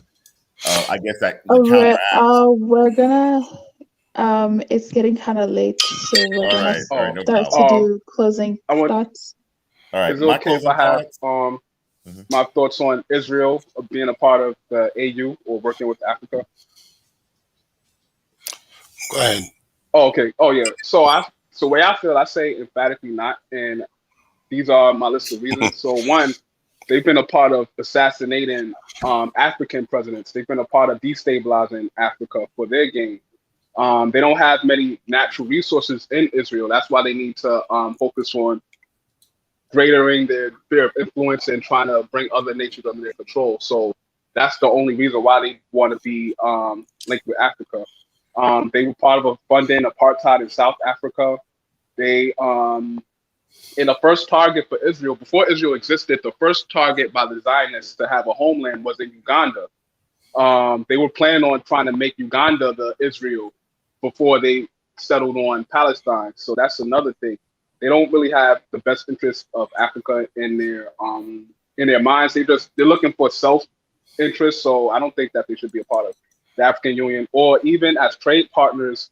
I don't see what they have to give, what Africa has to gain as far as being a trade partner. Because one, they don't have natural resources. Africa has natural resources. So Israel has more to gain. As far as military weapons, Most of their weapons are supplied by the U.S. They the only reason why they have anything is because they're more of a charity case. Like they're one of the biggest in terms of being. So why would you need to go to them when the source is either China, Russia, or the U.S.?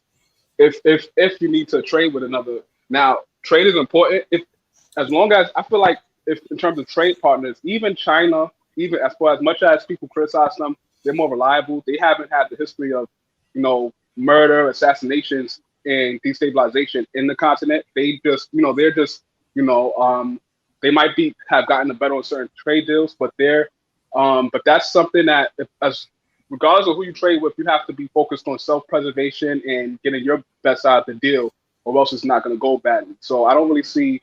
So regardless of who you trade with, you have to have that in mind. But I think in terms of that, even China or any other nation is more of a safer option than Israel. Israel, they also have what they call the Greater Israel Project. So in terms of land grabbing, they're not going to stop with Palestine. Once they have Palestine complete, they're going to try to start taking other nations that's around them.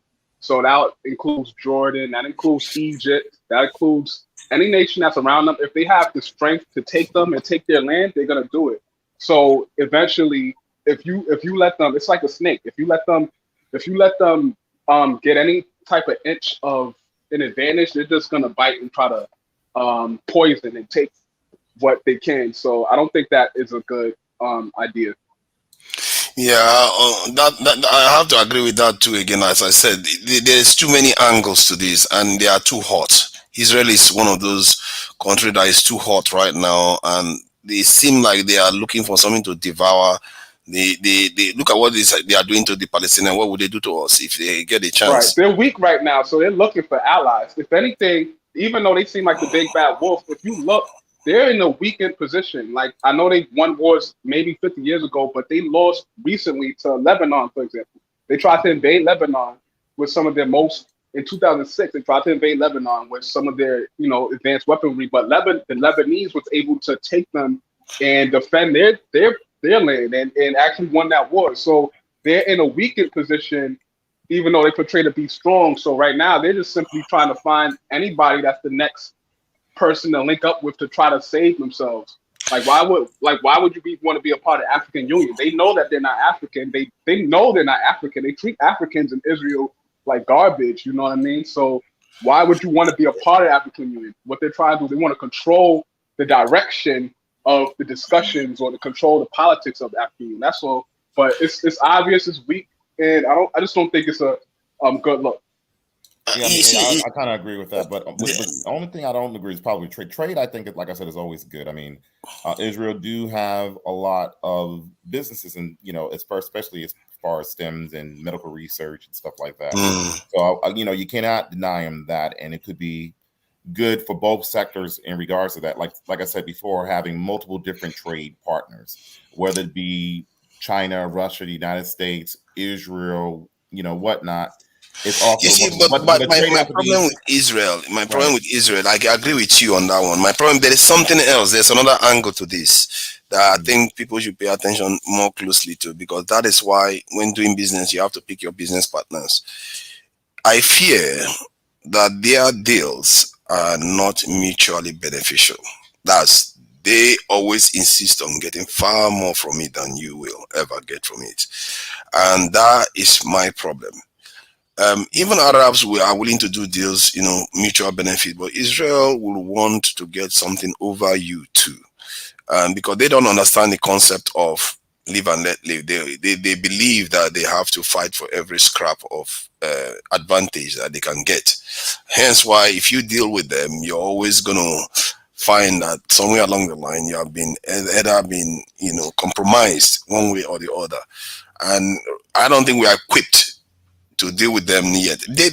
I thought we were not even remotely close. Even Israelis affected the election in the UK here. We are not remotely close to handling such powers. And if they move into Africa, because the way you have to understand, if their interest, it's almost allow the US in. That's basically it. And then it's not just the normal US that you know today that is not like old school years that want to conquer and take over lands. These ones are new ones. That if they don't have the numbers, that's why they are not occupying even more areas in the Arab world. Otherwise, anywhere they conquer, they have to leave because they don't have enough people. It's just as simple. They can't occupy physically anywhere right now. And if you say they are weak, if somebody is weak and you are in a weak position, that's when you both of you share interest. I can work with you that way. But I don't see Israel as weak at all. Anybody that calls Israel weak, they are mistaken. Israel is one of the strongest countries in the world, and they are always ready for a fight. So from that point of view, we are not on the same level. We are not on the same team at all. They are on a different league right now. So you bring them in, you are inviting. It's like 5 lions at the same time to just come and devour your people.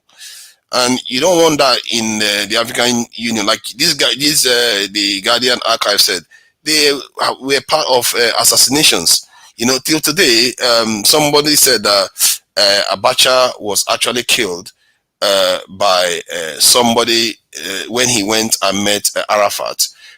Then when he went and met Arafat, he shook hands with one of the delegation that came with Arafat. That's where he got the poison from, because Israelis poisoning through that. Because they are extremely sophisticated people. So you don't go and tangle with people like that when you don't know what you are dealing with. So I just think that right now Africa is not equipped. We should just keep them maybe in their associate position where they are in Israel right now. You don't want to do business. If you can do business with them, do business on one-on-one with them.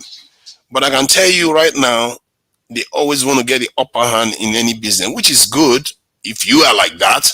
If you can do that with them, tangle with them. But if you can't, don't bother, because you will lose. I agree. Yeah, I agree. All right, so that's cool. I don't know what Africa Millennial thinks, because if she wants to head off, there's one guy on the chat that kept saying that we should do business with Israel. I mean, it's very attractive. Believe me, Israel is very close to Africa. They have a nuclear technology. We are talking about African countries not having it. If Israel wants us to make them brothers and sisters, let them share a technology with Nigeria or Kenya or Tanzania. Let them share their nuclear technology. Tomorrow we'll adopt them as one of us. As a matter of fact, I put that invitation to any power out there. Share that technology with us. You'll be one of our brothers. Simple. I mean, Africans can learn that technology. That's a fact. If they're not willing to share the nuclear technology, then don't bother. Exactly. Because I know that India, Pakistan, and other nations, they got. I think Pakistan received it. So a lot of these nations receive the nuclear technology that they got from other nations, just as like a part of, trade deals and alliances and stuff. So if they aren't willing to share that technology with Africa, then that you already know that they want to treat them in a subservient position. So, but I also agree that Africa, different nations of Africa, they should focus on, everybody should have a right. If one nation has nuclear weapons, every nation should be able to have that. It shouldn't be a situation where you only have the U.S. and Russia, China, and then they're able to boss everyone around. So I think that's another thing that I know that comes with a lot of blowback too. But that shouldn't be something that we should think maybe in the future. I don't know how far in the future, but they should think about it potentially being able to have some type of nuclear technology. One African country needs it. Are there any final thoughts in regards to the title of the video? We all know they're all Africans. The subject matter that was discussed earlier. I would say North Africa has always been a part of Africa. It depends on what part of North Africa it is. It has ties, blood ties with Africans. It has historical ties with, I usually hate to say sub-Saharan Africa. I'm going to say the rest of Africa. So therefore, it's historically and also peoples in various different countries, especially in the Nile Valley region. That's pretty much obvious. Have definitely blood ties and historical ties, if we like it or not. Yeah. They are Africans. It's just this thing. I'm sure they will be happy to hear us saying that. And, But you know what I think what it is a lot to do. Like I told you, a lot of them are not educated about Africa, and I blame that in their own school systems. They're not educating the people about their ties in Africa. I mean, you know, they probably might start history from the 1960s. You know, not many Egyptians talk about ancient Egyptian history unless you go to, and even Sudanese, Northern Sudanese, talking about the antiquity of that country, unless you go to university and study, you know, along the line as far as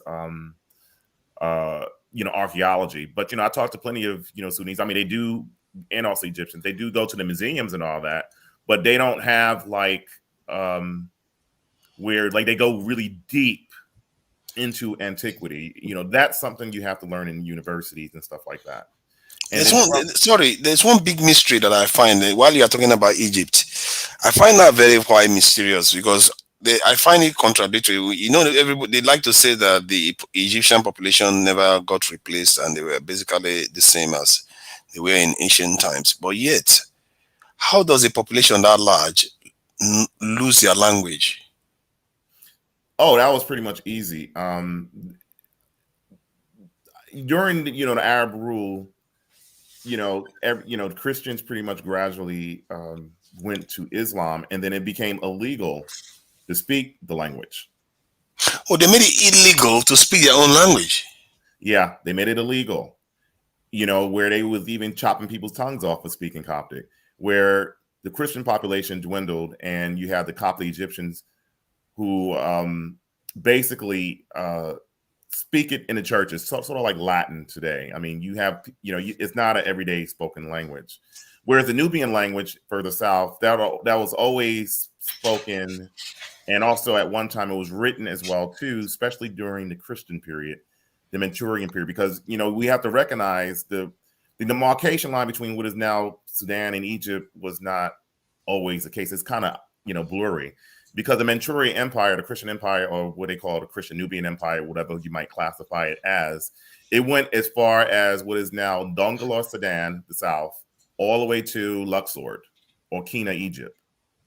That's how big. So a whole population was told not to speak their language, and they ended up forgetting their language. That's the population of Egypt. I understand. I heard about the one where they talked about not to write this hieroglyphic language anymore. You can understand that when they, you know, they don't want you to get educated, you know, anymore and stuff like the way they did with Africans.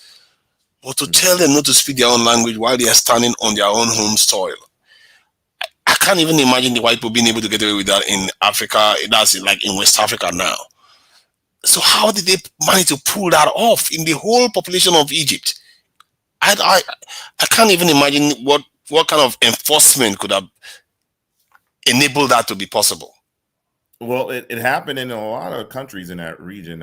It's just a gradual. I mean, I guess what people probably looked at as far as the new religion and new culture, as far as being superior than the older one. I mean, you know, even if you go to Northern Sudan today, you know, they said, okay, that time was a time of ignorance when we were pagans, you know, when we believe in Isis and Amun Ra and all that other stuff, where actually, you know, some of them are looking back at that history and looking back what their ancestors done. They said, no, these people were great. You know, they were a lot more than what we are today. We are pretty much. So from what you are describing here, I think this is why it's good that we're having this talk right now, because it appears conquests have different levels. Because what we are talking about here, you are a conquered people and you have conquered their own language to the point whereby you almost wash out their whole existence. It's crazy. How can Europeans came, conquered Africa, and yet we still maintain our languages? But when the Arabs came in, they literally tried to supplant everything. Your language, your writing, everything. Right. Because that is total. If you look at the Manchurian Empire and what is now southern Egypt, northern Sudan, I have to admit, which pretty much happened to Sudan and Egypt, they pretty much kept them like at bay for over, you know, at war. If you read about that history, for over 700 years. I mean, Sudan stopped being Christian to like the 15th or 16th century until gradually the population of the northern area became Islamic, and then later on they got ruled by the Ottomans, and then Darfur became part of Sudan in, I think, 1916, and South Sudan became part of Sudan when it was united around 1947 during the Juba Conference of Juba. So it's a very, very complex history. Like I'm saying, that region, when we look at it, we have to study it. And it's a very, very complex history. A lot of people moving around. Where you have in Northern Sudan, like a combination of Nubians, Egyptians, people from, like East Africa, Darfur, all lumped up in one region in the Nile Valley region. Very, very diverse country. Once you go there, and hopefully when everything politically settled down, I think that'll be a good place once they get their tourist infrastructure up to par for a lot of people who want to study that history. A good place to look at. See, there's somebody in the chat, Michael. Oh, he's going on about me. I'm curious, man. Come on, he's telling me not to ask questions because I'm really curious. Because if in Egypt, a population that is comparable to the population of Nigeria at that time, that's given the size of the people compared to the people that conquered them, were made to forget their own language. That is something that you have to pay attention to because there are. So you can understand when other groups say they forgot their history too, because that is quite a remarkable achievement, and it tells you something about how the Arabs operated, and that the Europeans didn't do. They didn't go about deliberately wiping languages. Because when people started, it was probably most people spoke the Coptic language, and as people gradually became Islamicized to a certain degree, it was a gradual process. It didn't happen like overnight. And people started assuming that identity of being Arab, or it's now Islamic, or mixing with Arabs or what have you. And then that population of people who spoke the old language became the minority, whereas the Arabic speakers became the majority. And then that group became sort of like oppressed. Yeah, and the Coptic language is not even the original one. They just said it's an approximation to the original language that was supplanted. So, man, I think that part of the history it's not been told well enough whenever they talk about Egyptian history, because I think it's an interesting one to learn about. That's why when they talk about, I don't say Egyptian history anymore. I just say Nile Valley region would encompass, which is Egypt and Northern Sudan, because like you said, you had the Merowick Empire in Sudan, and you also had Egyptian cities in Sudan, like Sai Island, Amara West, I've mentioned, the Temple of Soeb, it's so many. When I found that out, I was just like saying, what is this demarcation line coming from? When I started reading, and digging more, and then also when I visited some of the monuments there. So it's just kind of like, oh, okay, so and even Egyptians and Sudanese will tell you this. We used to be one region at one time. Yeah. So it's a pretty interesting region. Some African groups feel that they all come from there. That's another to see a debate. In regards to that region, it's a rich. Historically, both regions are very rich in history, and I think. Some people always complain like, oh, you're not from there. You shouldn't be looking at your history. But then again, I said there's a lot of European scholars are not from there either, too, right? Exactly. You see a lot of them digging up monuments from both countries. Some European scholars probably know about our countries than we do. Oh, yeah. They become experts. If you go to the Boston Museum, they have a lot of Nubian archaeological stuff, along with the British Museum and all that type of stuff. So it's that doesn't hold with me. And also I see Asian people, archaeologists digging up there as well. So it's I think I know it was one guy I remember the archaeologist from Ghana who used to do archaeological digs in both countries, but I haven't heard any other African countries besides South Africa, of course. Yeah, that's interesting too that you mentioned that African countries don't do a lot of archaeology. I think I've never really seen an archaeologist on a Nigerian channel talking about something that they find.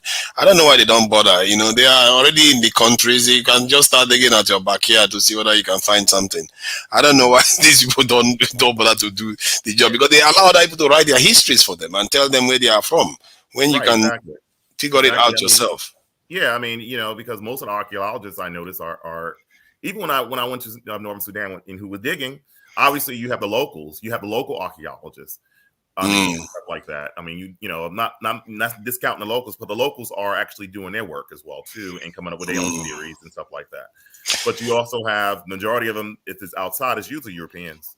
You see, the thing about this archaeology, I think one of the reasons why people don't understand it fully is that they don't understand the power archaeology holds. Archaeology, theoretical physics, astronomy, those things, they are basically the shaping our reality of what we consider acceptable truths.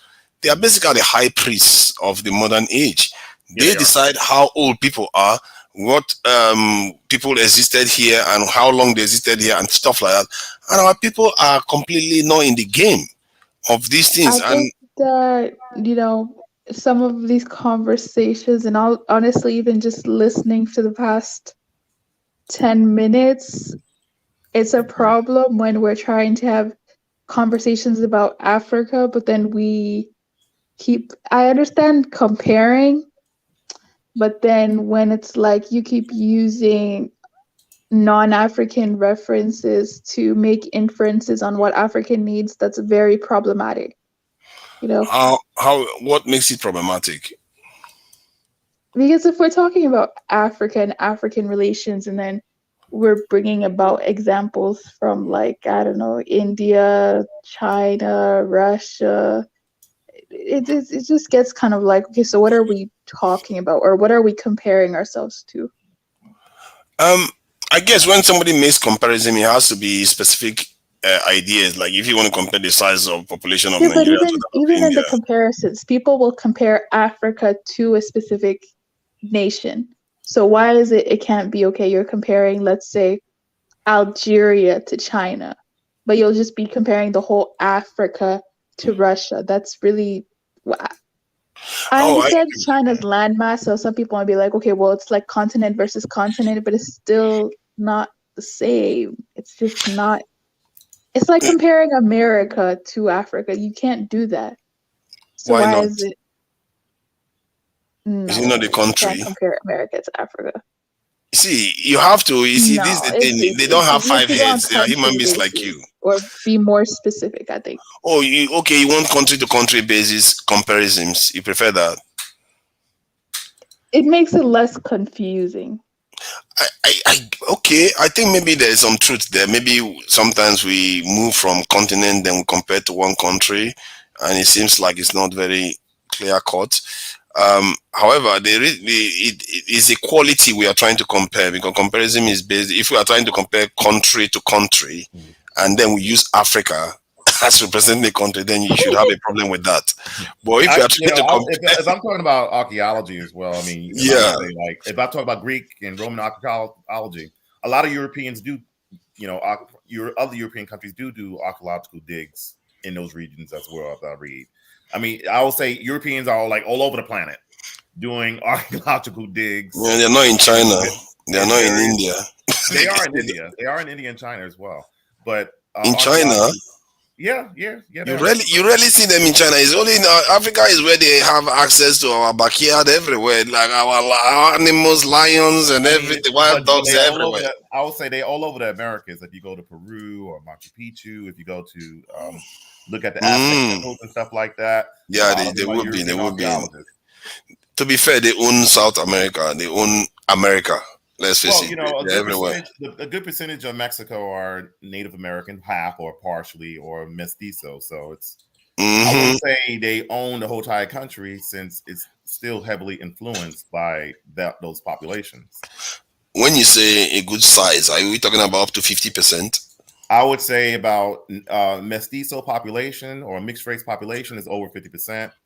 25% are majority Native American. You could see that in LA, obviously. And then 10%, or 15% will probably be considered, like white. And then you also have a small group of people who are pretty much of African ancestry, but they're pretty much heavily mixed with Native Americans in the South.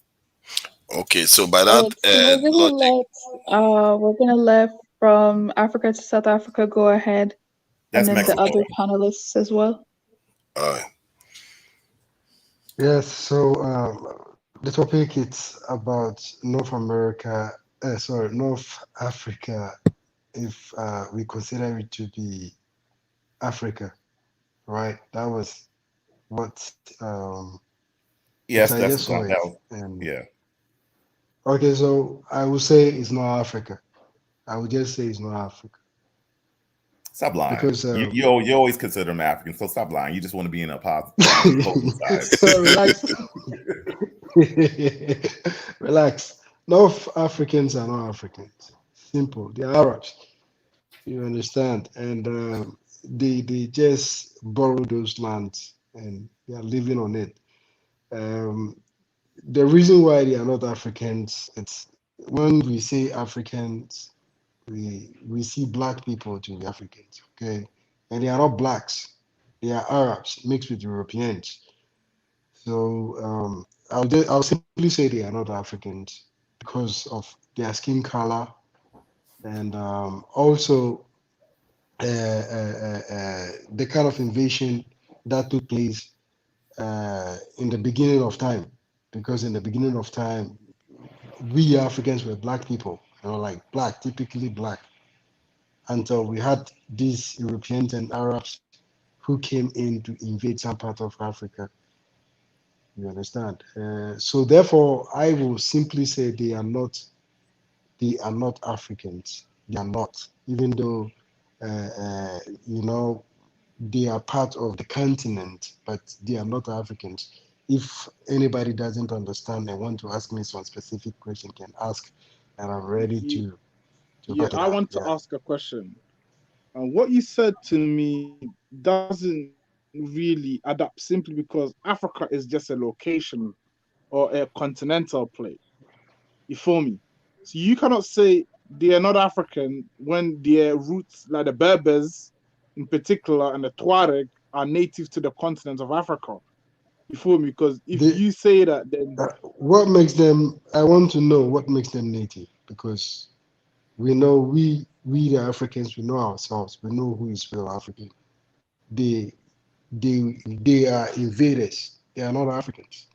no, no, You no, no, cannot no. You go see, to Europe and then tell me that what do you call it? Those black people who went to build London and maybe France and what do you call it? Netherlands are typically from Europe. They are not from there. They were no, no, they no, no. were You see, there to help. The Berbers and Tuaregs and a few other groups are actually native to that part of Africa. You No, they are understand? not. No, they are not. They invaded the place.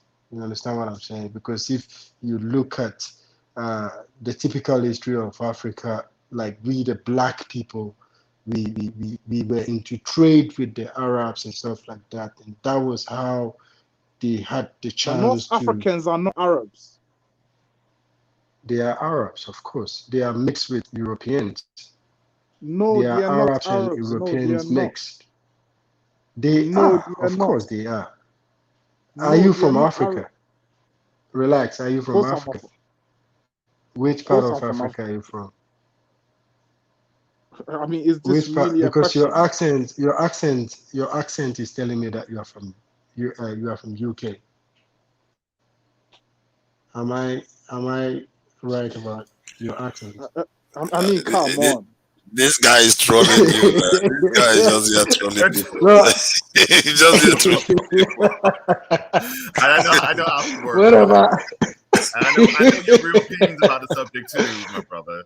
Don't try to front. Brian, Brian, don't start with B. Yes. I'm just trying to be real out here. We were trading with these people, and that was how they invaded the north of Africa. And why did they even choose to live in the north of Africa? It's because of the climate and other part of it. You understand? If they were really part of Africa, most definitely you get to find them somewhere around the western part of the central part of Africa. You understand? They are all invaders. They are not originally from Africa. You understand? So if that's the case, some part of history says the real Queen Elizabeth was black. So what about that one too? You understand? Okay. So we cannot simply accept them to be native Africans. You understand? They are not. Each and But every they are single though. continent They has. are though. Do you No, know that the African Africans they have diversity? When you talk when you say African, I know what you forget picture. about diversity. You picture people that Just look like forget West about. Africans, but that is not the only Yeah, Africans that exist. that's Nah, well. nah, Relax, relax, that is not relax. the truth. You know that. We are not going to accept the diversity. The diversity came on. It came on later. You understand? But we are talking about a Later, real thing here because when you go to Asia, we have some group of people native to that continent, and when you go to far up to Europe, there we have this kind of people too who are typically native to that particular continent too as well. It's just the same like South America and North America. So Africa is typically for us black people, you understand? The ones you see with other kind of color or facial looks and racial uh, uh, uh, uh, uh, qualities and stuff like that, they are not from Africa. We are just giving them that, what do you call it, that chance to become Africans, you understand? This is why I am saying this. One day, if I become leader, the history of real Africans is going to come out. So try you and look mean forward you're gonna to be an this Indian history. mean, eh? You're going to do an Indian mean. Eh? Oh, these guys are not Africans. They should be all leave us alone. They don't accept us as their neighbors, so they should all go. See, you have to No, understand. These people have been around. we won't let them go. We They, won't. they've been I around. personally won't allow anybody to leave See, because they are I very think your productive for thinking is Africa. that I think the reason why North Yeah, Africa is a little bit confusing is that there are two things happening there. People are moving in to yeah, join the people that are yeah, already there. The people that are already yeah, there are also the people that look like the barbers that we know today. They may not have been as light skinned as before because after all, the white race as we know them today just came around yeah. well after human beings have already evolved. So Involved. they were Yeah, not as light skinned as they are right now. And even in North African countries, if you go to the south of the countries, at least the southern regions of the country, you see that many of them are very, very dark. So the recent arrivals are the ones that are just making it look like they are not Africans. There is a genetic marker Africans. that marks all Africans, and that's why it's not very advised to call North Africans not Africans. The ones that are not Africans there Yeah, are like just like the ones in South Africa too. You know, some people are in South Africa that are not originally from there. You still have people like that in from the there. north too. Yeah, because it's a Yeah, bordering so yeah, area. you have made it really clear. So that is why I'm saying this because it's like we are giving we borrowed them those lands, you understand, and we are going to consider them to be That's the kind of Africans. thought that leads to war.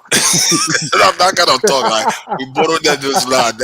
You have plans, Yeah, you have designs, But I actually would like, for example, if I become a leader, I'm not going to allow them to leave because they are very productive, and of course, I'm going to consider them to be Africans. But typically, in what do you call it?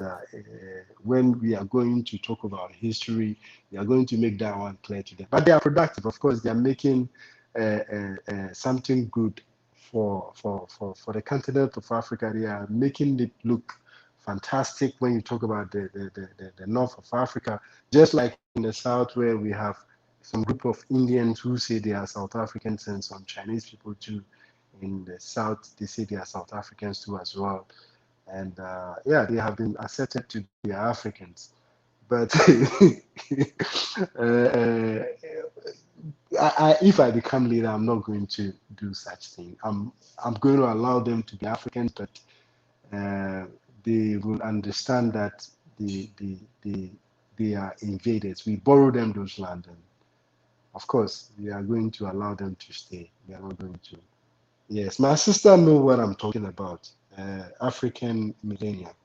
She's listening and she knows what I'm talking about. African millennial. What do you think about what I just said? Do you typically consider our North African people to be Africans? What do you say? African millennial, if you can hear me. She went to Okay, lunch. I'm sure maybe she's cooking. I'm sure she's cooking. Maybe she's Yeah, cooking banku or something. I think we have to realize that Africa is a vast continent, and it's not a continent where it's a continent where obviously blacks are the majority, or at least make up 80% of the population. But we have to stop being ignorant or stop thinking that the whole continent was full. It was entirely black, because there would have had to have been other groups there.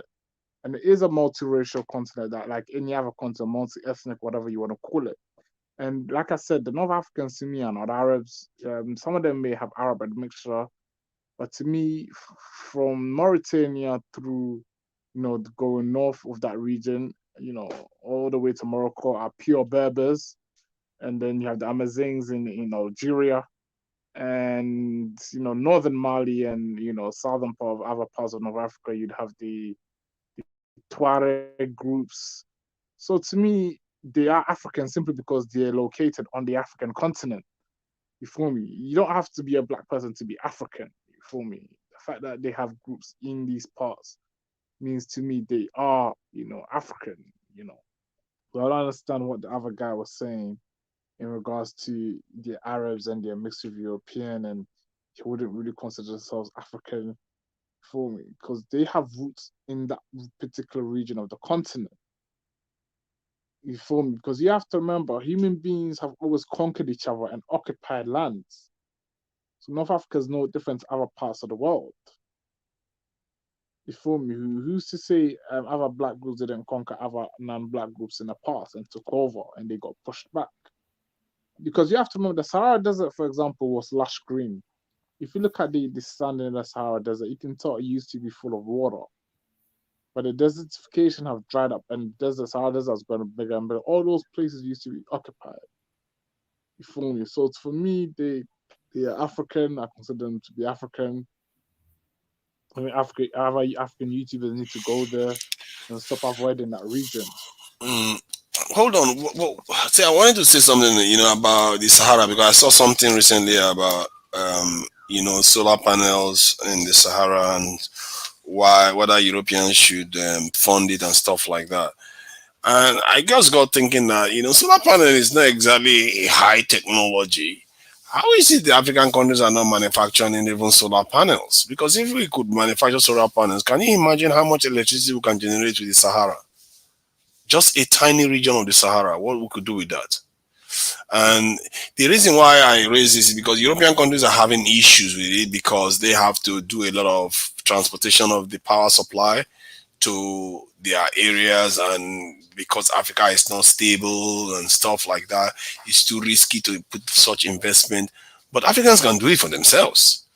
And solar panel is not such high tech. So how is it that we're not doing it for ourselves, so that we start even having like more than an abundant amount of electricity on the continent? I don't get that.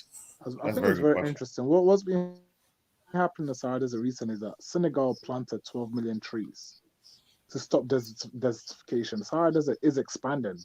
It's expanding. Yeah. It's getting bigger and bigger. So I think there was an agreement between all of the countries in the Sahel, all the way from the tip of Senegal all the way to the coast of Somalia. Those countries along the desert have agreed to plant millions and tens of millions of trees in order to stop desertification, because the desert is getting bigger and bigger. And I think that something needs to be done in order to slow down the desert by planting more trees, and maybe making that, maybe building like streams or like a lake in those particular regions that the plants and trees will need. Like there's ways to get around it, but the Sahara Desert is expanding, and we shouldn't be really allowing it to expand, because life there is already hard. I mean, the Sahara Desert is about the size of the United States, right? Probably bigger, and yet only 2 million people live on the Sahara Desert. It's stupid. It's stupid. And see, let me just say something. Sorry for interrupting. That I think because you know why I interrupted, because I was just thinking about it, because I saw a